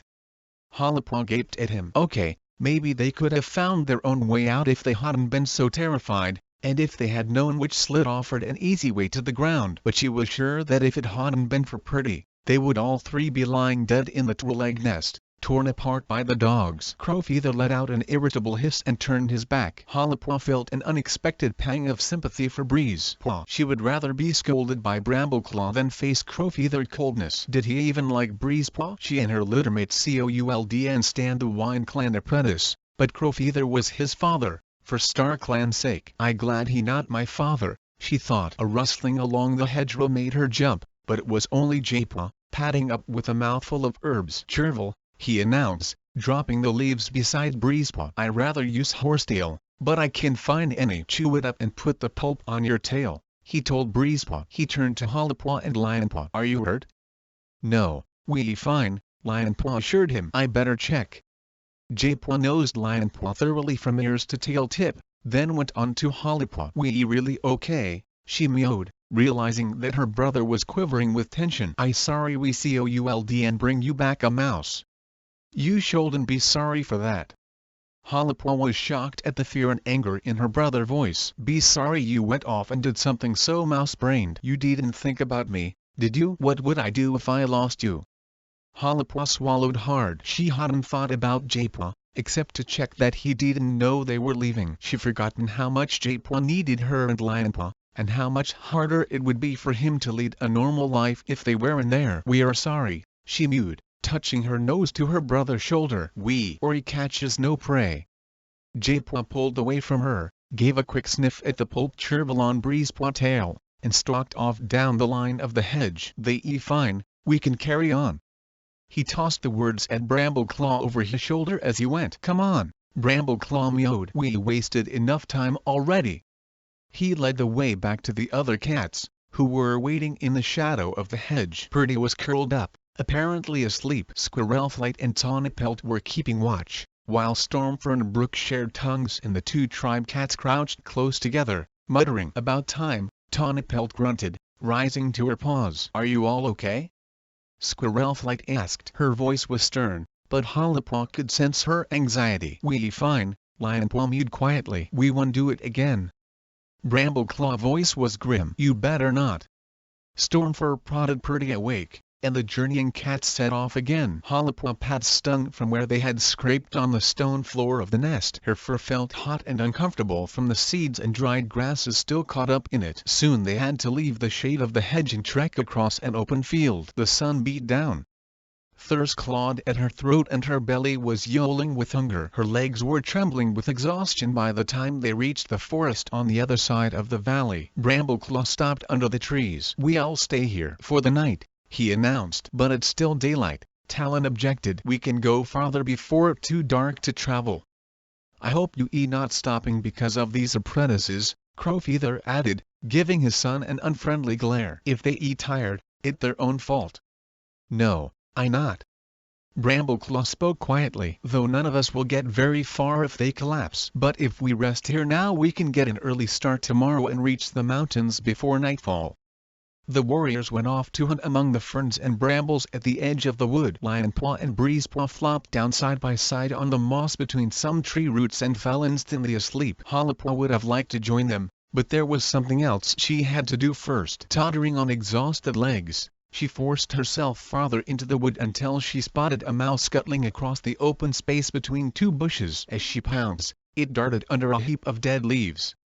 She scrambled after it and managed to trap it between her claws. That was a really messy kill, she thought, though she was almost too tired to care. Picking up the limp body, she padded back to the edge of the wood where Purdy was crouching, his paws tucked under him as he gazed with slitted eyes across the valley. One amber eye opened wider as she approached. "What do you want?" he asked. Hollowpaw had expected him to be hostile, but his voice was gentle, even friendly. "I brought you this." She dropped the mouse in front of him. "Food, and something else." She scraped the grass with one forepaw, suddenly embarrassed. I could and help noticing you got lots of ticks," she stumbled. "I'll get them off, if you like." Purdy raised one hind leg and scratched vigorously behind his ear. "Iwould and say no."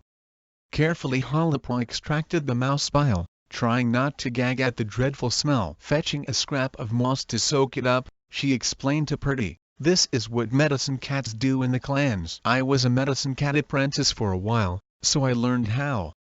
"That's certainly some smell," Purdy mewed, turning his face away as Hollowpaw began dabbing the bile on the ticks that swelled among his rumpled tabby fur. But he kept still and let out a sigh of relief as the creatures started to drop off. "Don your two legs take care of your ticks?" Hollowpaw asked as she worked. Purdy shook his head. "My upwalker died. I found a few others who feed me now and then, but they don't mess with my pelt. It don't bother me none," he added unconvincingly. Pity for him clawed Hollowpaw's belly. "So he not even a Katiput anymore. Just a loner who getting old." "There, I done," she told him. A rumbling purr started up in Purdy's chest. "Thanks, that feels a whole lot better," he mewed. "So that what you learn when you a medicine cat, eh?" "At least the clan cats get one thing right." "We all sorry about today," Hollowpaw mewed quietly. "We really grateful for what you did, coming to rescue us like that." "Erin nothing," the old cat responded. "Tackin' on them dogs, it made me feel young again." "I think there a lot we could learn from you," Hollowpaw told him. The old cat just gave an amused snort and bent his head to devour the remains of the mouse. Hollowpaw curled up beside him in the long grass, and the sound of his contented purr filled her ears as she slept. Chapter 18. Jaipua tried to sink his claws into the bare rock. The wind buffeted him, threatening to hurl him off the narrow ridge of stone where he clung, terrified. Above his head were the stars, cold and glittering. Around his paws nothing but shadows, blotting out everything but a few tail lengths of rock, sharp as a cat's spine. Somewhere in front of him the shadows parted and the cat paced toward him. Jaipua recognized the lumpy, hairless body and sightless eyes of rock. The ancient cat drew closer, balancing as easily on the thin claw of stone as if the forest stretched all around him. I hear, just like you said. Jaipua tried not to let his voice quiver. You told me to come to the mountains, remember? Rock shook his head. There should be 3 of you. There are 3 of us, Jaipua protested, glancing back over his shoulder to see if he could spot Lionpaw and Hollipaw. I must have left them behind on the climb. His last word rose into a terrified yowl as his paws slipped on the rocky ridge. He clawed frantically, but he could get a grip on the smooth stone. He felt himself plunging into the shadows, down and down. Wake up! Jaipua felt a paw jabbing him in the ribs. It was Lionpaw. For StarClan's sake, you thrashing around like a dying fish. Relief flooded over him. He was safe in his makeshift nest at the edge of the forest, and Lionpaw was with him. Tasting the air, he picked up Hollipaw's scent nearby and relaxed even more, shaking off the last clinging cobwebs of the dream. He struggled to his paws and arched his back in a long stretch. The chill of dawn crept into his pelt, and he could hear the other cats stirring around him. Brambleclaw says we can hunt, Lionpaw mewed, but we have to be quick. There's a long way to go if we're going to reach the mountains by nightfall. Jaipua was crouched on the dewy grass devouring a vole when he heard Tawny Peltpaw steps. It's time to leave, she announced. He gulped down the last couple of mouthfuls and padded over to join the other cats. Purdy, it's been great traveling with you again, Brambleclaw was meowing. And we especially grateful to you for rescuing those mouse-brained apprentices. But we can ask you to go any farther from your home. Calling out last goodbyes to Purdy, the cats set off through the trees. Lionpaw and Hollipaw came to pad along beside Jaipua, their pelts brushing his on either side. In contrast to the days before, they padded on intense silence as the sun climbed above the trees. Suddenly Hollipaw's tail on his shoulder brought Jaipua to a halt. He could feel the sun warmer on his pelt and a whisper of breeze stirring his whiskers. They must have reached the other side of the forest. It's amazing. Hollipaw whispered. What? Irritation pricked at Jaipua's pelt. Annoyance that he couldn't see whatever it was Hollipaw was mewing about. The mountains. It was Lionpaw who replied, his voice awestruck. They vast. It's this huge wall of stone, Hollipaw explained, all grey and steep and bare, apart from a few cracks with grass growing in them. Jaipua, I wish you could see. It goes up forever. I can even see the top, Lionpaw added. It's hidden in the clouds. Home. Brook whisper came from just in front of Jaipua. He sensed her mingled longing and fear. The same tension came from the other tribe cats. They must be scared of what lay ahead, facing intruders in the place they had always thought of as theirs and theirs alone. Tribe of endless hunting. The low murmur came from night. Watch over us and guide our paw steps. Jaipua shivered. Can StarClan still see us here? Even though he knew that one day he would have more power than StarClan, he felt exposed and vulnerable under an indifferent sky. We made good time, Talon meowed. We can climb up to our cave before dark. Are you sure? Squirrelflight's voice was doubtful. Remember, the apprentices are inexperienced climbers. We don't want to be stuck out on the mountain overnight. Are we going to be held up by the apprentices again? Talon retorted. Jaipua bristled at the anger in his tone, especially as he knew it was justified. What had Lionpaw and Hollipaw been thinking of, going into the barn like that and risking everything? The apprentices will be fine, Stormfur stated calmly. We can help them. What do you think, Brambleclaw? There was a pause before Brambleclaw replied. Okay, let go. Jaipua bounded beside his littermates as they crossed an open space. Gradually the ground began to slope upward. The grass beneath his paws grew thinner, and there were patches of loose soil mixed with grit that caught between his claws. Soon the slope was so steep that his paws started to slip. Mouse dung. He muttered, clawing for a grip. Here. Squirrelflight scent wreathed around him and he felt her tail guiding him to one side. His paws met solid rock. There a path we can follow, his mother mewed. There a drop on the side, so make sure your pelt keeps brushing the rock on the other. J-Paw padded behind Tawny Pelt with Squirrel Flight just behind him. He could scent his littermates a short way ahead. He began to feel more confident. This was a bit like climbing to the high ledge or making the journey to the moon pool. I can do those without any trouble. I'll be fine here. But as the path twisted higher into the mountains, his confidence began to ebb. He kept picturing the long drop his mother had warned him about, and knew that a single misstep would send him plummeting into the depths. Cold wind buffeted him, threatening to carry him off his paws. The rock was hard, and he couldn't to avoid the sharp stones that cut his pads. A harsh screech sounded from somewhere above. Startled, J-Paw stumbled, and only Squirrel Flight's shoulder, pushing up against his side, kept him on his paws. What was that? He gasped. An eagle, his mother replied. They can be dangerous, but that one is far away. It won't bother us. I wish it would, Stormfur called from behind. We all have a good meal then.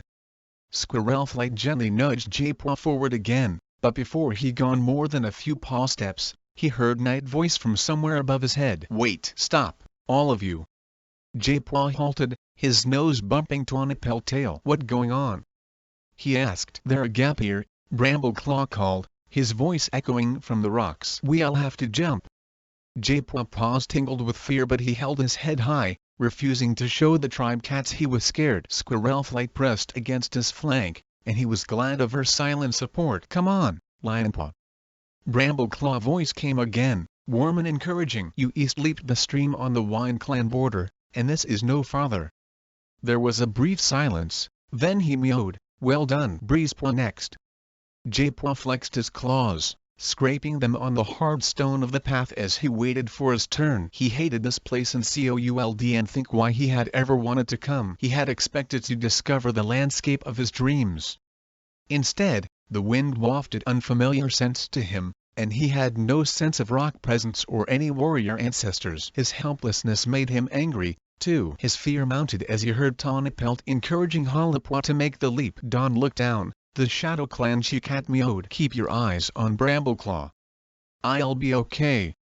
Hollipaw sounded tense. A moment later J-Paw heard a yowl of congratulations from Lionpaw and knew that his sister had made the leap safely. Tawny Pelt's sense suddenly faded, telling him that she too had jumped across the gap. Now there was no cat between him and the yawning abyss that he could imagine in front of his paws. The fur on his shoulders began to bristle. Now listen. Squirrel Flight was close beside him. The gap is a couple of fox lengths ahead and about 3 tail lengths wide. You jumped that far before. Take 3 paw steps for a run up, then jump. I right here, J-Paw, Brambleclaw called. I'll grab you as soon as you across. Okay, J-Paw called back, proud that his voice didn't shake. All his muscles tensed. I coming now. Not giving himself a chance to hesitate, he launched himself forward, his paws skimming the rock before his hind legs thrust him into the air. His heart pounded in a wild panic. Then his paws hit rock with a thud. He staggered and felt Lionpaw's shoulder steadying him. Great leap. His brother mewed. Practice a bit more and you'll be a flying cat. No way, J-Paw muttered. He stood still, forcing his breathing to steady and his pelt to lie flat again. By the time the rest of the cats had leaped across the gap, he was ready to go on, even beginning to feel pleased with himself. That would show the tribe cats whether a blind apprentice could make the journey. Now he sensed that their path led between towering walls of stone. The air around them was still, though he could hear wind whining among the rocks above. Their voices echoed and the rattle of loose stones dislodged by their paw steps sounded unnaturally loud. Best keep quiet, Talon meowed. We getting closer, and there might be intruders around. The path seemed to wind and curl back on itself. Once J-Paw heard the gurgle of falling water and his paws splashed through a shallow stream. His belly rumbled as he picked up the scents of prey. They were faint and sparse, and he wondered why any cats would want to live in such an unfriendly place, much less fight over it. He heard Breezepaw ask if they could stop and hunt, and Crowfeather snapped at him that there was no time. You might want to spend the night out here, but I done. There'll be fresh kill when we get to the cave. Brooke mewed. J-Paw wondered if she was right. And part of the tribe problem that the intruders were taking all their prey? He tried to sense the passage of time. Was the sun going down, filling the cleft where they walked with shadows? Back in the forest, there was so much to tell him when sunset was approaching. Changes in wind and scent, the fading of birdsong, the cool touch of grass blades as twilight covered them. Here there was nothing to guide him. The rocky path began to slope upward and the breeze picked up again, as if they were climbing out of the valley. Suddenly J-Paw heard a yowl from above his head. "Lionpaw, come up here. I can see forever." Holopaw's voice was full of excitement. Night gave a furious hiss. Talon growled, "I said quiet." "Holopaw, get down at once," Squirrelflight ordered. The cats halted. A couple of heartbeats later came the patter of paws and Holopaw's voice again. "Sorry, I forgot." But J-Paw didn't think she was sorry. Excitement was still rushing through her like a river in flood. "But it's awesome. You can see the whole world." "If you warned the intruders," Talon began and broke off. J-Paw was aware of something approaching. There was no sound, only a disturbance in the air that told him of swift movement. "Someone coming," he whispered. "It them," Talon mewed tersely. "Then we better get out of here," Brambleclaw began. Too late, Night interrupted him. "Keep together. Put the apprentices in the center."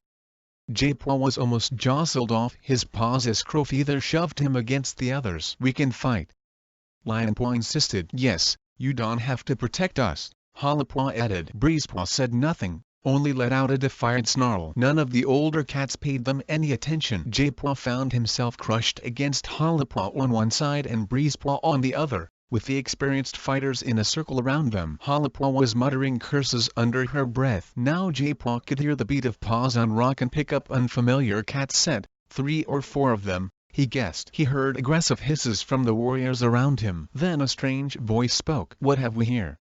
Chapter 19. Holopaw slid out her claws, muscles tensed to spring into battle. If she hadn't yelled like that, they might have been able to sneak past the trespassers. At least there were only 4 strange cats confronting them. If it came to a fight, there was no way the newcomers would win. They might have had an easy time with the tribe, but they would soon find out what it was like to mess with trained clan warriors. The cat who had spoken was a large tom. Dark stripes rippled on his silver tabby fur and his insolent amber eyes traveled lazily from cat to cat. His 3 companions pressed up close behind him, a skinny light brown tom with large brown and white she-cat with green eyes, and a young tortoiseshell with white streaks like lightning on her face. "I seen before," the silver tabby taunted Talon. "What are you doing, so far away from the waterfall? I didn't think you hunted in these parts anymore." The skinny brown cat gave him a nudge in the shoulder. "Do you think they scared, Stripes?" Stripes blinked slowly. "Flick, you could be right. I reckon they realized that the prey around here belongs to us." His tongue swiped across his jaws. "That was a great rabbit I had this morning. Good and fat, more than I could eat. You should show more respect for prey." Crowfeather snapped. Flick spat. "Who are you to tell us what to do?" Crowfeather lip curled to bare his teeth in a snarl. "Want to find out?" Brambleclaw touched the Wind Clan warrior's shoulder with his tail tip, a warning gesture. "We not looking for a fight," he murmured. Crowfeather cast him an angry glance but said no more, though his claws scraped the hard ground and his tail twitched. "What are you going to do with them, Stripes?" the skinny cat asked. Before the silver tabby could answer, Night took a pace forward. She was stiff-legged with fury, her pelt bristling. "You no right to do anything with us," she hissed. "You no right to come here and steal our prey." "Rights?" The brown and white she-cat spoke for the first time. "Who gave you the right in the first place?" "Well said, Flora," the skinny cat snickered. The brown and white cat question cut across Holopaw's fury. She had been ready to fight on behalf of the tribe. This was their territory, watched over by their warrior ancestors. But Flora question didn't have an answer. Maybe the tribe cats didn't have the right to drive out the intruders. "We not looking for trouble," Brambleclaw mewed quietly, resting his tail on Night bristling shoulders. "We just traveling to the waterfall. You should let us go in peace." Stripes and Flick glanced at each other, then Stripes took a pace back, gesturing up the valley with his tail. "We not trying to stop you." "Oh, no?" Holopaw thought. Their approach had been aggressive, bounding over the rocks with lashing tails and pelts fluffed out, until they realized that they had encountered too many cats to fight with any hope of winning. They could pretend all they liked, but she knew they would have attacked if they had met the tribe cats on their own. Brambleclaw dipped his head with cold politeness and led his group onward up the valley. The intruders watched them go, mockery in the eyes of the 2 toms. For a heartbeat Holopaw met the gaze of the young tortoiseshell, who had waited a little way behind the others, watching but not speaking. If she had been a clan cat, She would have been an apprentice. She might have been my friend. Breezepaw was clearly seeing nothing but enemies. As he stalked past the intruders he lashed his tail, letting out a furious spit. Instantly his father nudged his haunches, thrusting him ahead. "Are you mouse-brained? Do you want to cause a fight?" "They asking for it," Breezepaw mumbled. Hollipaw noticed that Lionpaw still had his claws unsheathed, as if for a couple of mouse-tails he would have sprung at the newcomers, but he didn't make his hostility as obvious as Breezepaw. All the way up the valley Hollipaw felt the eyes of the intruders boring into her back. She let out a sigh of relief when she rounded a jutting spur of rock and they were left behind. Around her she could feel the other cats beginning to relax, too. "This is dreadful," Brooke exclaimed. "Do these cats think they can tell you where you can go? Are the tribe cats prisoners in their own cave?" "It not quite as bad as that," Knight replied. "But they thought they could order us around." "Can you still get out to hunt?" Talon padded up to Brooke's side. "It's true, the intruders are getting more and more confident. They come right up to the waterfall to take prey now." "They know we can stop them," Knight added bitterly. "What does Stoneadler think?" Brooke asked. Talon shrugged. "He says we shouldn't challenge them, for our own safety." "What good is that?" Hollipaw wondered. "Stoneadler is the tribe leader. He should do something." Brooke shook her head, dropping back a few paces so that she could brush Pelts with Stormfur as they continued up the valley. The Grey Warrior had been silent through the encounter with the intruders. His eyes were full of sorrow.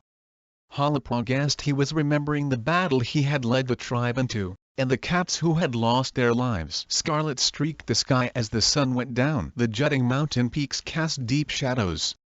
In the open the rocks looked as if they were bathed with blood. Hollipaw shivered, imagining she could hear the shrieks of cats dying in battle. A ridge of broken rock blocked the entrance to the valley. Hollipaw reached the top after a hard scramble and stood looking out across a range of bare rock and plunging precipices, as far as she could see in all directions. A stiff breeze ruffled her fur, and she tried to dig her claws into the rock to keep her balance. She could imagine where cats might live in this stony wilderness. Talon padded toward one end of the bridge, overlooking a shelf of flat rock. "This way," he called. The other cats began to follow him, except for Breezepaw, who bounded off to one side. "This way looks quicker."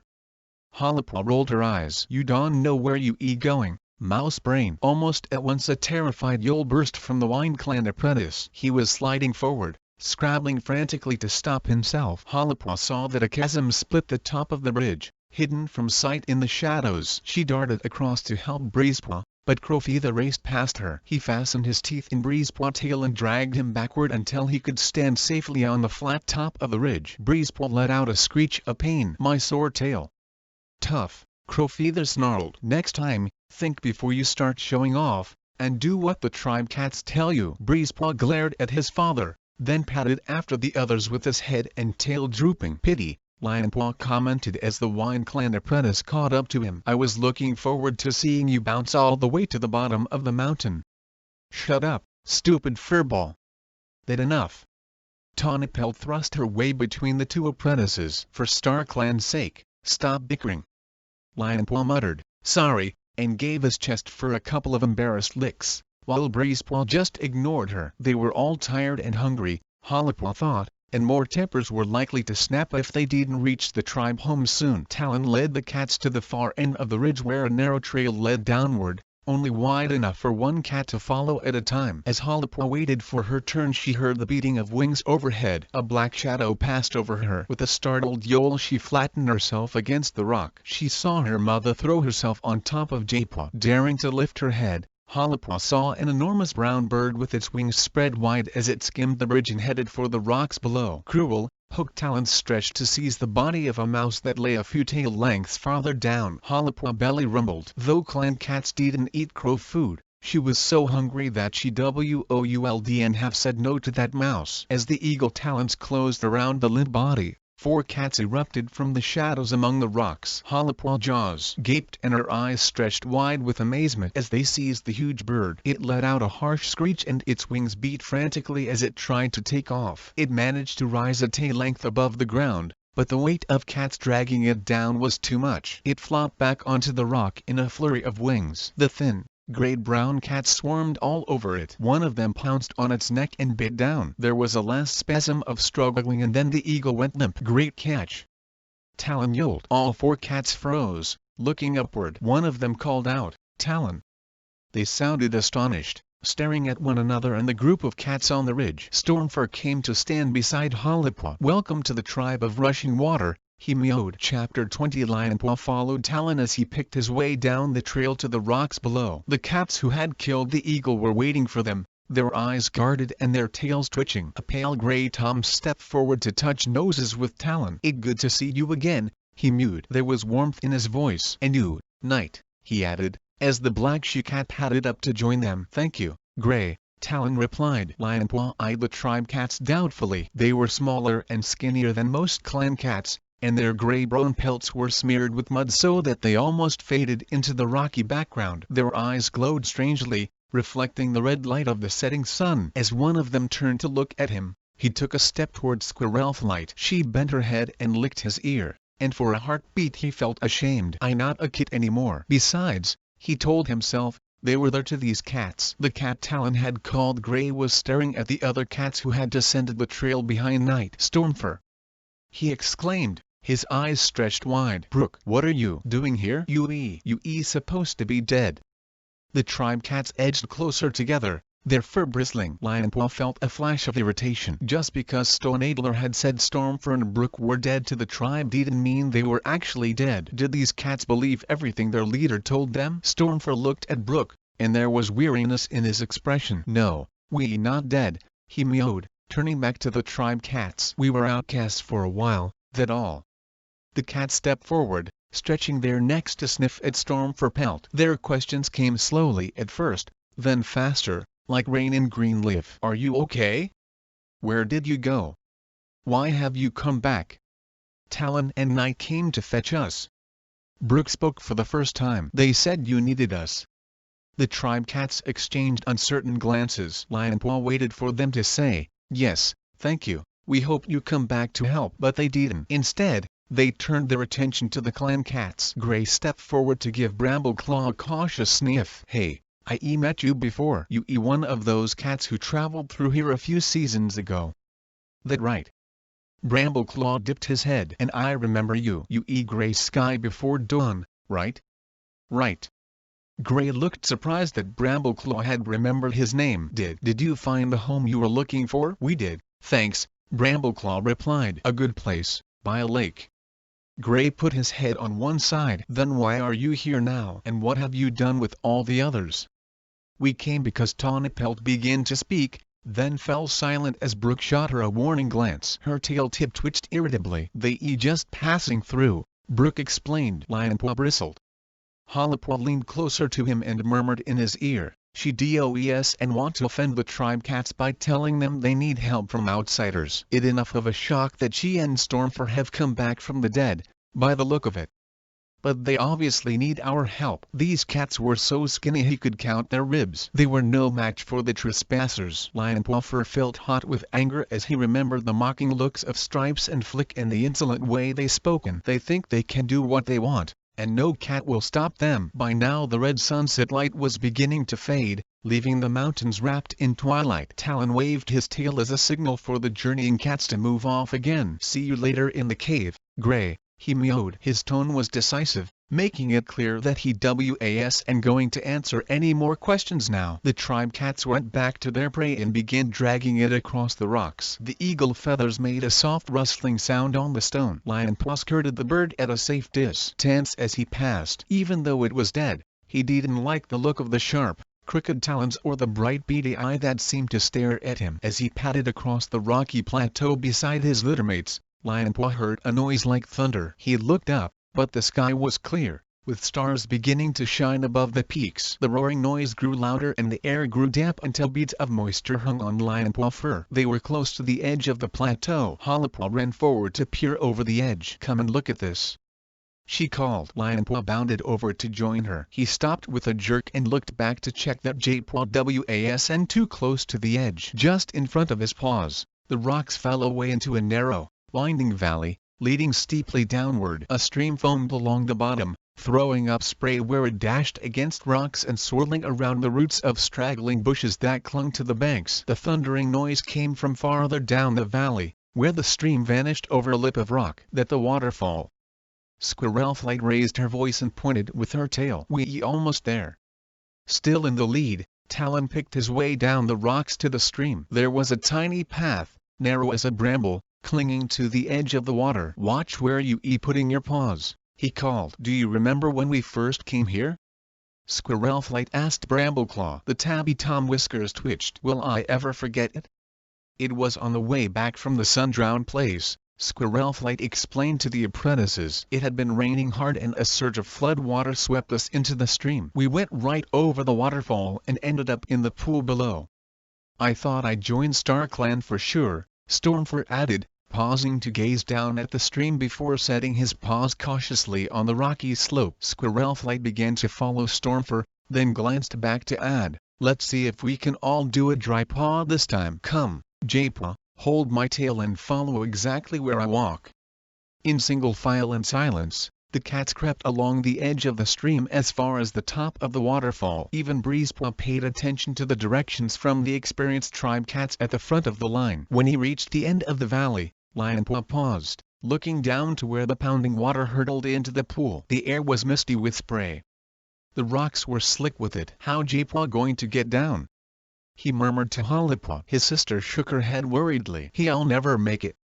Then Lionpaw heard a yowl of protest. Brambleclaw had picked up J-Paw by the scruff and was edging downward with the young cat dangling from his jaws like a kit. "I can do it by myself," J-Paw hissed, furious. Squirrelflight, already safely down, watched with her tail tip twitching. "Keep still, or I'll throw you in the pool," she warned him. Lionpaw leaned close to whisper into Hollypaw's ear. "Don't say a word about this to J-Paw. He turn us into crow food."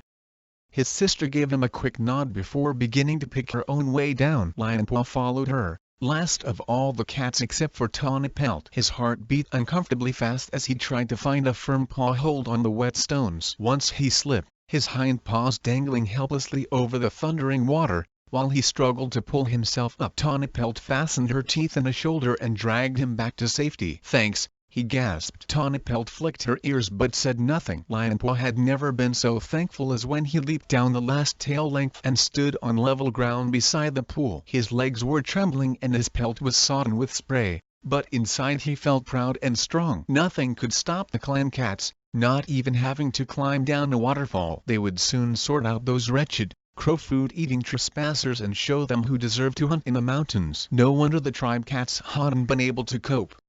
From what he's seen, they were too small and skinny to have real fighting strength. Talon and Knight had done the right thing by asking the clans for help. They were the tribe of Rushing Water only chance. Several tribe cats were lurking behind the rocks around the pool and peeping out nervously to watch the newcomers. Lionpaw tried to pretend he hadn't noticed them. He didn't like being studied as if he were an unusual bug, with suspicion as well as curiosity. These cats should be acting a lot more grateful that the clan cats had come all this way to help. Crowfeather had wandered away from the rest of the group and was sitting with his head bowed beside a heap of stones on the other side of the pool, underneath a twisted tree. "What Crowfeather doing?"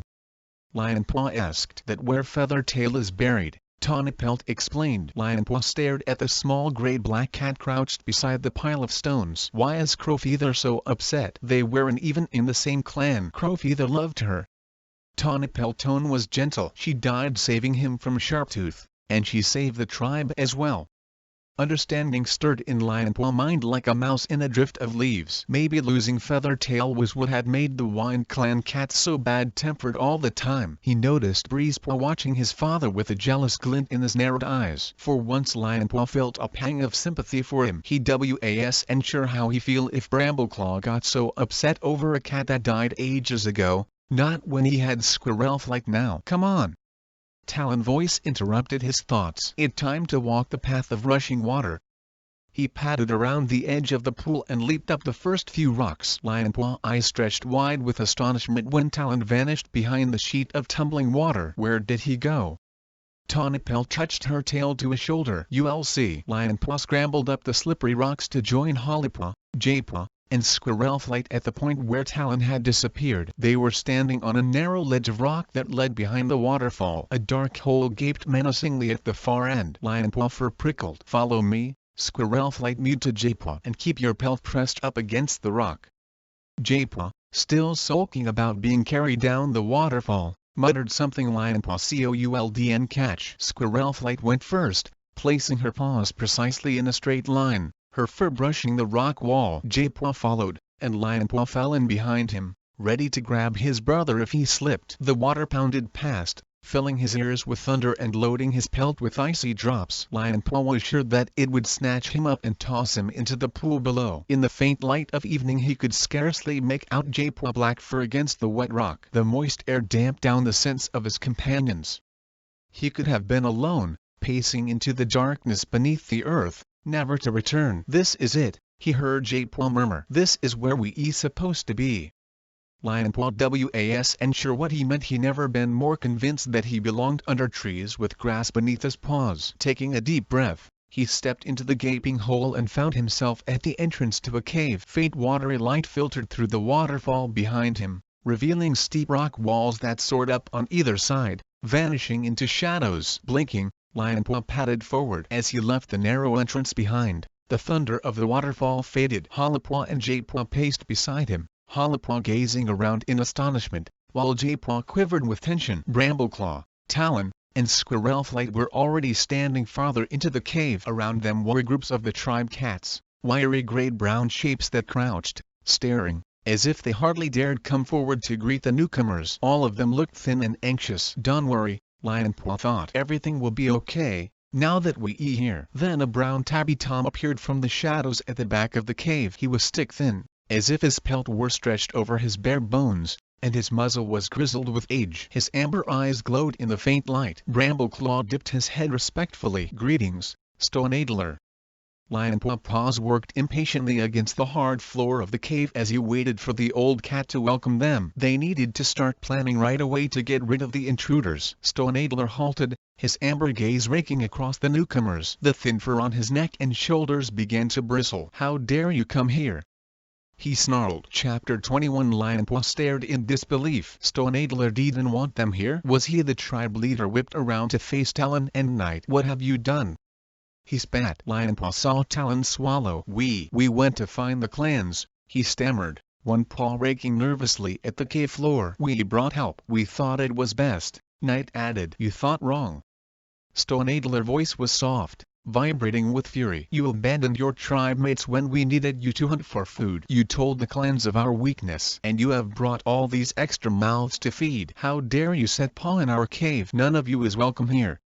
Stormfur and Brook, who had followed Lionpaw and the other apprentices into the cave, padded forward until they stood in front of Stoneadler. The old cat eyes narrowed. "You are Stormfur?" didn't flinch. "No, we are not. And we are still loyal to the tribe of Rushing Water, whatever you might think." "We have to help you," Brook pleaded. But Stoneadler's eyes were cold as the stone around him. "I banished you from the mountains with good reason. Do you think I did it lightly?" "No, but our ancestors willed it so." "Then our ancestors were wrong." Brook's amber eyes glowed. "The tribe is suffering even more than when we left. The trespassers are even more arrogant. We met a group of them on our way here. They behaved as if the mountains were their territory and they could drive us off if they wanted." "We have come to help," Stormfur insisted. "You need us." "Need you?" Stoneadler echoed scornfully. "What do you think you can do? Too many lives have been lost already. Too much blood spilled, and that was your doing. You told us we needed a show of strength to defend our territory, but it didn't work." "But there was no territory," Brambleclaw pointed out, taking a pace forward to stand beside Stormfur. "You need to mark your borders." "We have never done that," Stoneadler snapped. "That is not the way of the tribe, and Stormfur knows it."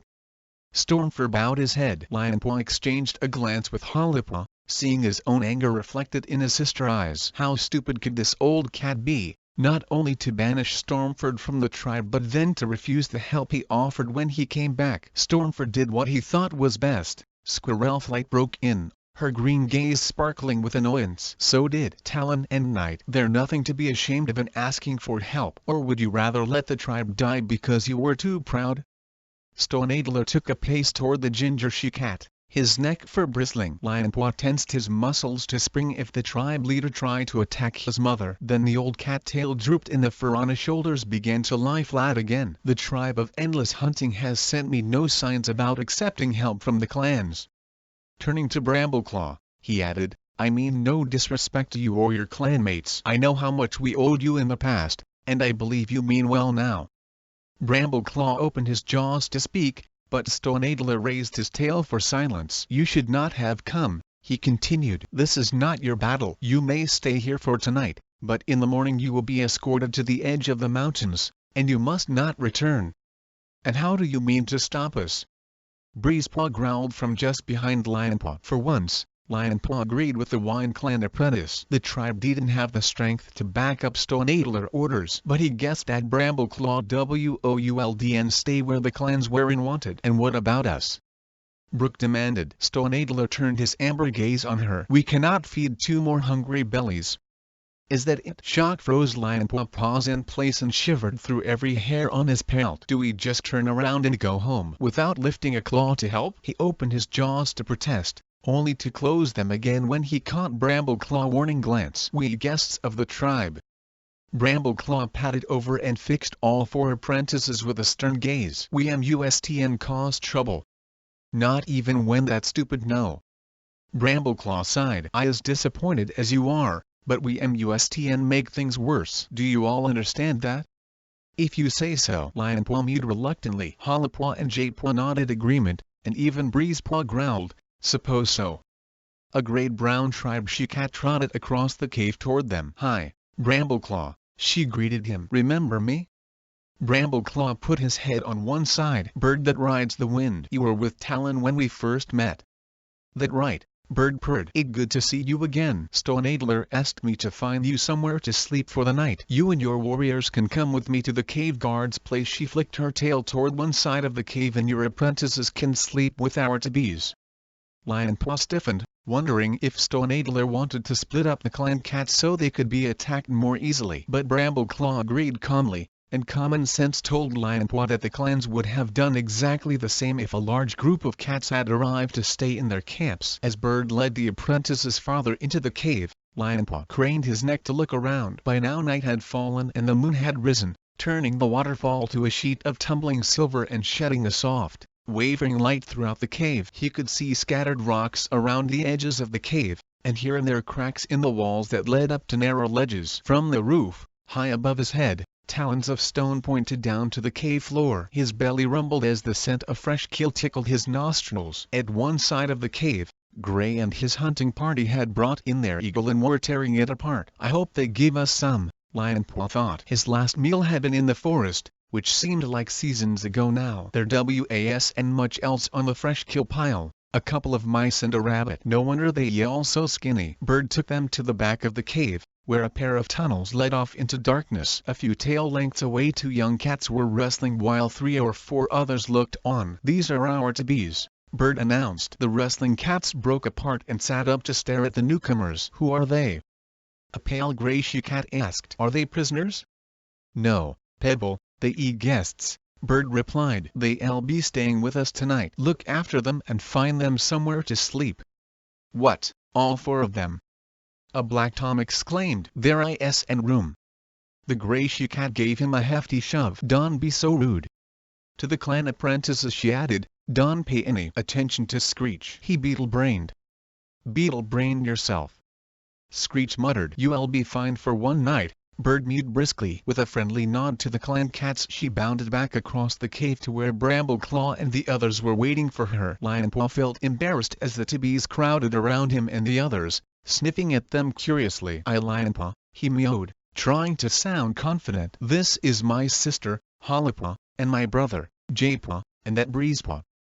The gray she-cat dipped her head and stretched out one paw. The gesture surprised Lionpaw, though he had to admit it looked polite. I am Pebble that rolls down mountain, she told them, and this annoying furball is my brother, Screech of Angry Owl. Screech curled his lip at his sister, before extending his paw in the same polite gesture. Lionpaw dipped his head in return, hoping the tribe to-bes would and think he and the others hadn't been mentored properly. I splash when fish leaps, a small tabby she-cat added, bouncing up with her stubby tail sticking straight up. The other to-bes hung back, giving the newcomers doubtful looks. You come a long way, Pebble commented. I never scented cats like you before. Hollypaw began to tell the story of how Talon and Night had come to fetch them, But before she had reached the start of their journey she was interrupted by the prey hunters who padded over carrying pieces of the eagle in their jaws. There! Gray dropped his prey in front of the tabbies. Plenty for all of you. Thanks. Screech swiped his tongue around his lips. This'll be the first decent meal we had in ages, he added quietly to the visitors. The intruders take all our prey, Pebble explained sadly. They watched us to see how we hunt, and now they learn to do it themselves. There aren't enough eagles to go round. Wait till I a prey hunter, Screech boasted. I'll soon find enough prey to feed all the tribe. Yes, when eagles learn to talk. His sister snapped. Lionpaw was afraid they would all have to wait to eat until the brother and sister had finished arguing. It seems really strange to us, he began, hoping to distract them. We don't split up the duties like that. We all hunt and fight. It can come naturally to you, Splash mewed. Learning all that must be really tough. It is, Hollowpaw agreed, to Lionpaw's surprise. But it's fun, too. Stoneadler chooses where we'll be, Pebble told her. Kids who look big and strong get to be cave guards, and ones that look like they'll run fast and leap high become prey hunters. I'm going to be a cave guard. Yes, fine, but when do we get to eat? Lionpaw Belly was yowling in protest. He knew all this stuff anyway, from what Brooke had told them back in ThunderClan territory. To his relief, Pebble and the other tabbies began dividing up the fresh kill. The tribe tabbies split into pairs. Each cat took a bite out of its own piece of prey, then exchanged the food with its partner. Maybe we better do that, Hollowpaw whispered, or they'll think we really rude. Okay, Lionpaw mewed. You share with Jaypaw, I'll have Breezepaw piece. Do what? Jaypaw asked irritably. Pray, let eat. Hollowpaw crouched close to Jaypaw's ear to explain to him what was happening, while Lionpaw tried not to make a face at the thought of eating prey that Breezepaw had bitten into. Why's she telling your brother what to do? Pebble asked, raising her head from the fresh kill she was devouring. Why can't he just copy us? Lionpaw glanced uneasily at his brother, knowing how much Jaypaw hated it when cats talked about him as if he were in there. Well, because he blind. Pebble's eyes stretched wide. Wow, that's really weird. How does he manage? Screech asked curiously. Do you have to lead him around by the tail? Lionpaw saw his brother's ears flatten. His jaws opened for a stinging retort, but Hollowpaw slapped her tail across his muzzle. Jaypaw furiously spat out a mouthful of fur. He may be blind, but he not deaf, Lionpaw mewed, feeling annoyed for his brother but not wanting to start a quarrel. And he manages just fine. Haven't you ever seen a blind cat before? No, Pebble replied, as if Lionpaw was foolish even to ask. How can your clan ever let him out on his own? Lionpaw saw what she meant and shuddered. A blind cat wouldn't last long in this rocky place. Even if it managed to avoid an eagle talons, it would probably fall over a precipice. Jaypaw training to be a medicine cat, Hollowpaw put in, a touch of defensiveness in her tone. Pebble looked even more astonished at that, and most of the other tabbies pricked up their ears to listen. That impossible! Splash exclaimed. How could a blind cat lead your clan? What? Lionpaw exchanged a glance with Hollowpaw. He wouldn't be leader. But you. Oh, I see. The puzzled look in Pebble's eyes cleared. In the tribe Stoneadler is our healer, and he picks out the cat who will be healer after him. But I suppose you do things differently. We have a leader and a medicine cat, Breezepaw explained, in a superior tone. Weird, murmured Screech. Privately Lionpaw thought the tribe way was even more weird. How could Stoneadler make good decisions when he didn't have a medicine cat to advise him? It didn't look as if he even had a deputy. Maybe the tribe could have come up with a solution to the problem of the intruders if every cat was and so convinced that they had to do exactly what Stoneadler told them. Hi, how are you getting on? Lionpaw jumped when he heard Squirrel's light voice. She had padded up unseen behind him. Fine. Thanks. He tried to sound convincing. Great. But I think it's time you settle down to get a good night's sleep. It looks like we'll have a long journey tomorrow. Lionpaw gulped his last bite of eagle and glanced up at his mother. She didn't look like her normal cheerful self. Her tail trailed on the ground and her eyes were anxious. He guessed she felt they had made a huge mistake by coming so far, only to be turned away. Reaching up to brush his muzzle against hers, he wished he could comfort her and tell her that these stupid tribe cats should be glad of their help, but it wasn't possible in front of all the tabbies. Okay, he mewed. "We'll see you in the morning." Squirrelfly brushed his shoulder with her tail, bent over to give Hollypaw and Jadepaw a swift lick around the ear, and patted softly away. Lionpaw Gaze followed her as she headed across the cave to the other warriors, wishing he could be with them instead of a bunch of strange to-bes. "Come on," Pebble mewed, flicking his ear with her tail. "I'll show you where to sleep." She led the apprentices to a place where several shallow dips had been scooped out of the cave floor. They were warmly lined with moss and feathers. "Choose any," Pebble invited them. Lionpaw curled up in one of the larger hollows with Hollypaw and Jadepaw. At least the sleeping place was comfortable. For a moment he could almost believe they were back in the ThunderClan nursery. But in the nursery he had never had so many worries to keep him awake. He lay with his eyes slitted, watching the constantly changing light flickering over the cave walls and listening to the endless rumble of the waterfall. So much for standing on the hill overlooking the lake and feeling as if he could do anything. Their journey had come to nothing. These strange, proud cats were turning them away without even giving them the chance to help. Lionpaw let out a sigh. He had been desperate to make this journey for so long, to see the mountains for himself, and now that he was here, he just wanted to go home. Chapter 23 Jadepaw heard his brother sigh and felt disappointment rolling off him like the waves on the lake shore. He had picked up the same feeling from Hollypaw before she fell asleep, but he could and share it. They had made it as far as the mountains, which was the main thing that mattered to him. His only worry was that he would be forced to go home before he had learned the secrets that awaited him here. He lay quietly in the warm nest, trying to build up a picture of the cave. He could locate the waterfall from the sound it made and identify where the cats were from their scent. There was a difference between cave guards and prey hunters, he discovered, just as there was between clan and tribe. Beneath their scents, he felt battered by the tribe emotions, their sense of fear and vulnerability in a situation they could not control. And in addition, a desperate weariness, as if they were ready to give up their claim to live in the mound. Where are their ancestors? Jadepaw wondered. Why aren't the tribe of Endless Hunting doing something to help? The image of Stoneadler rose in his mind, the grizzled tabby he had seen when he shared Brook, memory of the battle and storm for banishment. The roaring of the waterfall grew louder, pulsing in his ears, until suddenly his eyes flicked open. He was standing on the exposed rocky outcrop where he had confronted rock before. Stars glittered frostily above his head and an icy wind ruffled his fur. Stoneadler stood barely a tail length away, with his back to him. Jadepaw darted into the shadow of a rock and peered out. Along the spine of stone another cat was approaching, a slender tabby like most of the tribe cats, but with a shimmer of stars in his fur. Jadepaw pressed himself farther into the shadows. This must be one of the tribe ancestors, from the tribe of Endless Hunting. Curiously he wondered why Rock had brought him here in his earlier dream, if it was a place sacred to the tribe. Stoneadler waited until the ancestor stood a fox length away from him, then dipped his head. "Greetings," he mewed. "What guidance have you come to give me?" For a moment the ancestor did not reply. Jadepaw thought there was an air of defeat about him, as if even the tribe of Endless Hunting was sick of the fighting and ready to give up. "I have no guidance," the ancestor replied at last. "Never in the tribe history have we tried to fight an endless battle. Until now, the mountains have been protection enough." His sigh was like the whisper of wind over the rock. "We can see no end to it."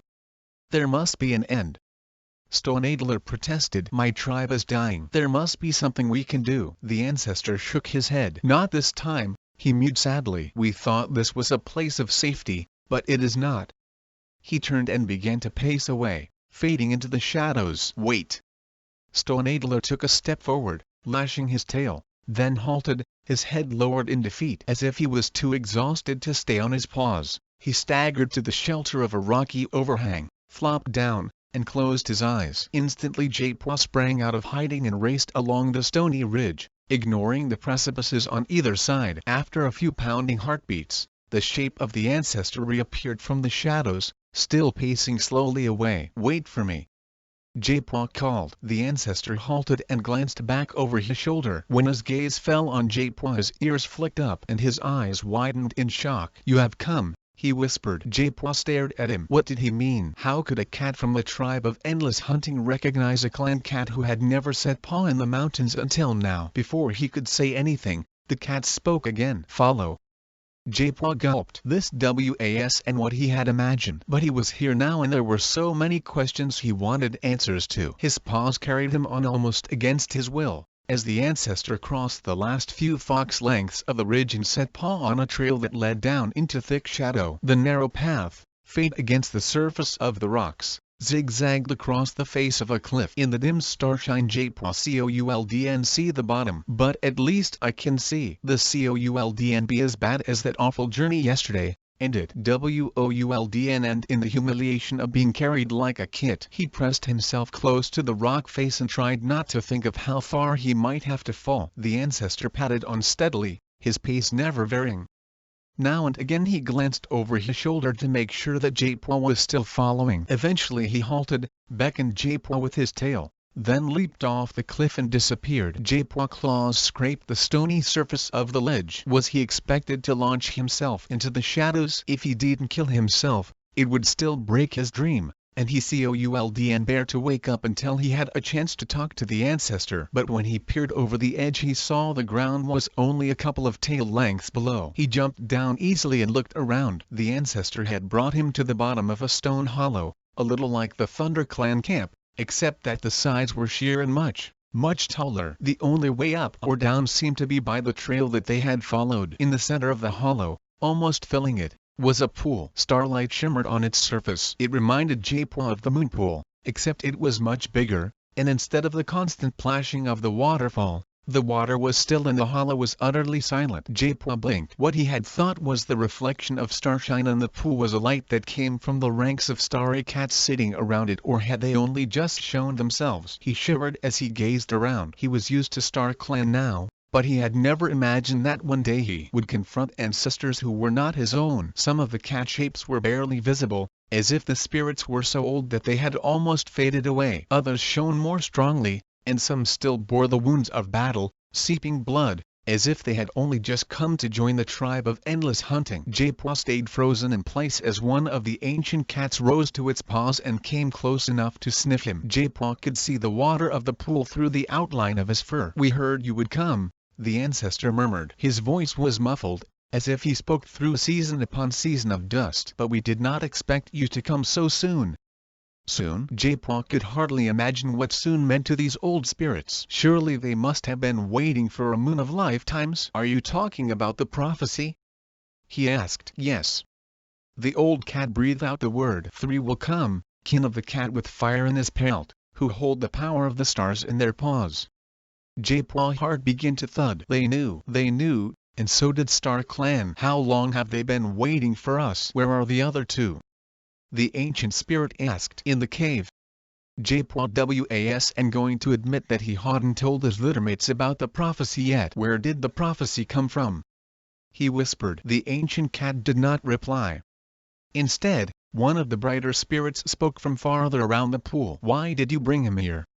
she demanded, addressing the tabby cat who had led J-Paw down the cliff. "He does and belong with us." There was a murmur of agreement from some of the other cats. Their glowing eyes were hostile as their gaze raked across him. J-Paw suppressed an impulse to make a dash for the trail that led back to the ridge. "I can walk where I like," he told himself, defiantly raising his head. "I wouldn't be here if I didn't belong. And maybe I can do more than Stone Adler to help the tribe." "You need to take a message to the tribe of Rushing Water," he mewed. "Tell them that the clan cats have come to help them with the trespassers." The ancestral spirits glanced at one another, then shook their heads. The bright she-cat who had spoken before rose to her paws. "The tribe does not need help." "How can you say that?" J-Paw gasped. "The tribe is starving to death. There is nothing we can do." The ancestor who had led J-Paw down from the ridge bowed his head in shame. "We have failed. The mountains are not safe anymore," another cat murmured. "We trusted them to protect us, and they have let us down." For a moment J-Paw could not speak through the wave of shame and betrayal that surged from the starry cats. He struggled to shake it off and clear his mind again. The tribe doesn't have to give in so easily, he insisted. They must fight to defend themselves. Two of the cats who bore recent wounds rose from their places and padded around the pool until they stood in front of J-Paw. "We died in battle," the first of them mewed, glancing down at the deep slashes along his side. "No more blood must be spilled. The tribe does not believe in fighting." J-Paw twitched his tail. "But the trespassers do. My clanmates will help the tribe cats, whether they want it or not." The other wounded cat took a pace forward, his neck fur bristling. The only way to do that is to make the tribe more like a clan, and that is not what they want. It is not the way of the tribe to fight and kill other cats. Things change, J-Paw pointed out with a flick of his ears. Not always for the better, the spirit cat retorted. The words echoed in J-Paw ears. A mist seemed to be rising from the pool, swirling around him until he couldn't see the tribe of endless hunting any longer. The mist gradually grew darker, until J-Paw realized he was back in the cave, with Harper nudging him awake. "Come on," she urged him. "Stoneadler has called a meeting. All the cats are gathering in the middle of the cave." J-Paw scrambled groggily to his paws. The hollow in the mountains and the pools surrounded by shining cats seemed more real to him than this cave. "Okay, keep your fur on," he grumbled. "I coming." Tracking Harper and Lionpaw by their scent, he followed them out of the sleeping hollow and across the floor of the cave. They joined the other clan cats and found a place to sit beside them. J-Paw shifted uncomfortably on the cold stone, the murmur of voices, clan and tribe, in his ears. Suddenly the voices grew quiet. J-Paw imagined the skinny old cat he had seen in his dreams appearing in front of the cats, perhaps leaping onto the boulder from where he had banished Stormfur. "So this is it," he thought. "We going to be made outcasts, too. I don't suppose they'll feed us before they throw us out, either." "Cats of the tribe of rushing water," Stoneadler began. "Last night I read the signs in water and starlight, and the tribe of endless hunting spoke to me. They do not want us to be driven out of our mountain home, so I have decided to let the clan cats help us." J-Paw felt his mouth drop open. Stoneadler was lying. That wasn't what the tribe of endless hunting had said at all. Stoneadler must have changed his own mind overnight, and decided to ignore his ancestors. A babble of comment had broken out as soon as Stoneadler finished speaking. J-Paw could hear some protests, but most cats sounded eager to hear what the clan cats would suggest. Just as he suspected, the tribe cats did whatever Stoneadler said. Yesterday he wanted the clan cats to stay, so neither did his tribe, and today he said they should accept their help. Didn't these cats ever think for themselves? Silence. Stoneadler raised his voice. "We will listen to what Brambleclaw has to say." There was a brief pause. J-Paw heard his father paw steps as he emerged from the group of cats and went to stand beside Stoneadler. "What should we do first?" the tribe healer asked him. "Assess the situation." Brambleclaw's tone was crisp and positive. J-Paw knew that his father would have worked out what he would say long before. "We need to know what the real threat is. Where are these trespassers taking prey? Where are they clashing with the tribe? And we must discover where they east made their camp. We should work out how much territory the tribe needs to survive, too." Tonipelt called out from somewhere near J-Paw. "That right," Stormfur put in, his voice deep but tense with excitement. "We can sit here and wait to be attacked. We should establish borders and make sure they are properly defended." An eager chorus broke out again, but a new voice cut across it. "Wait." As the noise died down, Brambleclaw mewed. "Yes, Crag. What do you want to say?" "We have known each other a long time, Brambleclaw," the new speaker began. "I was the first tribe cat you met when you dragged yourselves out of the pool, all those moons ago. I a cave guard, and I fought in the great battle beside Stormfur. No cat can say that I afraid to fight. But I telling you now that you wrong." "Why?" Even in the single word, J-Paw could tell how much respect his father felt for this cat. "Because you trying to turn us into a clan," Crag replied. "We not. We are the tribe. But this is the only way to survive." Brambleclaw insisted. "You never had to share your hunting grounds with other cats before. You can live here like prisoners, afraid to venture out in search of food." "That right." Some cat called. "We need our own territory. We need to defend it." Another added. "But think will we risk losing?" Crag's strong meow rose above the voices of his tribe. "All our traditions, everything that makes us who we are. Instead, we'll spend all our time running around trying to remember which rocks belong to us. What do you think?" Harper whispered as the argument rumbled on above their heads. "Brambleclaw right," Lionpaw asserted without hesitation. "What choice do they have?" "But then, Crag right, too." Harper sounded uncertain. "How would we like it if cats came into our territory and started telling us to do everything differently?" "We not starving to death," Lionpaw pointed out. "What the matter, Harper? On the way here you were planning how to organize the tribe like a clan." I know. But it's different when you see how they do things. Halapwa worry soaked into Jaipwa fur like rain. What about you, Jaipwa? She prompted. Do you think the tribe should give up all its traditions because of these trespassing castes? Jaipwa shrugged. It's not our decision. They eat not our traditions. He heard a hiss of annoyance from Halapwa, as if she expected him to back her up. But the problem was more complicated than she or Lionpaw understood. Jaipwa was reluctant to talk about his dream. He had always relished the extra knowledge he gained through his connection with StarClan, but now he was thoroughly unnerved, knowing that the tribe of Endless Hunting did not want the tribe to become a clan. He remembered the feelings of shame he had picked up by the pool, the regret of the tribe of Endless Hunting that they had failed their descendants, that they had not found a place of safety for the cats who looked to them for protection. He remembered their belief that the mountains had betrayed them. Then something struck him. If the tribe had tried to find a place of safety in the mountains, that meant they must have come from somewhere else, somewhere that was no longer safe. So where did they come from? And what brought them here in the first place? Chapter 24. Lionpaw watched as the tribe cats broke up into small, quarrelsome. They might as well save their breath, he thought. Stone Adler has made up his mind, and now Brambleclaw in charge. Even so, he was impressed by Crag's courage in speaking up and glad of the respect he could see between the cave guard and his father. Crag was a strong, brave cat, and with the right training he would make a great warrior. At least we haven't come all this way for nothing, Breezepaw remarked, strolling over. We'll soon lick this lot. We might as well start calling them Mountain Clan right now. Say that in the hearing of a tribe cat, and you'll be looking for your ears. Halapwa hissed. Ignore him, Lionpaw told her. If he wants to be stew. He broke off as he saw Brambleclaw padding toward them. I got a job for you, the dark tabby meowed. Lionpaw sprang to his paws, his tail straight up in the air. Action at last. Do you think you three could train the tabbies in some fighting moves? Brambleclaw asked. Lionpaw started a little as he realized that you three included Breezepaw and not Jaipwa. The three apprentices glanced at one another, the argument with Breezepaw forgotten. Sure. Lionpaw nodded. We'll be glad to help. He touched his tail tip to Jaipaw's shoulder in farewell as he followed his father across to the tabbies part of the cave. Jaipwa didn't seem to notice. He was staring at the wall of the cave, lost in thought. Every cat, even the prey hunters, will be trained in basic fighting, Brambleclaw explained. But we'll give the cave guards the responsibility of border patrols. They eat the strongest cats, and they have some fighting techniques, though they still need battle training.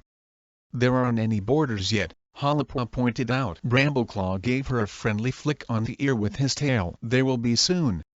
The tabbies were gathered in a tight cluster in their own part of the cave. They all turned to look at Brambleclaw and the apprentices as they approached. Greetings, Pebble meowed, dipping her head to Brambleclaw and extending a paw. Greetings, Brambleclaw replied. I think you met Lionpaw, Halapwa, and Breezepaw. They going to give you some training in fighting techniques. To Lionpaw's dismay, none of the tabbies looked pleased at the prospect. They muttered together. Lionpaw caught the words. Only tabbies like us. Splash and I are prey hunters. Screech spoke up boldly, flicking his tail at the light brown tabby she cat beside him. We don't do that stuff. The whole tribe will be doing that stuff, Brambleclaw told him. It for your own good, Lionpaw added. Screech glared at him. Come on, Halapwa mewed persuasively. It'll be fun. And if the intruders attack you, you'll need to defend yourselves. To Lionpaw's relief, he saw that Pebble and one or two others were looking interested. His paws tingled with anticipation. This would be good practice for when he was a mentor with an apprentice of his own. Brambleclaw gave an approving nod. I'll leave you to it, then. Tonic Pelt, Crowfeather, and I are going to explore the territory and see if we can set the borders. He turned away, then glanced over his shoulder. Lionpaw, would you like to come with us? Halapwa and Breezepaw can handle the training for now. For a heartbeat, Lionpaw felt disappointed. Then he reminded himself that he had wanted to explore the world beyond the lake, and here was a chance to see more of it. Okay, he mewed, waving his tail in farewell to the others and following Brambleclaw to the cavern entrance. Tawnypelt and Crowfeather were waiting there, with Talon, Bird, and Gray. We'll come with you, Talon meowed. You might need backup if the trespassers are around. Thank you. Brambleclaw gestured with his tail to let the big cave guard take the lead. Lionpaw fell in behind his father to walk the path of rushing water behind the waterfall. With sunlight dazzling through the sheet of foaming water, It didn't seem as frightening as in twilight the night before. When he emerged into the open, he leaped down onto the ground beside the pool and shook drops of water from his pelt. The sky was blue, with a few white clouds scudding across it, driven by a stiff breeze. The sun was just grazing the topmost peaks, bathing the mountain slopes in light. High up, a single bird flew in lazy circles. "Eagle," Bird murmured. "We all need to keep an eye on it." "This way," Talon mewed. He bounded over to the rocks opposite the pool and clawed his way up until he stood on a flat overhang of stone. Lionpaw and the other cats followed. Lionpaw stood panting on the edge and looked out across an empty forest of jutting rock. Only a few clumps of green foliage here and there interrupted the vast grey-brown landscape. There was no sign of movement. "It's empty." He crouched to peer down at the rocks below the overhang. "It feels like there's no cat here but us." "Don't you believe it," Talon growled, padding up behind him. "The trespassers aren't as good at hiding as we are, but they're getting better at it all the time." "So you'll have to get better still," Brambleclaw mewed briskly. "Then you can fight back."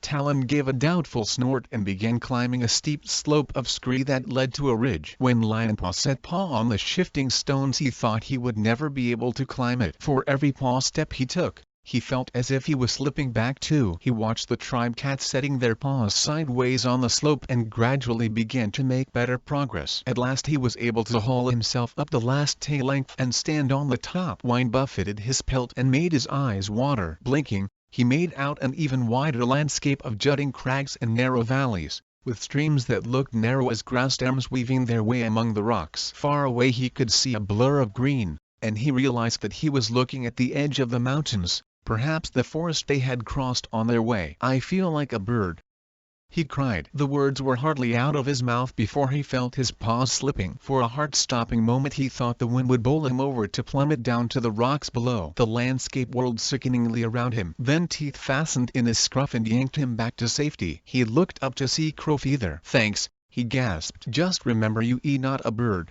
the Wine Clan cat growled. Lionpaw sat down for a few heartbeats until the dizziness passed and his heart stopped pounding. When he looked up, he saw Talon, Tawny Pelt, and Brambleclaw standing a few paw steps away. The tribe cat waved his tail to point at something below the ridge. "That where Stormfur led us into battle," he mewed. More cautiously this time, Lionpaw padded up to the edge and peered over. The ground fell away into a steep valley, with jagged rocks on either side. At the bottom a narrow stream wound its way among boulders. He shivered, imagining that he could see the slopes running with the blood of cats and hear their screeches as they hurled themselves into the fight. "We don't go that way anymore," Talon continued. "The intruders think it belongs to them now. Maybe we need to teach them they wrong," Tawny Pelt suggested with a lash of her tail. Talon shook his head. "It's not worth it. We never found much prey there. If we go a bit farther along this ridge, we come to another valley with a stream. There's grass growing there and a few bushes, and you can generally pick up a mouse or two, or even a rabbit if you lucky. We get moss for bedding from there, too." Lionpaw looked in the direction he pointed. A few fox lengths farther along the bridge there was a twisted spike of stone like a lightning-blasted tree that would make a good border marker, he suggested to Brambleclaw. Brambleclaw nodded. "Good thinking. And the valley with the stream should be part of the tribe territory." The tribe cats made no comment, though they exchanged doubtful glances. With a flash of sympathy, Lionpaw guessed that they might feel they were losing their territory anyway, to the clan cats who were telling them what to do. "Can you take us there, Talon?" Brambleclaw asked. "Sure." The big cave guard set out along the bridge and Lionpaw followed with the other clan cats, being very careful where he put his paws. The eagle, he was relieved to see, had disappeared. The next valley, when they came to it, looked more inviting for hunting, with plenty of cover for prey. Talon would have turned down into it, but Brambleclaw urged them on, following the top of the ridge. "We need to walk all the way around the border," he mewed, "or at least where we think the border might be." "What?" Bird looked startled. "We can possibly go all that way in a single day." "It takes longer here, you know," Gray added. "It's not like traveling on flat ground." "I know that," Brambleclaw responded, understanding in his amber eyes. "But time isn't on your side. The intruders aren't going to wait for you." Talon let out a low growl. "You right. Let's get going." He led the group of cats along the top of the valley, taking the spike of stone as a border marker. The ridge dipped at the point where it crossed the head of the valley, where the stream poured out from a cleft between two rocks. "This is another good place for a marker," Brambleclaw explained. "Once the border is decided, you all need to send markers every day, and it's best to choose places that are easy to remember."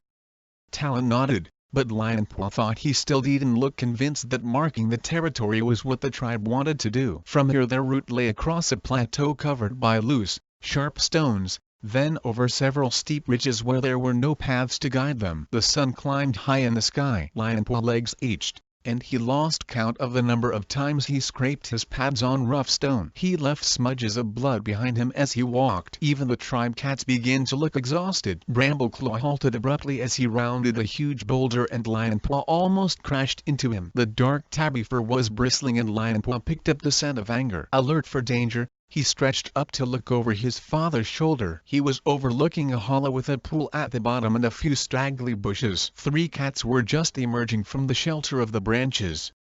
The first one had a mouse dangling from his jaws. All 3 of them paused and looked up curiously. "What's going on?" a Black Tom asked. "What do you want?" "We could ask you the same question," Brambleclaw replied, taking a few paces forward to stand on the lip of the hollow. Talon stalked up to stand beside him, and Tawny Pelt joined him on the other side. Lionpaw noticed Bird and Gray taking up positions where they could spot any other intruders approaching, while Crowfeather skirted the top of the hollow until he could keep watch on the bushes from the other side. The Black Tom who had spoken narrowed his eyes. "If you are looking for a fight, you can have one. We not looking for a fight." Brambleclaw's voice was calm, though Lionpaw saw his neck fur still fluffed out and knew he was poised to launch himself into battle if he had to. "We setting boundaries. This will be the tribe territory, but you and your friends can have the rest of the mountains. When we finished, it will be clear which parts are which." Lionpaw thought that sounded fair, but the trespassers obviously didn't agree. The third of the party, a pale gray Shika, looked up at Brambleclaw with cold blue eyes. "Who are you to tell us where we can go?" she asked scornfully. "We have a right to hunt where we like." "This is our place," Talon growled. "Then stop us," the She-Cat challenged him. "You haven't managed it so far. And your borders won't stop us, either," the Black Tom added. Talon tail lashed and he crouched down, ready to spring across the hollow. Crowfeather let out an ear-splitting yowl. The 3 intruders drew closer together, their claws out and their ears flattened. "Stop!" Brambleclaw raised his tail. "There'll be no bloodshed today. Go back to your leader, if you have one," he told the trespassing cats. "Tell all your cats that the borders will be in place from tomorrow and must not be crossed." He stepped back from the edge of the hollow and gestured to Talon with his tail. "Let them go." The big cave guard let out a snarl as the intruders stalked past him, but he didn't lift a paw to stop them. "Next time you won't be so lucky," he spat. The only reply was an insolent tail wave from the gray She-Cat as the intruders disappeared between 2 boulders. Tawny Pelt bounded after them, halting at the spot where they had vanished. "They gone," she reported after a few heartbeats. "But they'll be back." Lionpaw didn't speak the thought aloud, but he guessed that every cat there shared it. "What the point of all this?" Gray asked despondently. "Those cats will never respect our borders." "We might as well go back to the cave," Bird agreed. "No, you must and give up," Brambleclaw urged them. "Once the borders are in place, you can keep reinforcing the scent markers until the trespassers finally get the message." Lionpaw was sure his father was right. Surely borders depended on agreement from both sides, and if one side didn't agree, the scent markers had to be backed up by teeth and claws. Were the tribe cats capable of fighting to protect their territory? Talon led the way around the hollow, enclosing it within the tribe territory, then headed between the boulders and through a narrow split in the rock wall, a twisting path just wide enough for 1 cat at a time. The fur on Talon's broad shoulders brushed the rock on either side. They had traveled down this trail for several fox lengths when they came to a place where it grew a little wider, with tumbled stones at the foot of the cliff face. A wild screech sounded from above their heads. A heartbeat later a body landed on top of Lionpaw, knocking him off his paws. He rolled onto his side to find he was facing a young tortoiseshell with lightning streaks on her face. "I know you," he gasped. "I saw you yesterday." The tortoiseshell lashed out with one paw and batted him over the head. Lionpaw barely registered that she hadn't unsheathed her claws. After the exhausting, frustrating day, All he wanted was to stretch his muscles in a fight. He sprang up and hurled himself on top of the young cat. As he battered her with his hind paws, he caught a glimpse of tawny pelt rolling over and over with a gray cat clinging to her fur. Another young cat was riding on Talon's shoulders, screeching and digging in his claws. More scuffling noises came from farther up the path. The air was filled with shrieks and caterwauls. There was hardly enough room on the narrow trail to fight effectively. The tortoise threw Lionpaw off, scrambled up onto a boulder, and spat defiance at him. Her back arched and her tail fluffed out. Spinning around, Lionpaw saw Brambleclaw with a huge paw planted on the neck of a young ginger tom, while just beyond him a pair of identical tabbies had burrowed down on her side, raking their claws through her fur. With a yowl of rage, Lionpaw leaped right over Brambleclaw and flung himself on the nearest tabby. "Don't shed any more blood than you must," Brambleclaw hissed at him. Lionpaw was almost too furious to listen, but he kept his claws sheathed as he knocked one tabby aside and bared his teeth at the other while he helped Bird regain her paws. Almost as soon as it had begun, the fight was over. The trespassing cat scattered, fleeing down the path in one direction or the other, or leaping back up the rocks and disappearing. Brambleclaw padded up to Lionpaw and pushed his muzzle into the fur on his shoulder. "Well fought," he mewed. "Are you okay?" Warmth spread through Lionpaw from ears to tail tip at his father praise. "I fine," he replied. "They weren't fighting hard. They looked like apprentices to me." Crowfeather padded up, spitting out a mouthful of gray fur. "Maybe they were having a bit of fun," Brambleclaw suggested. "Fun?" Crowfeather rolled his eyes. "They were just trying to scare us." Tawnypelt leaped down from the boulder where she had sprung to chase off her attacker. "They weren't hunting or protecting their camp. You clan cats fought well." Talon staggered back along the path. He hesitated and added almost to himself, "Won't these battles ever end?" Gray and Bird were exchanging uneasy glances. Bird murmured, "I don't think we'll ever have our home to ourselves again." The tribe cats had come off worst in the battle, Lionpaw realized. Gray Ear was bleeding, while Bird had scratches down one side and Talon had lost fur from his shoulders. They really needed to learn warrior fighting techniques. But instead, they seemed to be giving up. What hope was there for the clan cats to help them, if the tribe cats would and even help themselves? Chapter 25 Hollipaw led the Tibbies out of the cave in time to see Lionpaw and the rest of Brambleclaw patrol disappear across the rocks. For a heartbeat she wished she could go with them, but she knew it was equally important to give the tribe Tibbies some practice in warrior fighting techniques. "Sit there and watch," Breezepaw ordered when every cat had emerged from the cave and leaped down to the open space beside the pool. "Hollipaw and I will show you how to." Hollipaw pale prickled. Even if they were acting as mentors, he didn't have to sound so bossy. "Why don't we let them show us what they know already?" she suggested. "We might be able to build on that." "Well, okay." Breezepaw gave an ungracious shrug. "Only the cave guards learn this stuff," Pebble explained, stepping forward to face Hollipaw. "We taught how to fight off eagles if they try to attack the prey hunters."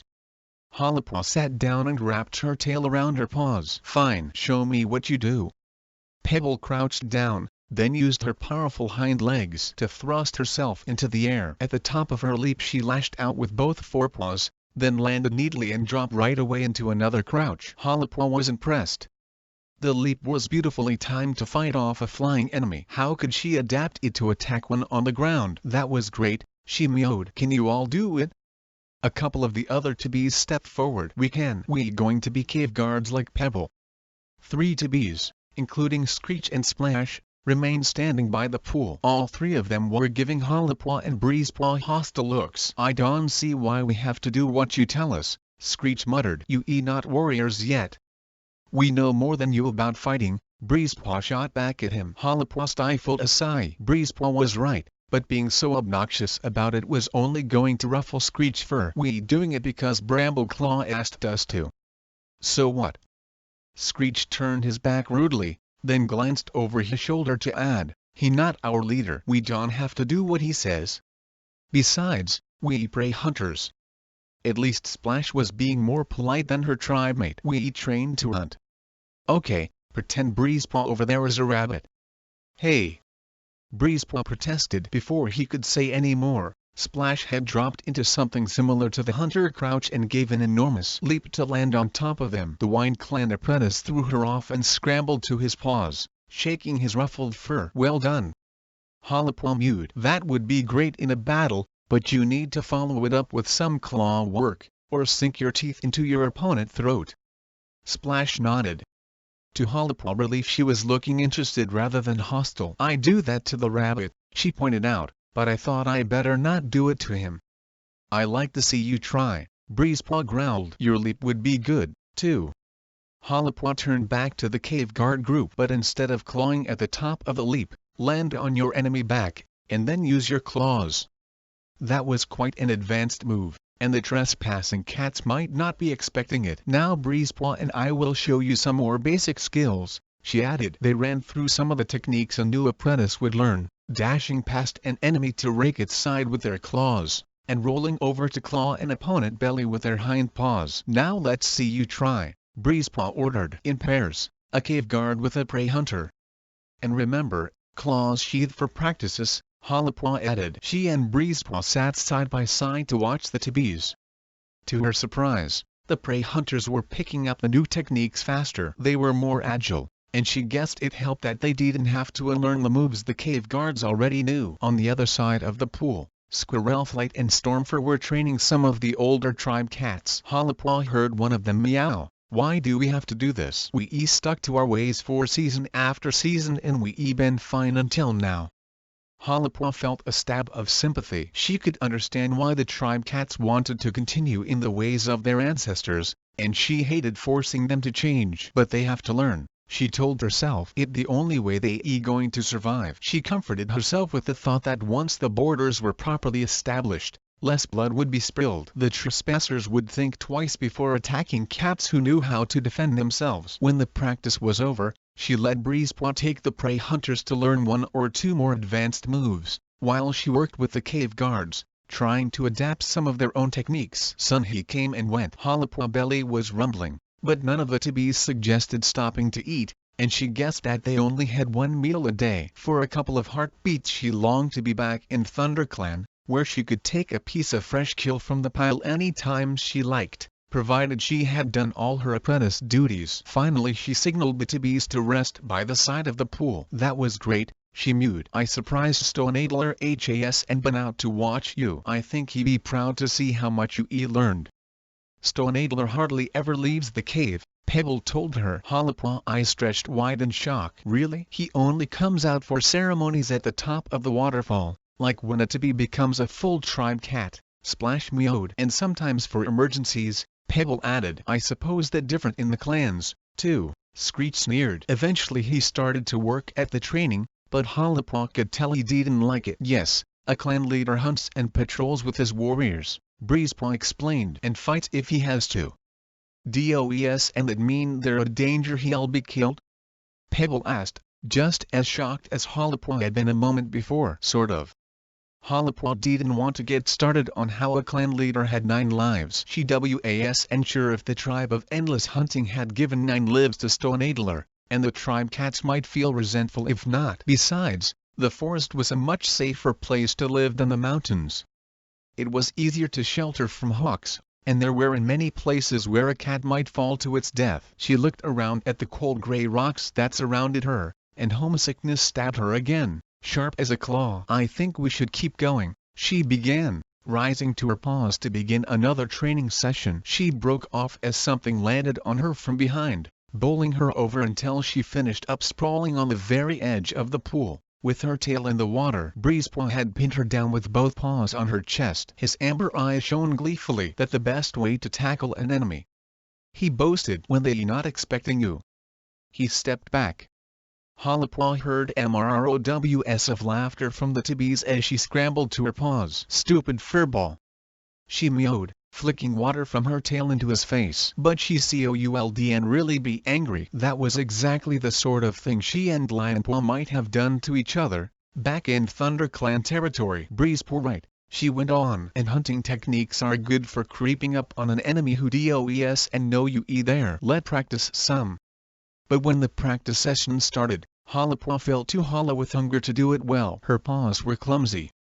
She could and set them down as lightly as she wanted. She was relieved when the set of cats announced the return of Lionpaw with Brambleclaw and the rest of the border patrol. Her brother was limping badly as he picked his way down the rocks toward the pool. Hollipaw quickly dismissed the tabbies.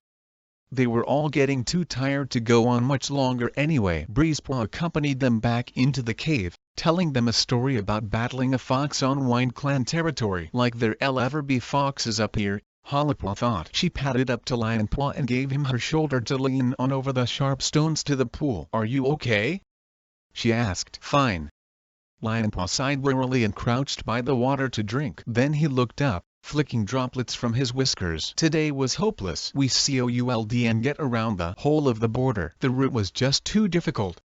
Hollipaw wished she could cheer him up with news of the to-be training, but she was still unhappy about teaching them clan ways, and there were one or two like Screech who made it clear they didn't want to learn. She glanced at the warriors and tribe cats, who were making their way slowly and dispiritedly along the path into the cave. For the first time she noticed that Japaw had emerged and was sitting on a rock by the waterfall with his paws tucked under him. When the full-grown cats had passed him, he leaped down and bounded across to his littermates. "I'm sick of that cave," he announced as he came up. "I'm so bored I could claw my own fur off. I been stuck in there all day, listening to she-cats moaning on about their sickly kits." "Could and you helped them?" Hollipaw asked. "I not their medicine cat," he snapped. "Can you imagine what Stone Adler would say if I trod on his tail?"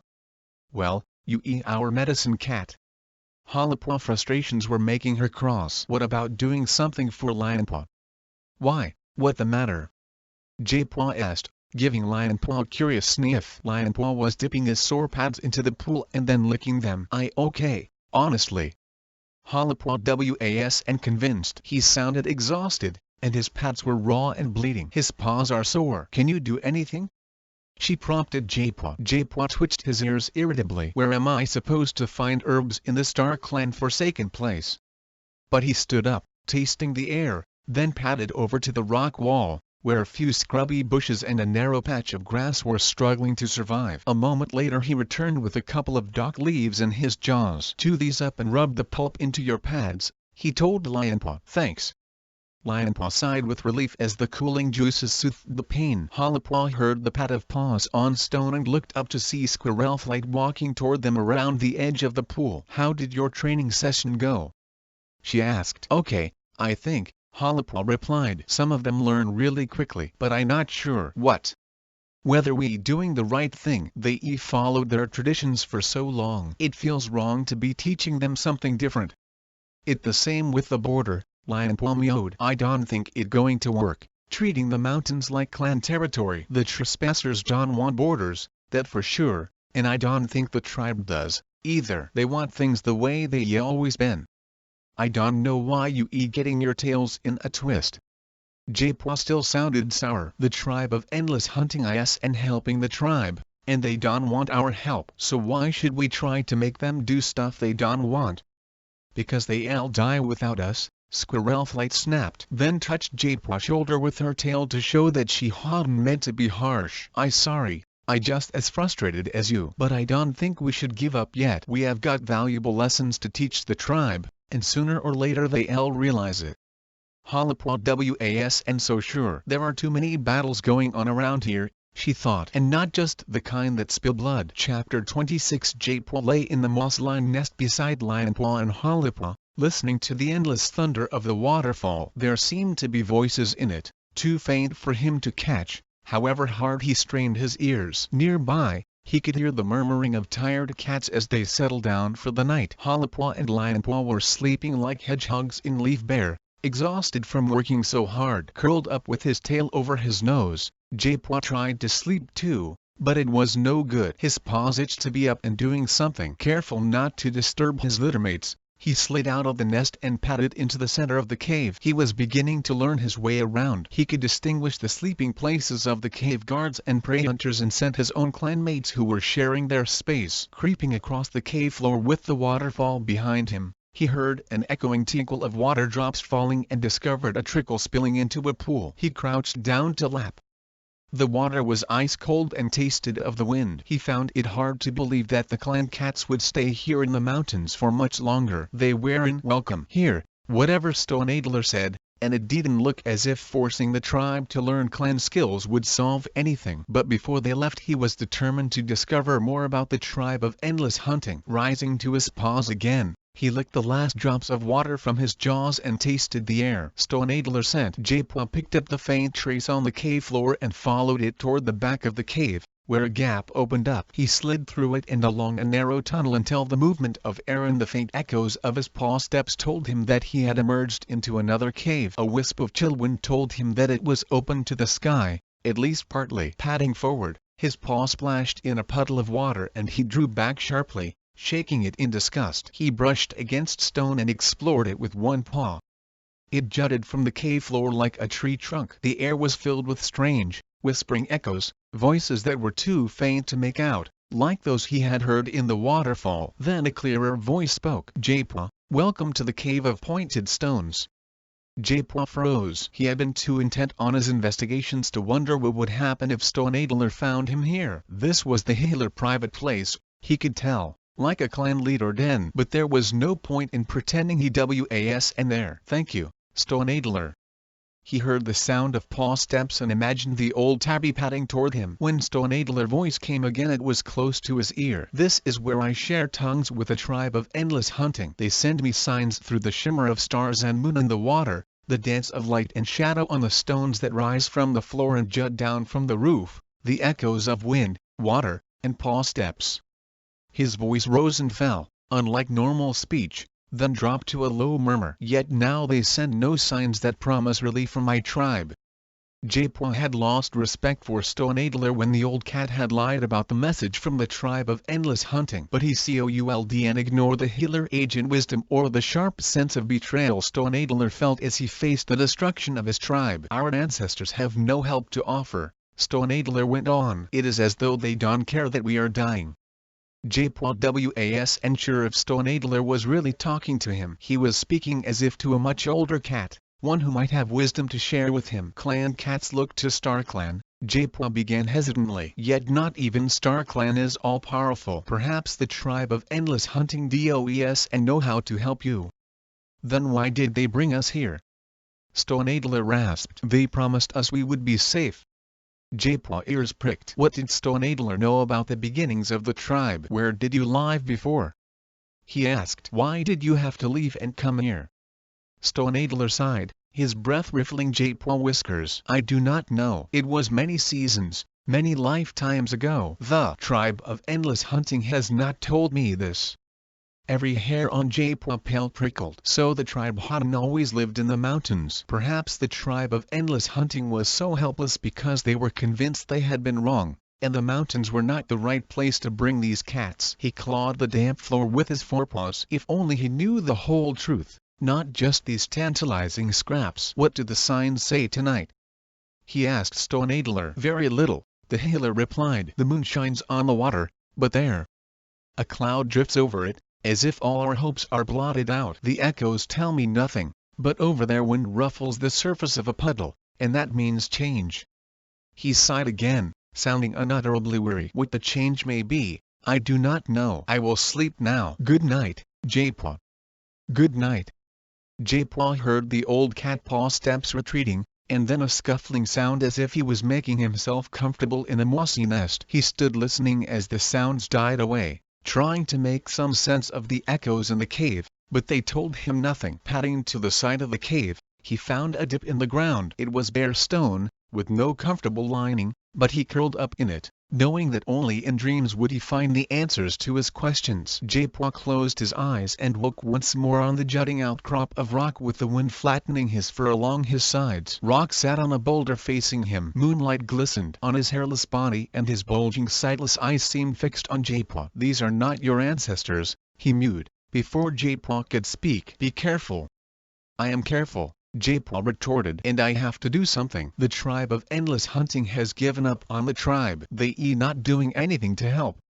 But your clanmates are, Rock replied. But that not right. Jaipwa protested, twitching his tail tip in confusion. I asked, and it the responsibility of warrior ancestors to look after their descendants? Otherwise what use are they? Rock said nothing, but J-Paw sensed great sadness coming from him. Curiosity clawed at him again. Why should Rock feel so concerned about the tribe cats? And why will no cat tell me anything? He let out a yowl of frustration as he saw Rock's figure beginning to fade. For a heartbeat J-Paw saw him as a shimmer against the rocks. Then he was gone, dissolved into wind and starlight. He bounded forward and found himself scrabbling in the hollow in the cave of pointed stones, where he had fallen asleep. Mouse dung.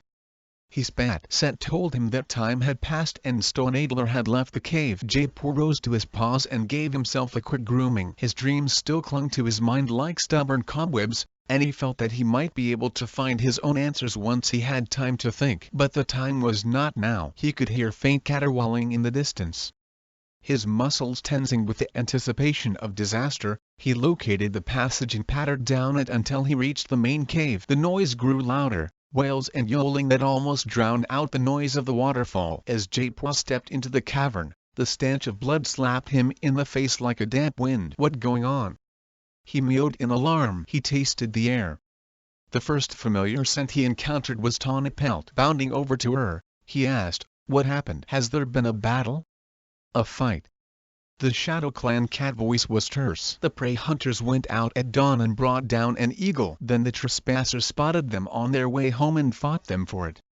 And we lost." An unfamiliar voice snarled. "Those Mangarodan flea pelts took our prey. It all the fault of you clan cats. You kept the cave guards here, learning battle techniques." The tribe cat spat out the last words as if they were a curse. "The techniques you use now would and help you fight other cats." Brambleclaw voice came from behind J-Paw and his father scent wreathed around him. "They be better than nothing." The tribe cat yelled. "My mate was injured today." His voice shook suddenly. "I don't even know if she alive." "I sorry," Brambleclaw murmured. "J-Paw, will you go and help Stoneadler? He could use another medicine cat." "Sure." Thankful to have something to do at last, J-Paw located Stoneadler scent among all the others and padded across to him, weaving his way among the bodies of injured cats screeching in pain. "Honestly," he muttered to himself, "there can be more than about 6 of them, but they making enough racket for a whole clan." J-Paw. Stoneadler's voice was calm and in control. He seemed a lifetime away from the weary, confused cat of the night before. "Chew up this tormental root and put it on Grey wound." J-Paw sniffed curiously at the root Stoneadler pushed against his paws. "I never come across this before." "What did you call it?"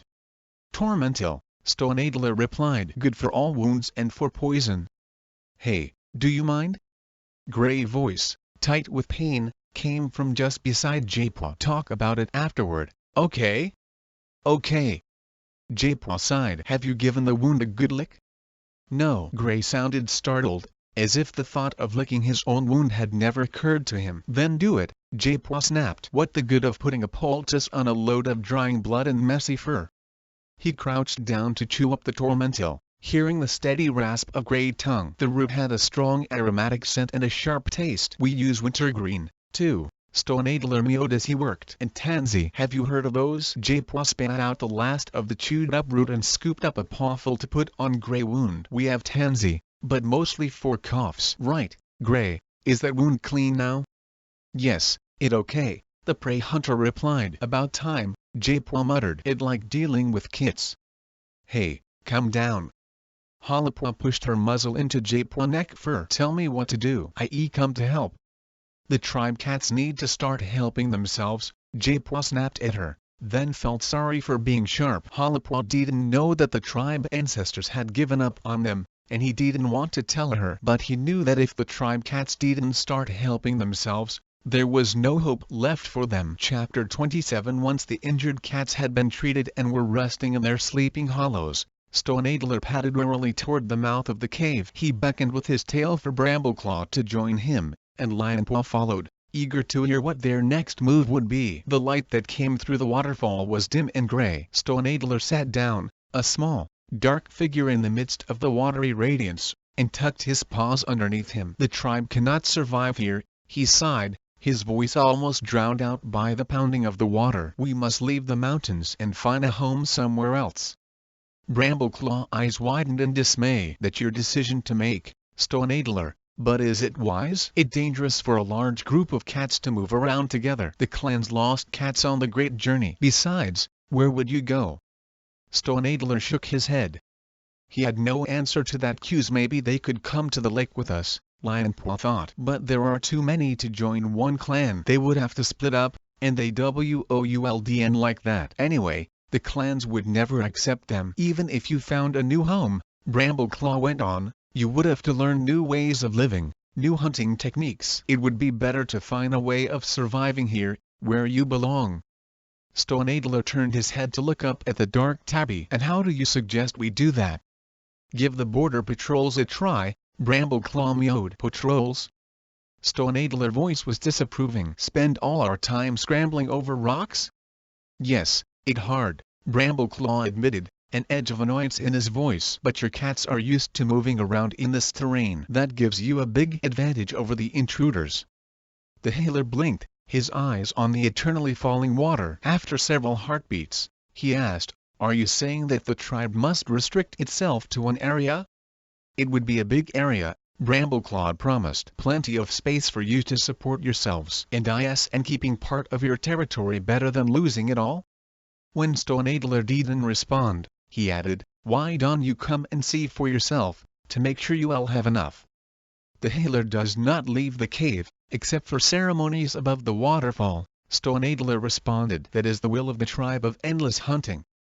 Brambleclaw looked frustrated, the tip of his tail twitching back and forth. Lionpaw was afraid he was going to give up the argument. Then Stoneadler spoke again. But perhaps the time is right to break with some of our traditions, so that we can preserve the rest. I will come with you. Great.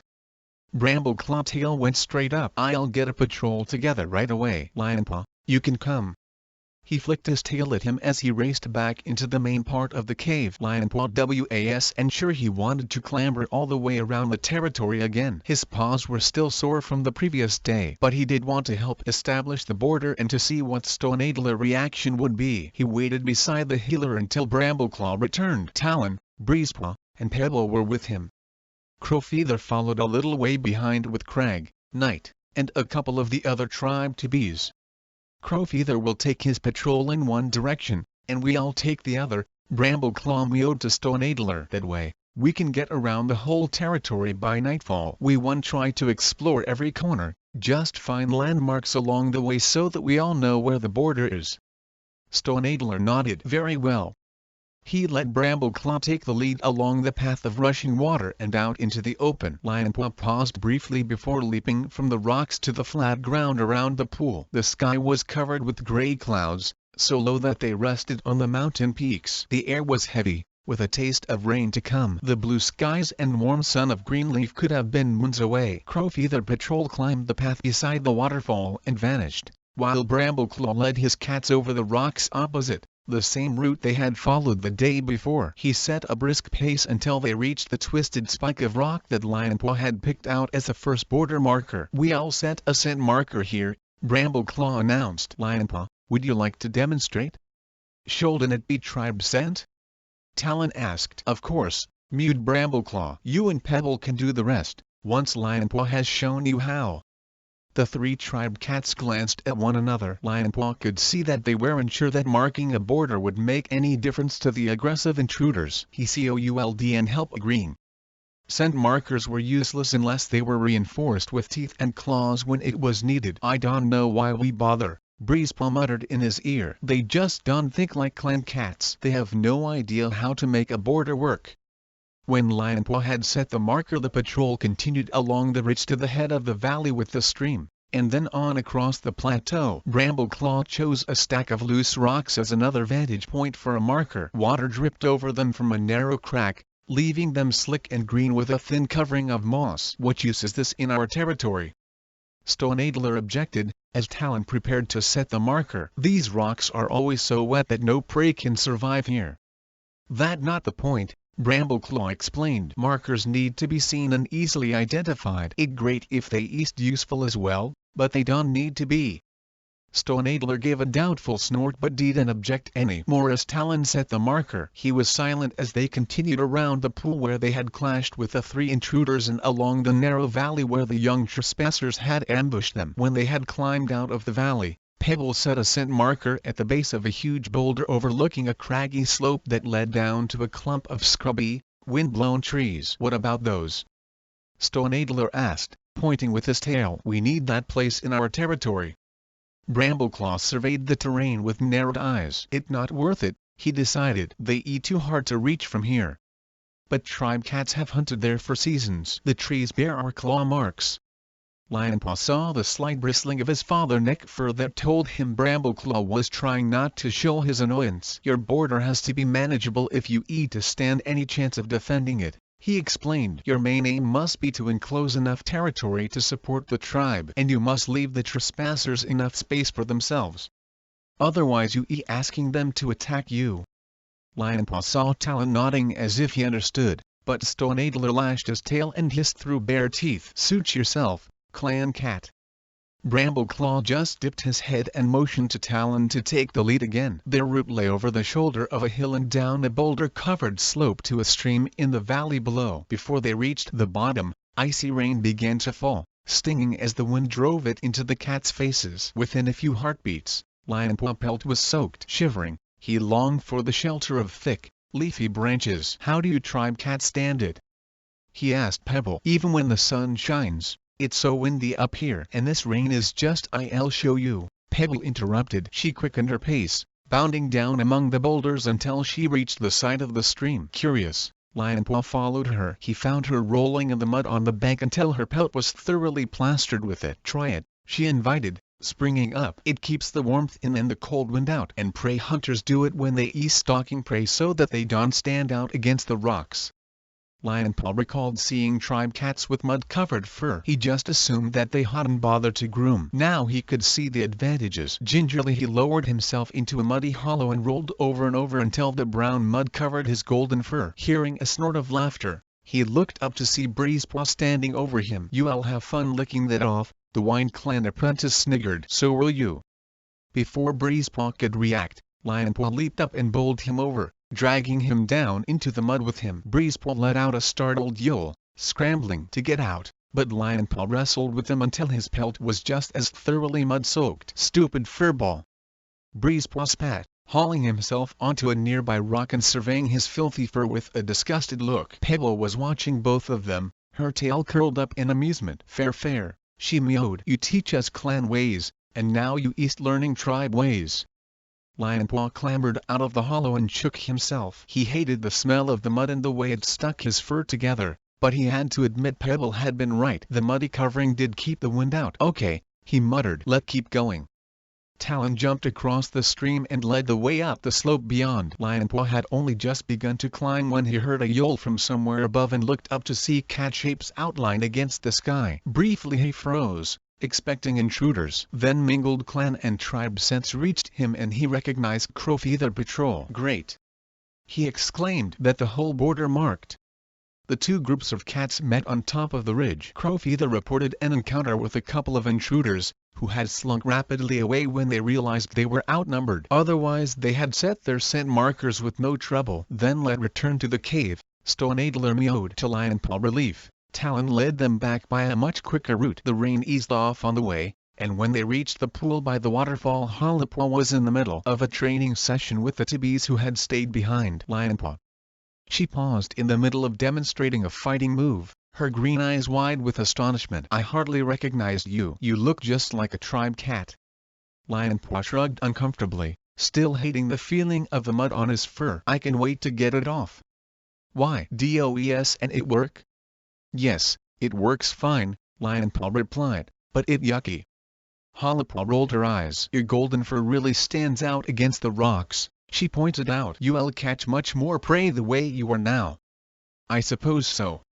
Lionpaw sighed. He wished he was back in the forest, where his pelt blended with the dappled sunlight through the leaves. The other cats had taken the path behind the waterfall, back into the cave. Only Brambleclaw was left, poised on the rocks above the pool. "Come on."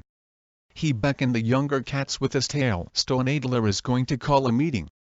Lionpaw sprang up the rocks to follow him, with Hollopaw and the tribe to bees close behind. Wavering scarlet light from the setting sun outside shone into the cave like rivulets of blood. Lionpaw shivered, almost imagining that he could feel a sticky tide washing around his paws. Stoneadler was seated on a boulder at the far end of the cave, near the passage that led to the cave of pointed stones. The tribe cats and the clan cats mingled together, gathering around him.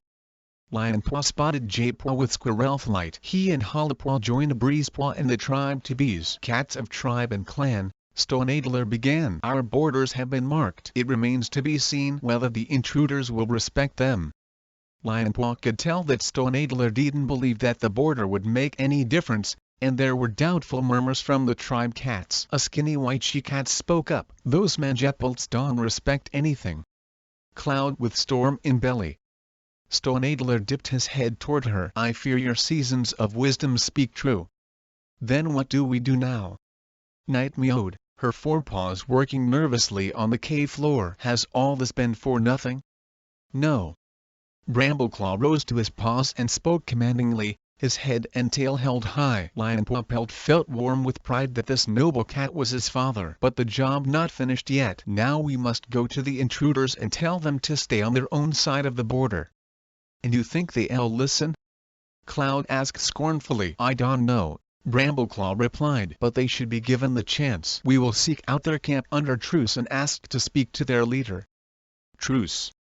Screech, sitting between Lionpaw and Pebble, let out a snort of contempt. He beetle-brained. If he thinks the trespassers will honor a truce. They might, Hollopaw mewed. Back home, there's a truce every moon among the clans. When Screech didn't look convinced, Lionpaw added, yes, Star Clan would be angry if any cat fought during the full moon. Pebble blinked, more curious than disbelieving. Do you think these trespassers know about Star Clan or the tribe of endless hunting? Lionpaw exchanged a glance with his sister, seeing his own confusion reflected in her green eyes. Did the intruders share tongues with the spirits of their ancestors like the tribe and the clans? I don't know, Hollopaw replied, but it got to be worth a try. While they were talking, the discussion had continued among the full-grown cats. Suddenly Stoneadler signaled with his tail for silence. Enough. We will try Brambleclaw's plan. He and I will choose the cats to seek out the intruders tomorrow. But if the plan fails, then... His voice trailed off, and he bowed his head. Lionpaw had to strain to hear his last few words. If it fails, then the tribe can no longer make its home in these mountains. The milky light of dawn was in the sky as Lionpaw emerged from behind the waterfall. Dew misted the rocks and dripped from the leaves of bushes around the pool, but the heavy cloud cover of the day before was gone. He wondered if that was a good omen. His paws tingled with a mixture of fear and excitement as the rest of the patrol left the cave and sprang down to cluster together by the pool. All the clan cats were there except for Squirrelflight and Jaypaw. From the tribe, Stoneadler had chosen Crag, Knight, and Talon, and Pebble and Splash from the Tabbies. I never thought we'd be chosen, Pebble mewed, bouncing on her paws. Do you think we'll have to fight? I hope not, Hollopaw replied. If we do, remember those moves I taught you. You should be fine. Brambleclaw called his cats together with a wave of his tail. We'll head for the pool where we met the trespassers, he announced. We should be able to pick up their trail from there. Good luck. Squirrelflight voice called. Lionpaw turned. His mother had appeared from the cave and was crouching on a boulder beside the sheet of thundering water. Her flame-colored head glowed in the strengthening light. Thanks, Brambleclaw replied. Keep an eye on things while we away. Squirrelflight ears flicked up. I will, don't worry. So that why she's staying, Lionpaw thought. Just in case the intruders come visiting while all these cats are gone. The journey across the new territory to the pool didn't seem as far today. Lionpaw realized that his muscles were getting used to clambering up and down rocks, and even his pads were tougher. Their intruder said, Tonipelt meowed when they arrived. But it's stale. I don't think they east been this way since the day we saw them. They went that way. Crowfeather angled his ears toward the boulders that led to the narrow cleft in the rock. Maybe they were taking prey back to their camp. It worth a try, Brambleclaw agreed, leading the way between the boulders and into the gap. Lionpaw kept tasting the air as he followed, but the intruder scent was hard to follow, mingled with their own scent from the previous patrols. It grew stronger as they passed the place where they had fought the young cats, then seemed to fade away altogether by the time they reached the head of the valley. Mouse dung, Tonipelt muttered. Don't say we lost them. Every cat stood silent, tasting the air, then cast about over the rocks for any trace of the elusive scent. Lionpaw Belly growled as he detected the scent of mouse, and he had to remind himself sharply that they weren't hunting now. But there was no sign of the trespassers. Over here. Lionpaw turned to see Hollipaw waving her tail urgently from beneath a huge, jutting boulder. I think they went this way. Brambleclaw padded up and drew in a long breath of air. You right. He touched his nose to his daughter's ear. That was well scented. You better take the lead. Hollipaw's eyes glowed with pride. She led the way beneath the overhang and up a slope so steep it was hard to find a paw hold. At the top she paused for a few heartbeats, then began to pick her way down the other side. Lionpaw's feet skidded as loose rock shifted beneath them. He hoped Hollipaw was right. He had lost all scent of the intruders. Your sister great, isn't she? Pebble murmured, catching up to him. I don't think even our prey hunters could follow the scent. She the best, Lionpaw mewed proudly. Back home, she always brings back the most prey. At the foot of the slope the scent grew stronger again. Lionpaw could detect traces of many cats, and his pelt prickled. They must be getting close to the trespassers' camp. The trail crossed a dried-up watercourse, then led to a narrow cleft between two sheer rocks that tilted together so that they almost touched at the top. The gap led back into darkness. The intruder scent was overpowering. I think this is it, Brambleclaw murmured. Do we go in? Crag asked. No. We got no idea how many cats we be facing. Besides, we just be asking them to attack us if we set paw in their camp uninvited. We'll wait. The cats spread out into a loose semicircle. Lionpaw saw Tonipelt staring at the cleft with as much concentration as if she were waiting for a mouse to come out of its hole. Crowfeather looked nervous, his ears flattened as he cast glances over his shoulder, keeping watch behind. Stormfur and Brook sat close together, quietly murmuring, while Crag paced restlessly back and forth. Lionpaw padded over to Hollipaw until his pelt brushed hers. Well done. You found it. Hollipaw's whiskers twitched. Let hope they'll talk to us now that we here. Suddenly there was movement inside the cleft. A cat head poked out. Lionpaw recognized the young tortoiseshell he had encountered twice before. Her eyes stretched wide in horror when she saw the waiting cats, and she darted back at once into the shadow of the cleft. Lionpaw heard a panic-stricken yowling as she withdrew. It shouldn't be long now, Brambleclaw commented. Every heartbeat felt like a season. Then Lionpaw spotted a pale pelt inside the cleft. Stripes, the silver-furred tom they had met when they first reached the mountains, stepped out of the cleft and faced Brambleclaw. More of the trespassers crept out behind him. Lionpaw recognized Flora, the brown and white she-cat, and Flick, the skinny brown tom who had been with Stripes. The black tom was there, too, who had led the hunting patrol they met by the pool. They all looked thin, and some of them were limping. Lionpaw could tell that they weren't finding mountain life easy, but he could and ignored the glow of determination in their eyes. What do you want? Stripes demanded. Brambleclaw glanced at Crag, flicking his ears for the tribe cat to speak. We need to talk to you, Crag mewed. We want an end to this conflict. The mountains are big enough to support every cat, but we need to divide up the territory so that we all have an equal chance at prey. He paused as if he expected Stripes to comment, but the silver tom just jerked his head and muttered, Go on. The tribe has marked borders closing in our territory, Crag explained. Our scent will show you where they are. You are free to hunt in the rest of the mountains, but not to cross those borders. We outraged yowling drowned him out. The trespassers' fur was bristling and their eyes blazed with anger. Stripes took a pace forward until he was barely a tail length away from Crag. You have no right to any part of the mountains, he growled. You have no right to set borders. Any cat can take prey from where it likes. That not fair. Tonipelt protested. Can you see, we trying to this is about life or death. Stripes interrupted. His claws slid out. If necessary, our life and your death. Chapter 28 Horror slashed through Hollipaw like the They Haven Annie code at all. She gasped, turning to her brother. Even the tribe understands about duty and being fair. These cats just don't care. Her muscles tensed, ready to leap into battle. The patrol had come in peace, wanting only to talk, but now it looked as if the truce would be shattered. StarClan, help us. Not even knowing if StarClan could hear her under these strange skies. Show us what to do. Beckoning with her tail, She gathered the tribe to bees close to her. Lionpaw and Breezepaw flanked them on either side. "Do we fight now?" Splash asked nervously. "Let hope not," Lionpaw replied. Hollipaw was grateful for the reassurance in his voice. "But Hollipaw will give you a signal if we have to." She didn't have much hope that they could avoid a battle now. Stripes had made it clear that the trespassers had no intention of respecting the borders the tribe had worked so hard to set in place. The tribe were no better off than when they started. At Stripes' challenge, Crag had stepped forward until the two cats stood nose to nose. His neck fur bristled and his eyes were narrowed menacingly. "If you are looking for a fight," Brambleclaw stopped him with a touch of his tail on his shoulder and motioned him back. "This is and the right time," he murmured. "They outnumber us. For one thing, best go back to the cave and see what happens."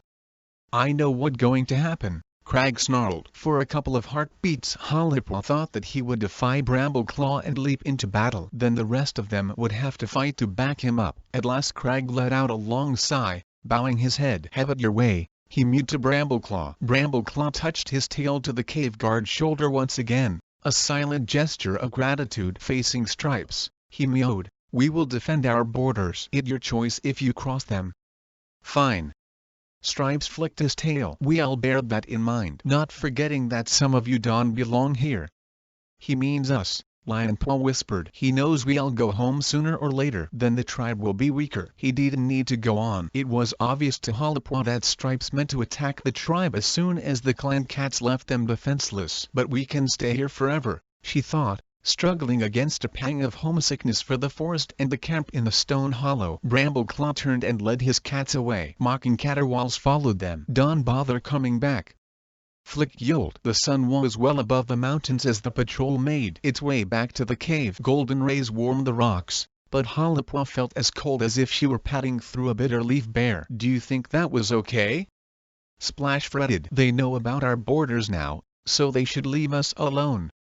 "I hope I'll be on the first patrol," Pebble added. "Let's wait and see," Hollipaw mewed. She wasn't sure if the tribe to bees really hadn't understood what had just happened, or whether they were forcing themselves to be optimistic. She could and bring herself to tell them that borders didn't exist unless they were seen from both sides. The trespassers had shown that they had no honor, not a scrap of respect for their rivals, so it was only a matter of time before they crossed the boundaries and stole more prey from the tribe. "The warrior code has failed," she thought. She had built her life on it, and now she felt as though she had stepped off a precipice and was plummeting down into darkness. Even the tribe and really understand it. She gave herself a shake. The tribe might not have the warrior code, but they had traditions just as ancient and important. Perhaps the tribe of endless hunting would come to their aid at last. The patrol had reached the boulder-covered slope that led down to the stream when Brambleclaw paused suddenly, raising his tail to bring the other cats to a halt behind him. "Intruder scent," he hissed. Hollipaw felt the fur on her shoulders begin to bristle. Tasting the air, she picked up a strong, fresh scent, carried on the breeze that swept across the bare rock. She couldn't see the intruders, but she realized that they must be very close. "I don't believe this," Lionpaw muttered into her ear. His fur was fluffed up with anger and his tail tip twitched back and forth. "We only just told them about the borders, and they already trespassing. Look down there." Pebble angled her ears toward the stream. Down below, the skinny brown intruder, Flick, emerged from behind a spur of rock, following the course of the stream. 4 more of the intruders followed him. One of them, the black tom they had encountered before, had the body of a mouse hanging from his jaws. They padded along confidently, as if they had every right to be there. "I knew it," Hollipaw thought. "Everything we done has been for nothing." "They useless hunters," she commented, trying to push down the cold sense of failure that sat in her belly like a stone. "They can even scent us. They have no idea that we here." "Or they don't care," Lionpaw added. Brambleclaw, Crag, and Stormfur exchanged a few quick words, speaking too low for Hollipaw to catch what they said. Then Brambleclaw leaped up onto the nearest boulder so that his figure was outlined against the sky. "Trespassers!" he yelled. The invaders halted. In the same heartbeat, Brambleclaw let out a fearsome screech and launched himself down from the boulder. The rest of the patrol poured down the slope after him. Hollipaw felt as if a rushing torrent were sweeping her on. After one terrified glance, Flick Patrol spun around and fled downstream. Flick clawed his way up a steep rock slide until he reached a ledge. He glared down at the clan and tribe cats, his ears flattened and his lips drawn back in a snarl. Brambleclaw bounded up to the foot of the rock slide. "You have crossed the tribe border," he mewed. Hollipop could tell that he was trying to remain calm, though his voice vibrated with fury. "You are trespassing and stealing prey." "Why shouldn't we?" Flick spat. "They're nothing to stop us." "We explained the scent marks," Crag began, pacing forward to stand at Brambleclaw's shoulder. "Oh, the scent marks." Flick sneered. "I frightened out of my fur." "So what are you going to do now? Set stronger marks?" "We'll hunt where we please, and you can stop us." Before any cat could reply he leaped upward and vanished over the top of the rock. "We should follow him," Talon growled. "Maybe he'll listen if we rip his fur off." "No point." Brambleclaw sounded despondent. It's obvious that explaining the boundaries has and worked. The intruders crossed the border as soon as our backs were turned. No, we have to teach them a lesson, once and for all. When Hollipop entered the cave she was aware of a buzz of excitement. The tribe cats who had stayed behind were clamoring to hear what had happened when the patrol met the intruders. "So they know about the borders?" Bird asked, her eyes gleaming hopefully. "Does that mean they'll leave us alone?" "Maybe we can hunt in peace now," Gray added. Brambleclaw shouldered his way into the cluster of excited cats. "No," he mewed. "The battle is not over. There are no borders." "But there are." Screech slipped between two older cats to confront Brambleclaw, his neck fur bristling. "You helped set them yourself." "And the intruders have already crossed them," Stormfur mewed. Gasps of astonishment and snarls of fury rose from the cats gathered around as the Grey Warrior quickly described their encounter with Flick Patrol. "They can do that." Some cat exclaimed. "They have," Talon replied flatly. "There are no borders if the other side won't recognize them," Squirrelflight pointed out. "That is true." Hollipop whipped around to see that Stoneadler had taken his place on the boulder. The old cat fur was fluffed up with anger and he glared at Brambleclaw. "So all our efforts have been wasted. What do you suggest that we do now?" "There's only one thing left to do," Brambleclaw mewed, dipping his head respectfully to the old cat. "We must take the battle to the trespassers and defeat them once and for all." Stoneadler drew back his lips in the beginnings of a snarl. Every cat in the cave fell silent as his amber eyes searched out Stormfur. "No," he mewed. His voice was soft but charged with fury. "We tried that once, and too many lives were lost. Too many cats will never walk these mountains again. But this time will be different," Brambleclaw promised. "Your cats have been training to fight, and this time they will fight with a clear purpose to defend their territory, instead of trying to drive out the intruders." He hesitated, drawing a deep breath, then added, "It's your choice. You can fight, or be driven from your home." A babble of conflicting voices rose from the tribe cats. Stoneadler silenced it with a single lash of his tail. "Very well," he hissed. "The tribe shall choose and prove once and for all that we are not a clan." Hollipop caught a startled glance from Lionpaw. "What he meowing about?" her brother asked. "Of course they not a clan. He does and want them to fight," Hollipop mewed. "But perhaps he thinks it fair to let the tribe decide. After all, they'll have to live with the decision." The tribe cats were looking at one another with bewilderment in their eyes. Confused murmurs came from them. Eventually Crag spoke up. "Stoneadler, we don't understand. What do you want us to do?" "I should have thought that was clear enough." Stoneadler's voice was icy. "I want you to choose what we should do. Find a new place to live, or stay and fight. The tribe of Endless Hunting does not want me to influence your decision." "I bet they done." The furious mutter startled Hollipop. She glanced over her shoulder to see that Jadepaw had joined them, sitting with his tail curled neatly over his paws. "What do you mean?" she asked. Her brother twitched his ears. "Don't you get it? Stoneadler can say what he likes about the tribe of Endless Hunting. Who to know any different?" Hollipop stared at him in alarm. How could Jadepaw say that? No clan cat would dare tell lies about Star Clan. How could it be so different for the tribe? Stoneadler began to speak again. "All cats who wish to fight should go to that side of the cave." He waved his tail. "Those who wish to flee, go to the other side. Remember that you choose the future of your tribe."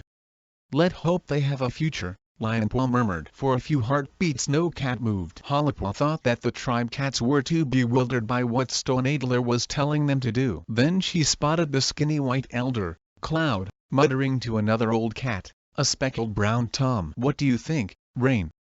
Cloud asked him. "Fight or flee?" The old tom let out a disgusted snort. "I never wanted to fight, but I'm too old to flee far."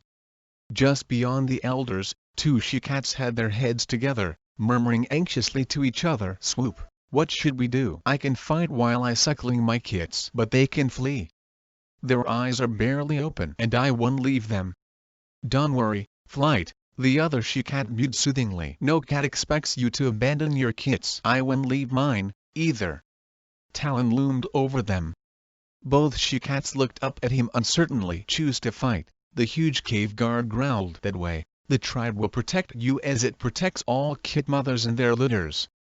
He encircled both she-cats with his tail and drew them over to the fight side of the cave, where he stood beside them as if he was already protecting them from danger. By now Halapaw could see that the tribe was beginning to divide into two groups. Pebble and Splash bounded quickly over to choose fighting. Screech spat something after them that Halapaw could catch and withdrew to the far side with the other to be Prey Hunter. Night joined Talon, but to Halapaw's surprise Gray chose to flee and Bird, after a brief hesitation, chose that too. Halapaw found that her heart was pounding and her muscles were tense. She didn't know why it should matter so much to her that the tribe should keep its home in the mountains. She only knew that it did matter, desperately. If they left their home they would have to suffer the hardships and dangers of a long journey, and they would leave all their traditions, everything that was familiar, behind them. They would no longer be the tribe. Now very few cats remained to choose. Crag still stood in the center of the cave, his eyes troubled. Eventually, with a curt nod to Brambleclaw, he padded over to join the cats who had chosen to fight. Talon welcomed him with a tail tip on his shoulder. All this time Stormfur and Brook had stood silent, their pelts brushing. At last Brook glanced up at Stormfur, pleading in her eyes. He touched his nose to her ear, then laid his tail across her back and led her over to her brother. "Talon, do they get to choose?" Lionpaw asked in a whisper. "Are they tribe or clan?" "I don't think even they know," Halapaw replied. The clan cats remained in the middle of the cave, drawing closer together as the tribe moved away. At last they were alone. Halapaw's heart raced when she realized that there were more cats on the fight side of the cave. "They each chosen to fight," she murmured to Jaypaw. Her brother flicked his tail. "Good."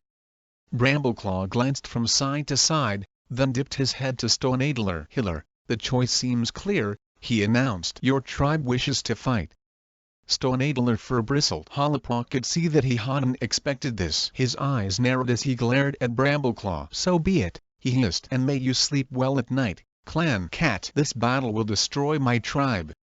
Brambleclaw waited until the healer had leaped down from the boulder and vanished, with a final lash of his tail, into the passage that led to the cave of pointed stones. Then he turned to face the rest of the cats in the cave. The tribe, even those who had chosen to fight, looked nervous, as if they realized what a huge decision they had just made. "Right, time to get ready." Brambleclaw's voice was brisk and confident. "We must strike at once, before the intruders have the chance to attack first. There's a full moon tonight, so that will help." Halapaw flinched, every hair on her pelt rising in protest. The full moon was a time of peace. Back beside the lake, the clans would be gathering on the island. Though she knew it was impossible, her paws wanted to carry her out of the cave and back down the mountain to be with them. But the full moon not special for the tribe, she reminded herself. Any cats who would like more battle training, go to Squirrelflight and Halapaw. Brambleclaw continued. "Crag and Talon, I want you to help me plan our strategy. Jaypaw, see whether you can find some healing herbs for when we get back." "Sure," Jaypaw muttered. "We'll get no help from Stoneadler." "Remember," Brambleclaw mewed, glancing solemnly around the cave. "This is and about the warrior code or the tribe code. It about life or death, just like the trespasser said. And you the tribe, you will be the one to live." He stood motionless, amber eyes glowing, as the tribe cats yelled their approval. Moonlight shimmered through the falling water, shedding silver light across the cave. The cats who were heading into battle gathered near the cave mouth, waiting for their turn to walk the path of rushing water. Standing beside Lionpaw, Halapaw sensed her brother quivering excitement at the thought of fighting in a real battle. His tail was fluffed up to twice its size and his amber eyes glittered. "Here!" Halapaw jumped as a tail touched her shoulder. She spun around to see Jaypaw. "Come over here," he repeated, beckoning with his tail. "There's something I want to say." There was a suppressed tension about him, too, as if he was facing a battle of his own. "What is it?" Lionpaw asked, glancing back at where the cats were vanishing along the path. "We have to go. This one take a heartbeat," Japaw promised, as he drew them into a quiet corner of the cave, sheltered by a boulder. "You have to take care," he went on, when both his littermates were crouched beside him. "Remember that you don't have StarClan to watch over you here. We have the tribe of endless hunting," Halapaw reminded him. "Oh, no." Japaw flicked his ears. "The tribe of endless hunting has given up. They won't lift a claw to help you." How can he possibly know that? Halapaw wondered. But there was no time to question him. In any case, she had learned not to ask how Japaw discovered the things he knew. "Look, there's no need to worry about us," Lionpaw began. "I'm not worried." Japaw's sightless blue eyes were oddly serious. "You must come back, whatever happens. It's more important than you realize. We're not going to run away, you know," Lionpaw meowed. Japaw let out a furious hiss. "Will you listen?" His intensity scared Halapaw. She wanted to know whatever it was that he was and telling them. But just then she heard her name called from the direction of the waterfall. "Halapaw." Lionpaw. Brambleclaw was waiting, his tail twitching. "Coming," she called. She and Lionpaw scrambled to their paws and shot across the cave floor to head out along the path. As she padded underneath the arch of thundering water, she thought she heard Japaw's voice raised in one last yell. "You must come back." Chapter 29. Beneath the full moon the mountains were washed with silver, patched with the deep shadows of jutting rocks. Lionpaw patted at his father's shoulder. "Remember," Brambleclaw mewed, glancing back at him and Halapaw, "you're not trying to prove anything. Don't try to take on a cat you can handle. Not if you can help it." "We don't want to get our ears clawed off," Halapaw pointed out, with a whisk of her tail. "Be careful you don't." Then Brambleclaw's amber gaze was warm. "How would I face Firestar if I didn't bring you?" Anticipation shivered through Lionpaw from ears to tail tip. Every paw step was bringing him closer to his first real battle. He longed with every hair on his pelt to make his father and his clan proud of him. Yet he wasn't just fighting for his clan and the warrior code. He was fighting for the tribe, too, alongside tribe cats who had become his friends. Their enemies had become his enemies, because the intruders had shown that they had no code of honor.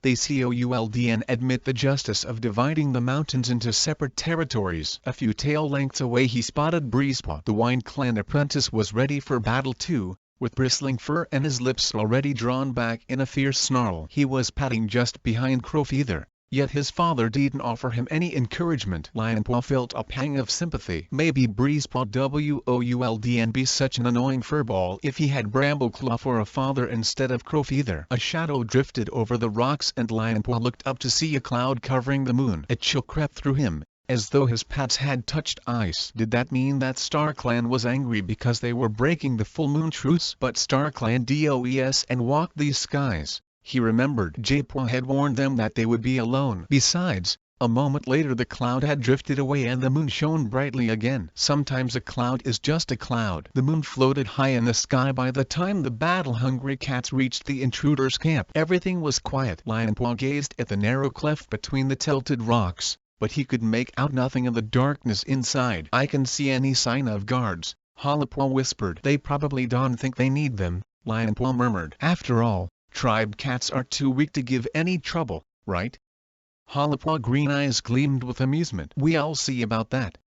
Brambleclaw gathered the cats around him with a gesture of his tail and led them into the shadow of a rock. "Crag and I will divide you into attacking patrols," he mewed. "Tribe and clan, apprentices and bees, in each group. That way we'll have the best spread of skills. The plan is to lure the trespassers out here and then attack them. Otherwise we'll be fighting in the dark on enemy ground."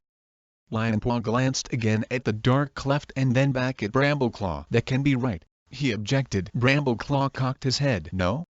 No, because the cleft can be totally dark. Their dens are in there. They can be stumbling around blind, can they?" Brambleclaw narrowed his eyes. "You're right. There must be a shaft that lets in light and air. We should go look for it." Lionpaw's pads were tingling with excitement. His father thought for a moment longer, then nodded. "Okay, we shouldn't attack without knowing exactly what we're up against. If there's another entrance, they might be able to get out that way and attack us from behind." He angled his ears toward the rocks. Let go. Hollipaw, Breezepaw, you come too. And me. Pebble sprang up. I know rocks, she added. I might be able to help. Come on, then, Brambleclaw mewed. Crag, you start dividing up the patrols. And every cat keep as quiet as if you were stalking prey. This attack will start when we are ready and not before.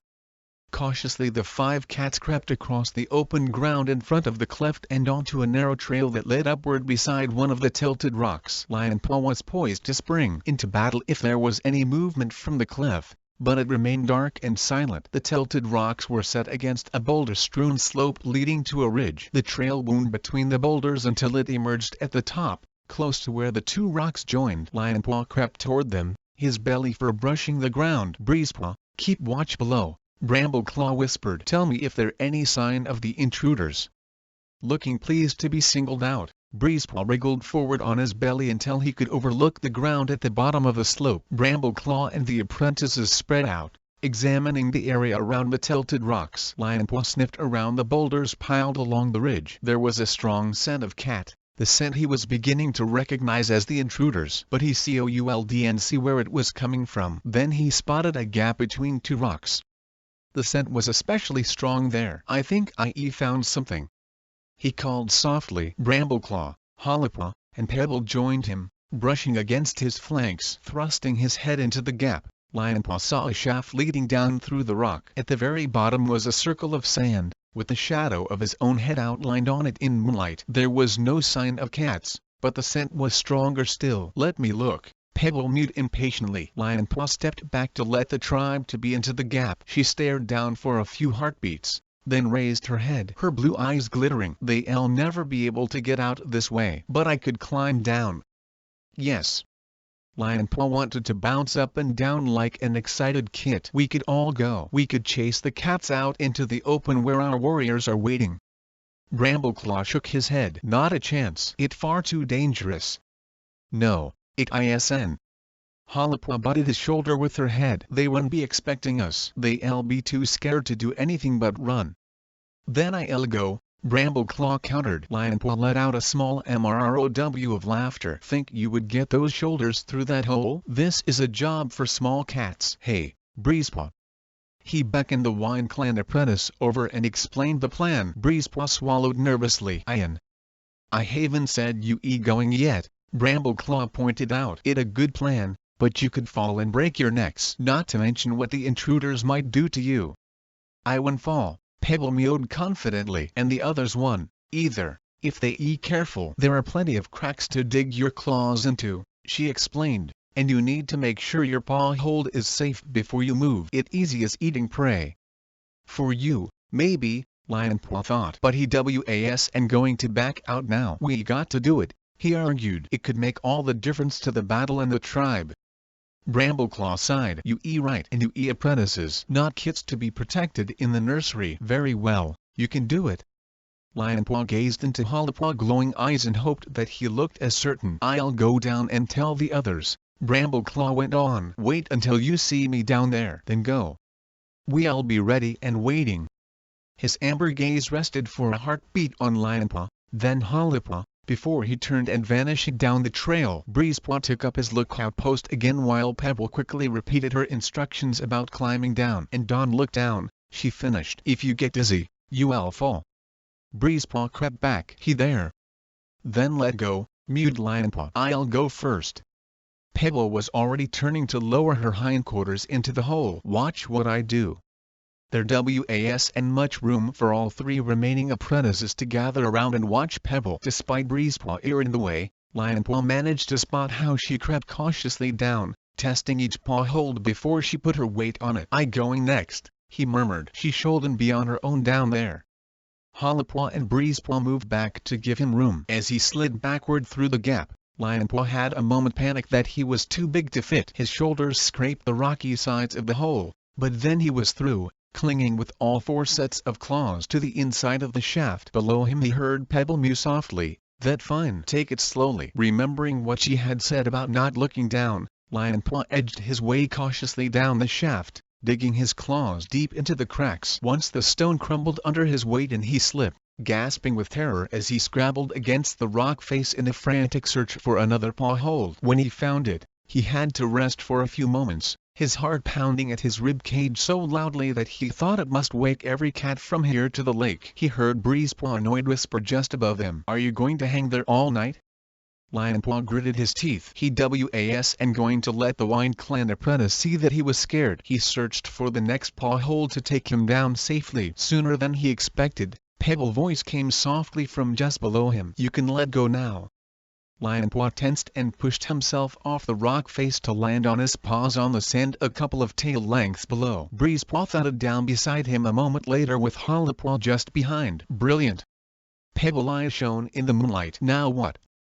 Lionpaw shook the grit out of his pelt and looked around. A passage led off from the sandy area where they stood, curving so he could see what lay beyond the first few paw steps. The intruder scent was overwhelming. "Wait here," he whispered. With paw steps as light as if he were stalking a mouse, Lionpaw crept up to the corner and peered around. Beyond the curve in the passage he saw a wider space, covered with sand, with moss piled along both walls. He could just make out the pricked ears of a cat lying in the moss and hear the squeaking of very young kits. Tasting the air, he detected the milky scent of a nursing queen. From farther down the passage came the sound of movement and murmuring voices, the noise of many cats settling down for the night. Stealthily he drew back toward his companions. "There's a nursery just here," he reported in a low voice. "We don't touch the queens or the kits, okay? The other cats are farther down, nearer to the entrance. I don't think they know we here." "So what do we do?" Hollowpaw asked. "We don't want to fight in here, just scare them out, so we dash through, yowling like a whole bunch of badgers is after us." Pebble looked confused. "What?" Breezepaw rolled his eyes. "Big, scary animals with teeth. Try not to get trapped in here." Lionpaw crouched, tensing his muscles to spring. "Okay, go."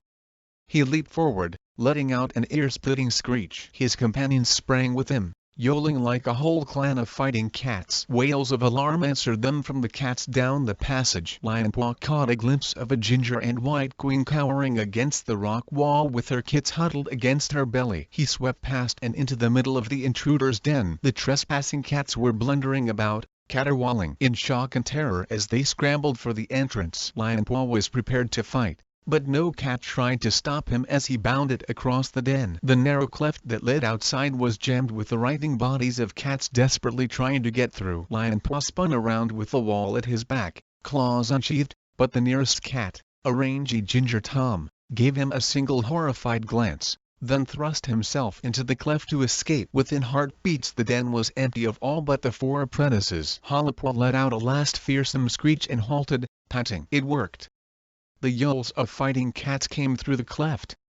Brambleclaw was leading his warriors into battle outside. Lionpaw took a long breath and tasted blood on the air. "Come on," he urged. The way out of the den was clear now. Lionpaw hurled himself through the cleft and into the open. The wide space in front of the rocks seethed with knots of tussling cats as tribe and clan clashed with the intruders. Moonlight shone on mingled tabby, ginger, and white fur and glinted on sharp teeth and claws. Shrieks of pain and fury split the night. Lionpaw ears pricked as he thought he heard a whisper behind him. Lionpaw now. His head whipped around. Had he really heard Tiger Star? There was no dark tabby shape in the shadows, no gleam of amber eyes, but the call to battle was compelling. Just in front of him, the brown intruder Flick had screeched pinned to the ground while he raked his claws through the tabby belly fur. Yowling in fury, Lionpaw leaped on top of him, biting down hard on his neck. Squalling in pain and shock, Flick reared up in an attempt to throw him off. Screech wriggled free and vanished into the darkness. Lionpaw lost his balance but succeeded in pulling Flick down on top of him and battered at the intruder belly with his hind paws. Brown fur flew out and he caught the hot reek of blood. He lunged for Flick's throat. Flick raked one paw across his ear and managed to stagger to his paws. Lionpaw let him go. For a heartbeat he stood panting, looking for his next opponent, and he thought the whisper came again. "Lionpaw, look behind you."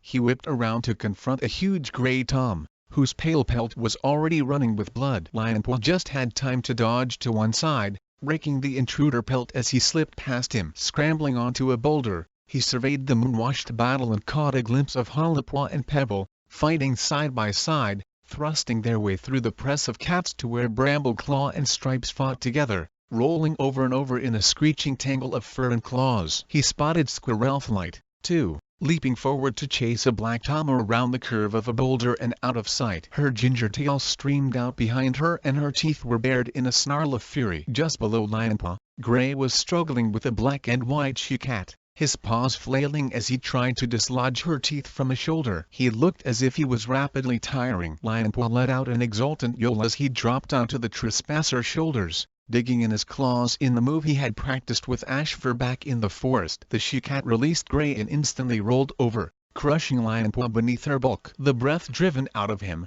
his nose buried in her fur, he fought to breathe and convulsed with pain as he felt her teeth meet in his ear. Think. The whisper came again, and this time Lionpaw could picture Hawkfrost's ice-blue eyes. He let every limb go limp. The she-cat relaxed her grip, and at once Lionpaw heaved upward, tearing his ear free and throwing her back onto the stony ground. She clambered to her paws and crouched to leap at him. He braced himself to meet her attack. Suddenly Lionpaw spotted Hollowpaw and Breezepaw dashing toward him. They split up, racing up on either side of the she-cat. The trespasser leaped, claws extended. Lionpaw dived beneath her belly and felt his fur ruffled as she overshot and landed just where Hollowpaw and Breezepaw were waiting to slash her flanks with their claws. The she-cat wailed and fled. Great! Lionpaw gasped, springing up again. They must teach that move in Wine Clan, too. Battling cats were already separating him from the other two apprentices. He hurled himself into the fight again. He could hear the blood pounding inside him. He felt as if he had the strength of 20 cats. He felt alive, more than ever before. As one cat after another fled from his raking claws, he knew this was what he had been born for. There came a moment when no other cat leaped to confront him. Lionpaw spun around like a kit chasing its tail. Where are you? Come out and fight. Lionpaw. No mysterious whisper now. The steady voice was his father. Lionpaw, stop it. Over. Lionpaw halted, staring at Brambleclaw, his teeth bared. It not over, he hissed. Not until every last intruder has been defeated. Come down, Lionpaw, Brambleclaw mewed. They are defeated. We won. Lionpaw's first reaction was disappointment. No more of that wonderful coordination of muscles, teeth, and claws. No more of the light of fear in his opponent's eyes as they fled. He took several deep breaths and looked around. Cats of clan and tribe were watching him, impressed and maybe scared. Why? What have I done? You fought well, Lionpaw, Crag told him quietly. Your skill and courage will be remembered as long as the tribe exists. Lionpaw looked down at himself and saw his fur clumped together with drying blood. He felt hot and sticky, and his stomach heaved at the stench of it. He staggered. Then Hollowpaw was at his side, her green eyes horrified. Where are you hurt? She asked anxiously. Lionpaw shook his head in confusion. The only pain he felt was from his bitten ear, and in his paws, which had been sore for days from scrambling over rock. Okay, he mumbled. Before Hollowpaw could say any more, a few of the trespassers crept timidly out from among the rocks. Stripes was in the lead. He had lost most of the fur from one shoulder and his muzzle was bleeding. He limped up to Crag and Brambleclaw and dipped his head. You have won, he rasped. We will respect your borders from now on, if only you leave our queens and kits alone. Crag and Brambleclaw glanced at each other, as if they were considering what the Silver Tom had said. Part of Lionpaw wanted to yell, no, drive them out. But he kept silent. The tribe has no quarrel with queens or kits, Crag mewed at last. We will leave you in peace so long as you stay on your own side of the border. Stripes dipped his head again and waved his tail to lead his battered companions back through the cleft into their camp. Lionpaw watched them go. Had Tiger Star and Hawkfrost really fought beside him in the battle, or did their shadows stalk the woods beside the lake, waiting for his return? There were no voices now, no praise for the way he had fought, nothing but Hollowpaw trying to check him for wounds. Lie down and rest, she begged. Do you want me to fetch Jeepaw? I'll get him here somehow. Okay, Lionpaw insisted. I don't need help. Brambleclaw was rounding up his warriors, clan and tribe, ready for the journey back to the cave. Lionpaw joined them, falling in beside Breezepaw and Pebble, trying to ignore Hollowpaw fussing as she padded along on his other side, clearly expecting him to collapse at any moment. Pebble's eyes were gleaming. Did you see them run? She mewed. I always knew the clans would sort out the tribe problems, Breezepaw told her loftily. You'll be grateful to us forever. Catching Hollowpaw's troubled green gaze, Lionpaw could see that she wasn't so sure. But the battle was won. He had won the battle, and he would fight it all over again in a heartbeat. Chapter 30. J-Paw lay in the sleeping hollow where the sense of his littermate still lingered. He did not try to sleep.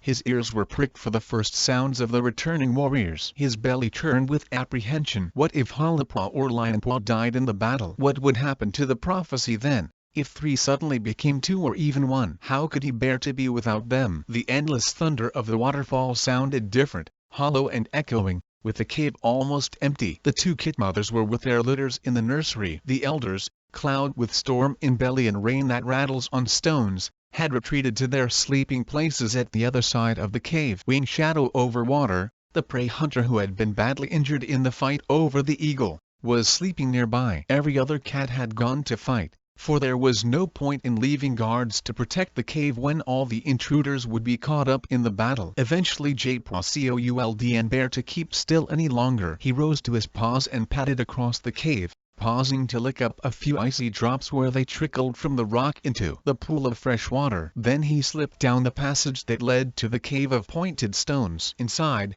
all was silent. J-Paw felt the faint stir of wind against his face and drew in the scent of the tribe healer, strong and fresh. "Stoneadler?" he mewed. "I am here, J-Paw." The old cat voice came from the far end of the cave. It sounded sad and defeated. "What do you want? Is there any word from the tribe of Endless Hunting?" J-Paw asked. "None." I stare into the puddle, and I see nothing but moonlight upon water. A pang tore through J-Paw's belly, sharp as thorns. He knew that Stoneadler had lied to his tribe about the tribe of Endless Hunting. He had tried to manipulate the tribe into choosing to flee, to show Brambleclaw and the clan cats how little influence they had. But his plan had failed. The tribe had chosen to fight, and left him here to face the knowledge that if they survived it would be without the support of their ancestors. The healer pain flowed through the cave like a river. J-Paw couldn't help pitying him. "I'm sorry," he mewed. "Perhaps they have lost faith in us," Stoneadler responded, his voice flat. "I should not that." J-Paw pictured the pool among the sheer crags, where he had confronted the tribe of Endless Hunting. He had revisited the dream over and over in his waking mind, and he thought he understood what it meant. But what use the knowledge would be to him, he wasn't sure. "J-Paw." The rasping voice spoke behind him. J-Paw spun around. Every hair on his pelt rose as he saw the sagging, hairless body and sightless eyes of Rock. "But I'm not asleep." The ancient cat glimmered as if he stood in moonlight, though all around him was dark. He seemed to float in shadow. His heart beginning to race, J-Paw reached out all his senses to Stoneadler, but there was no change in the old cat's scent or the dull pain that came from him. He made no sound. "Stoneadler cannot hear or see me," Rock mewed. "Only you can. Why have you come?" J-Paw's voice shook. "The battle has been won. You can go home now, all of you." J-Paw forced down his delight. Hollowpaw and Lionpaw were safe, but he was sure that Rock hadn't come just to tell him something that he would discover for himself before morning. There had to be another reason. The tribe must have fought well, he mewed. Perhaps now the tribe of Endless Hunting will have more faith in them. "Why should they?" Rock retorted. His voice was sour. "It was the clans who saved the tribe of Rushing Water." "What wrong with that?" J-Paw demanded. Back at the lake, he had longed to speak with Rock again, but each time he encountered the ancient cat was more frustrating than the last. "Star Clan did not send you," Rock replied, "and the tribe of Endless Hunting did not summon you." "But silence!" Rock hissed with a sweep of his bare tendril of a tail. "You came and won for this battle, at least. But do you think the borders will hold? The tribe is not a clan, with experience of defending its territory, and the trespassers have no code of honor that will make them keep their word." "Then we came for nothing?" J-Paw asked, dismayed. Rock shook his head. "No. You have learned much, and the tribe will eat well, for a while at least." His bulging eyes seemed to gaze into the shadows at something hidden from J-Paw. J-Paw took a deep breath. "You knew the tribe cats before they came here, didn't you?" "They came from the lake." He had the satisfaction of seeing Rock's start of surprise. "Yes." "How did you know?" "It was the pool in the mountains that the tribe spirit showed me," J-Paw explained. "They found another moon pool, just like the one near the lake. They turned their back on so many of their old ways." There was pain in the ancient cat voice. "Yet they still sought for peace beside the water."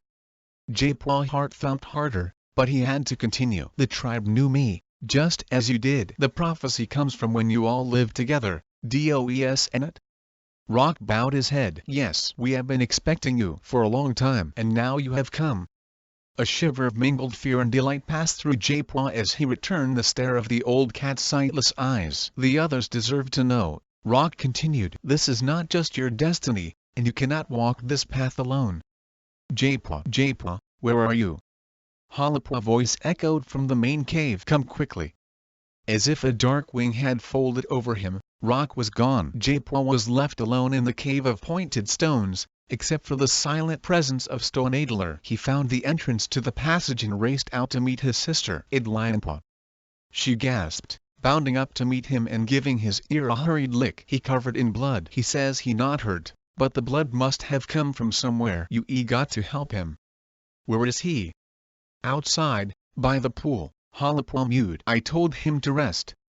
Jaipua followed her across the cave to the waterfall. Clan and tribe cats poured past them, yodeling the good news to those who had stayed behind. Jaipua detected Crag's scent and heard the big cave guard meow. I'll go and tell Stoneadler.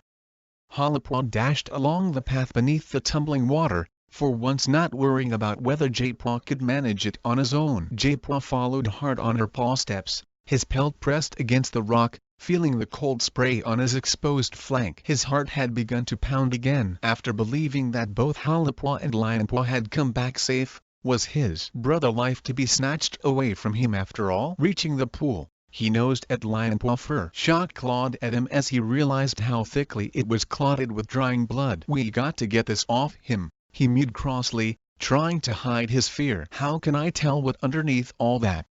Come closer to the waterfall, Halapua suggested. The spray will help us clean off the blood.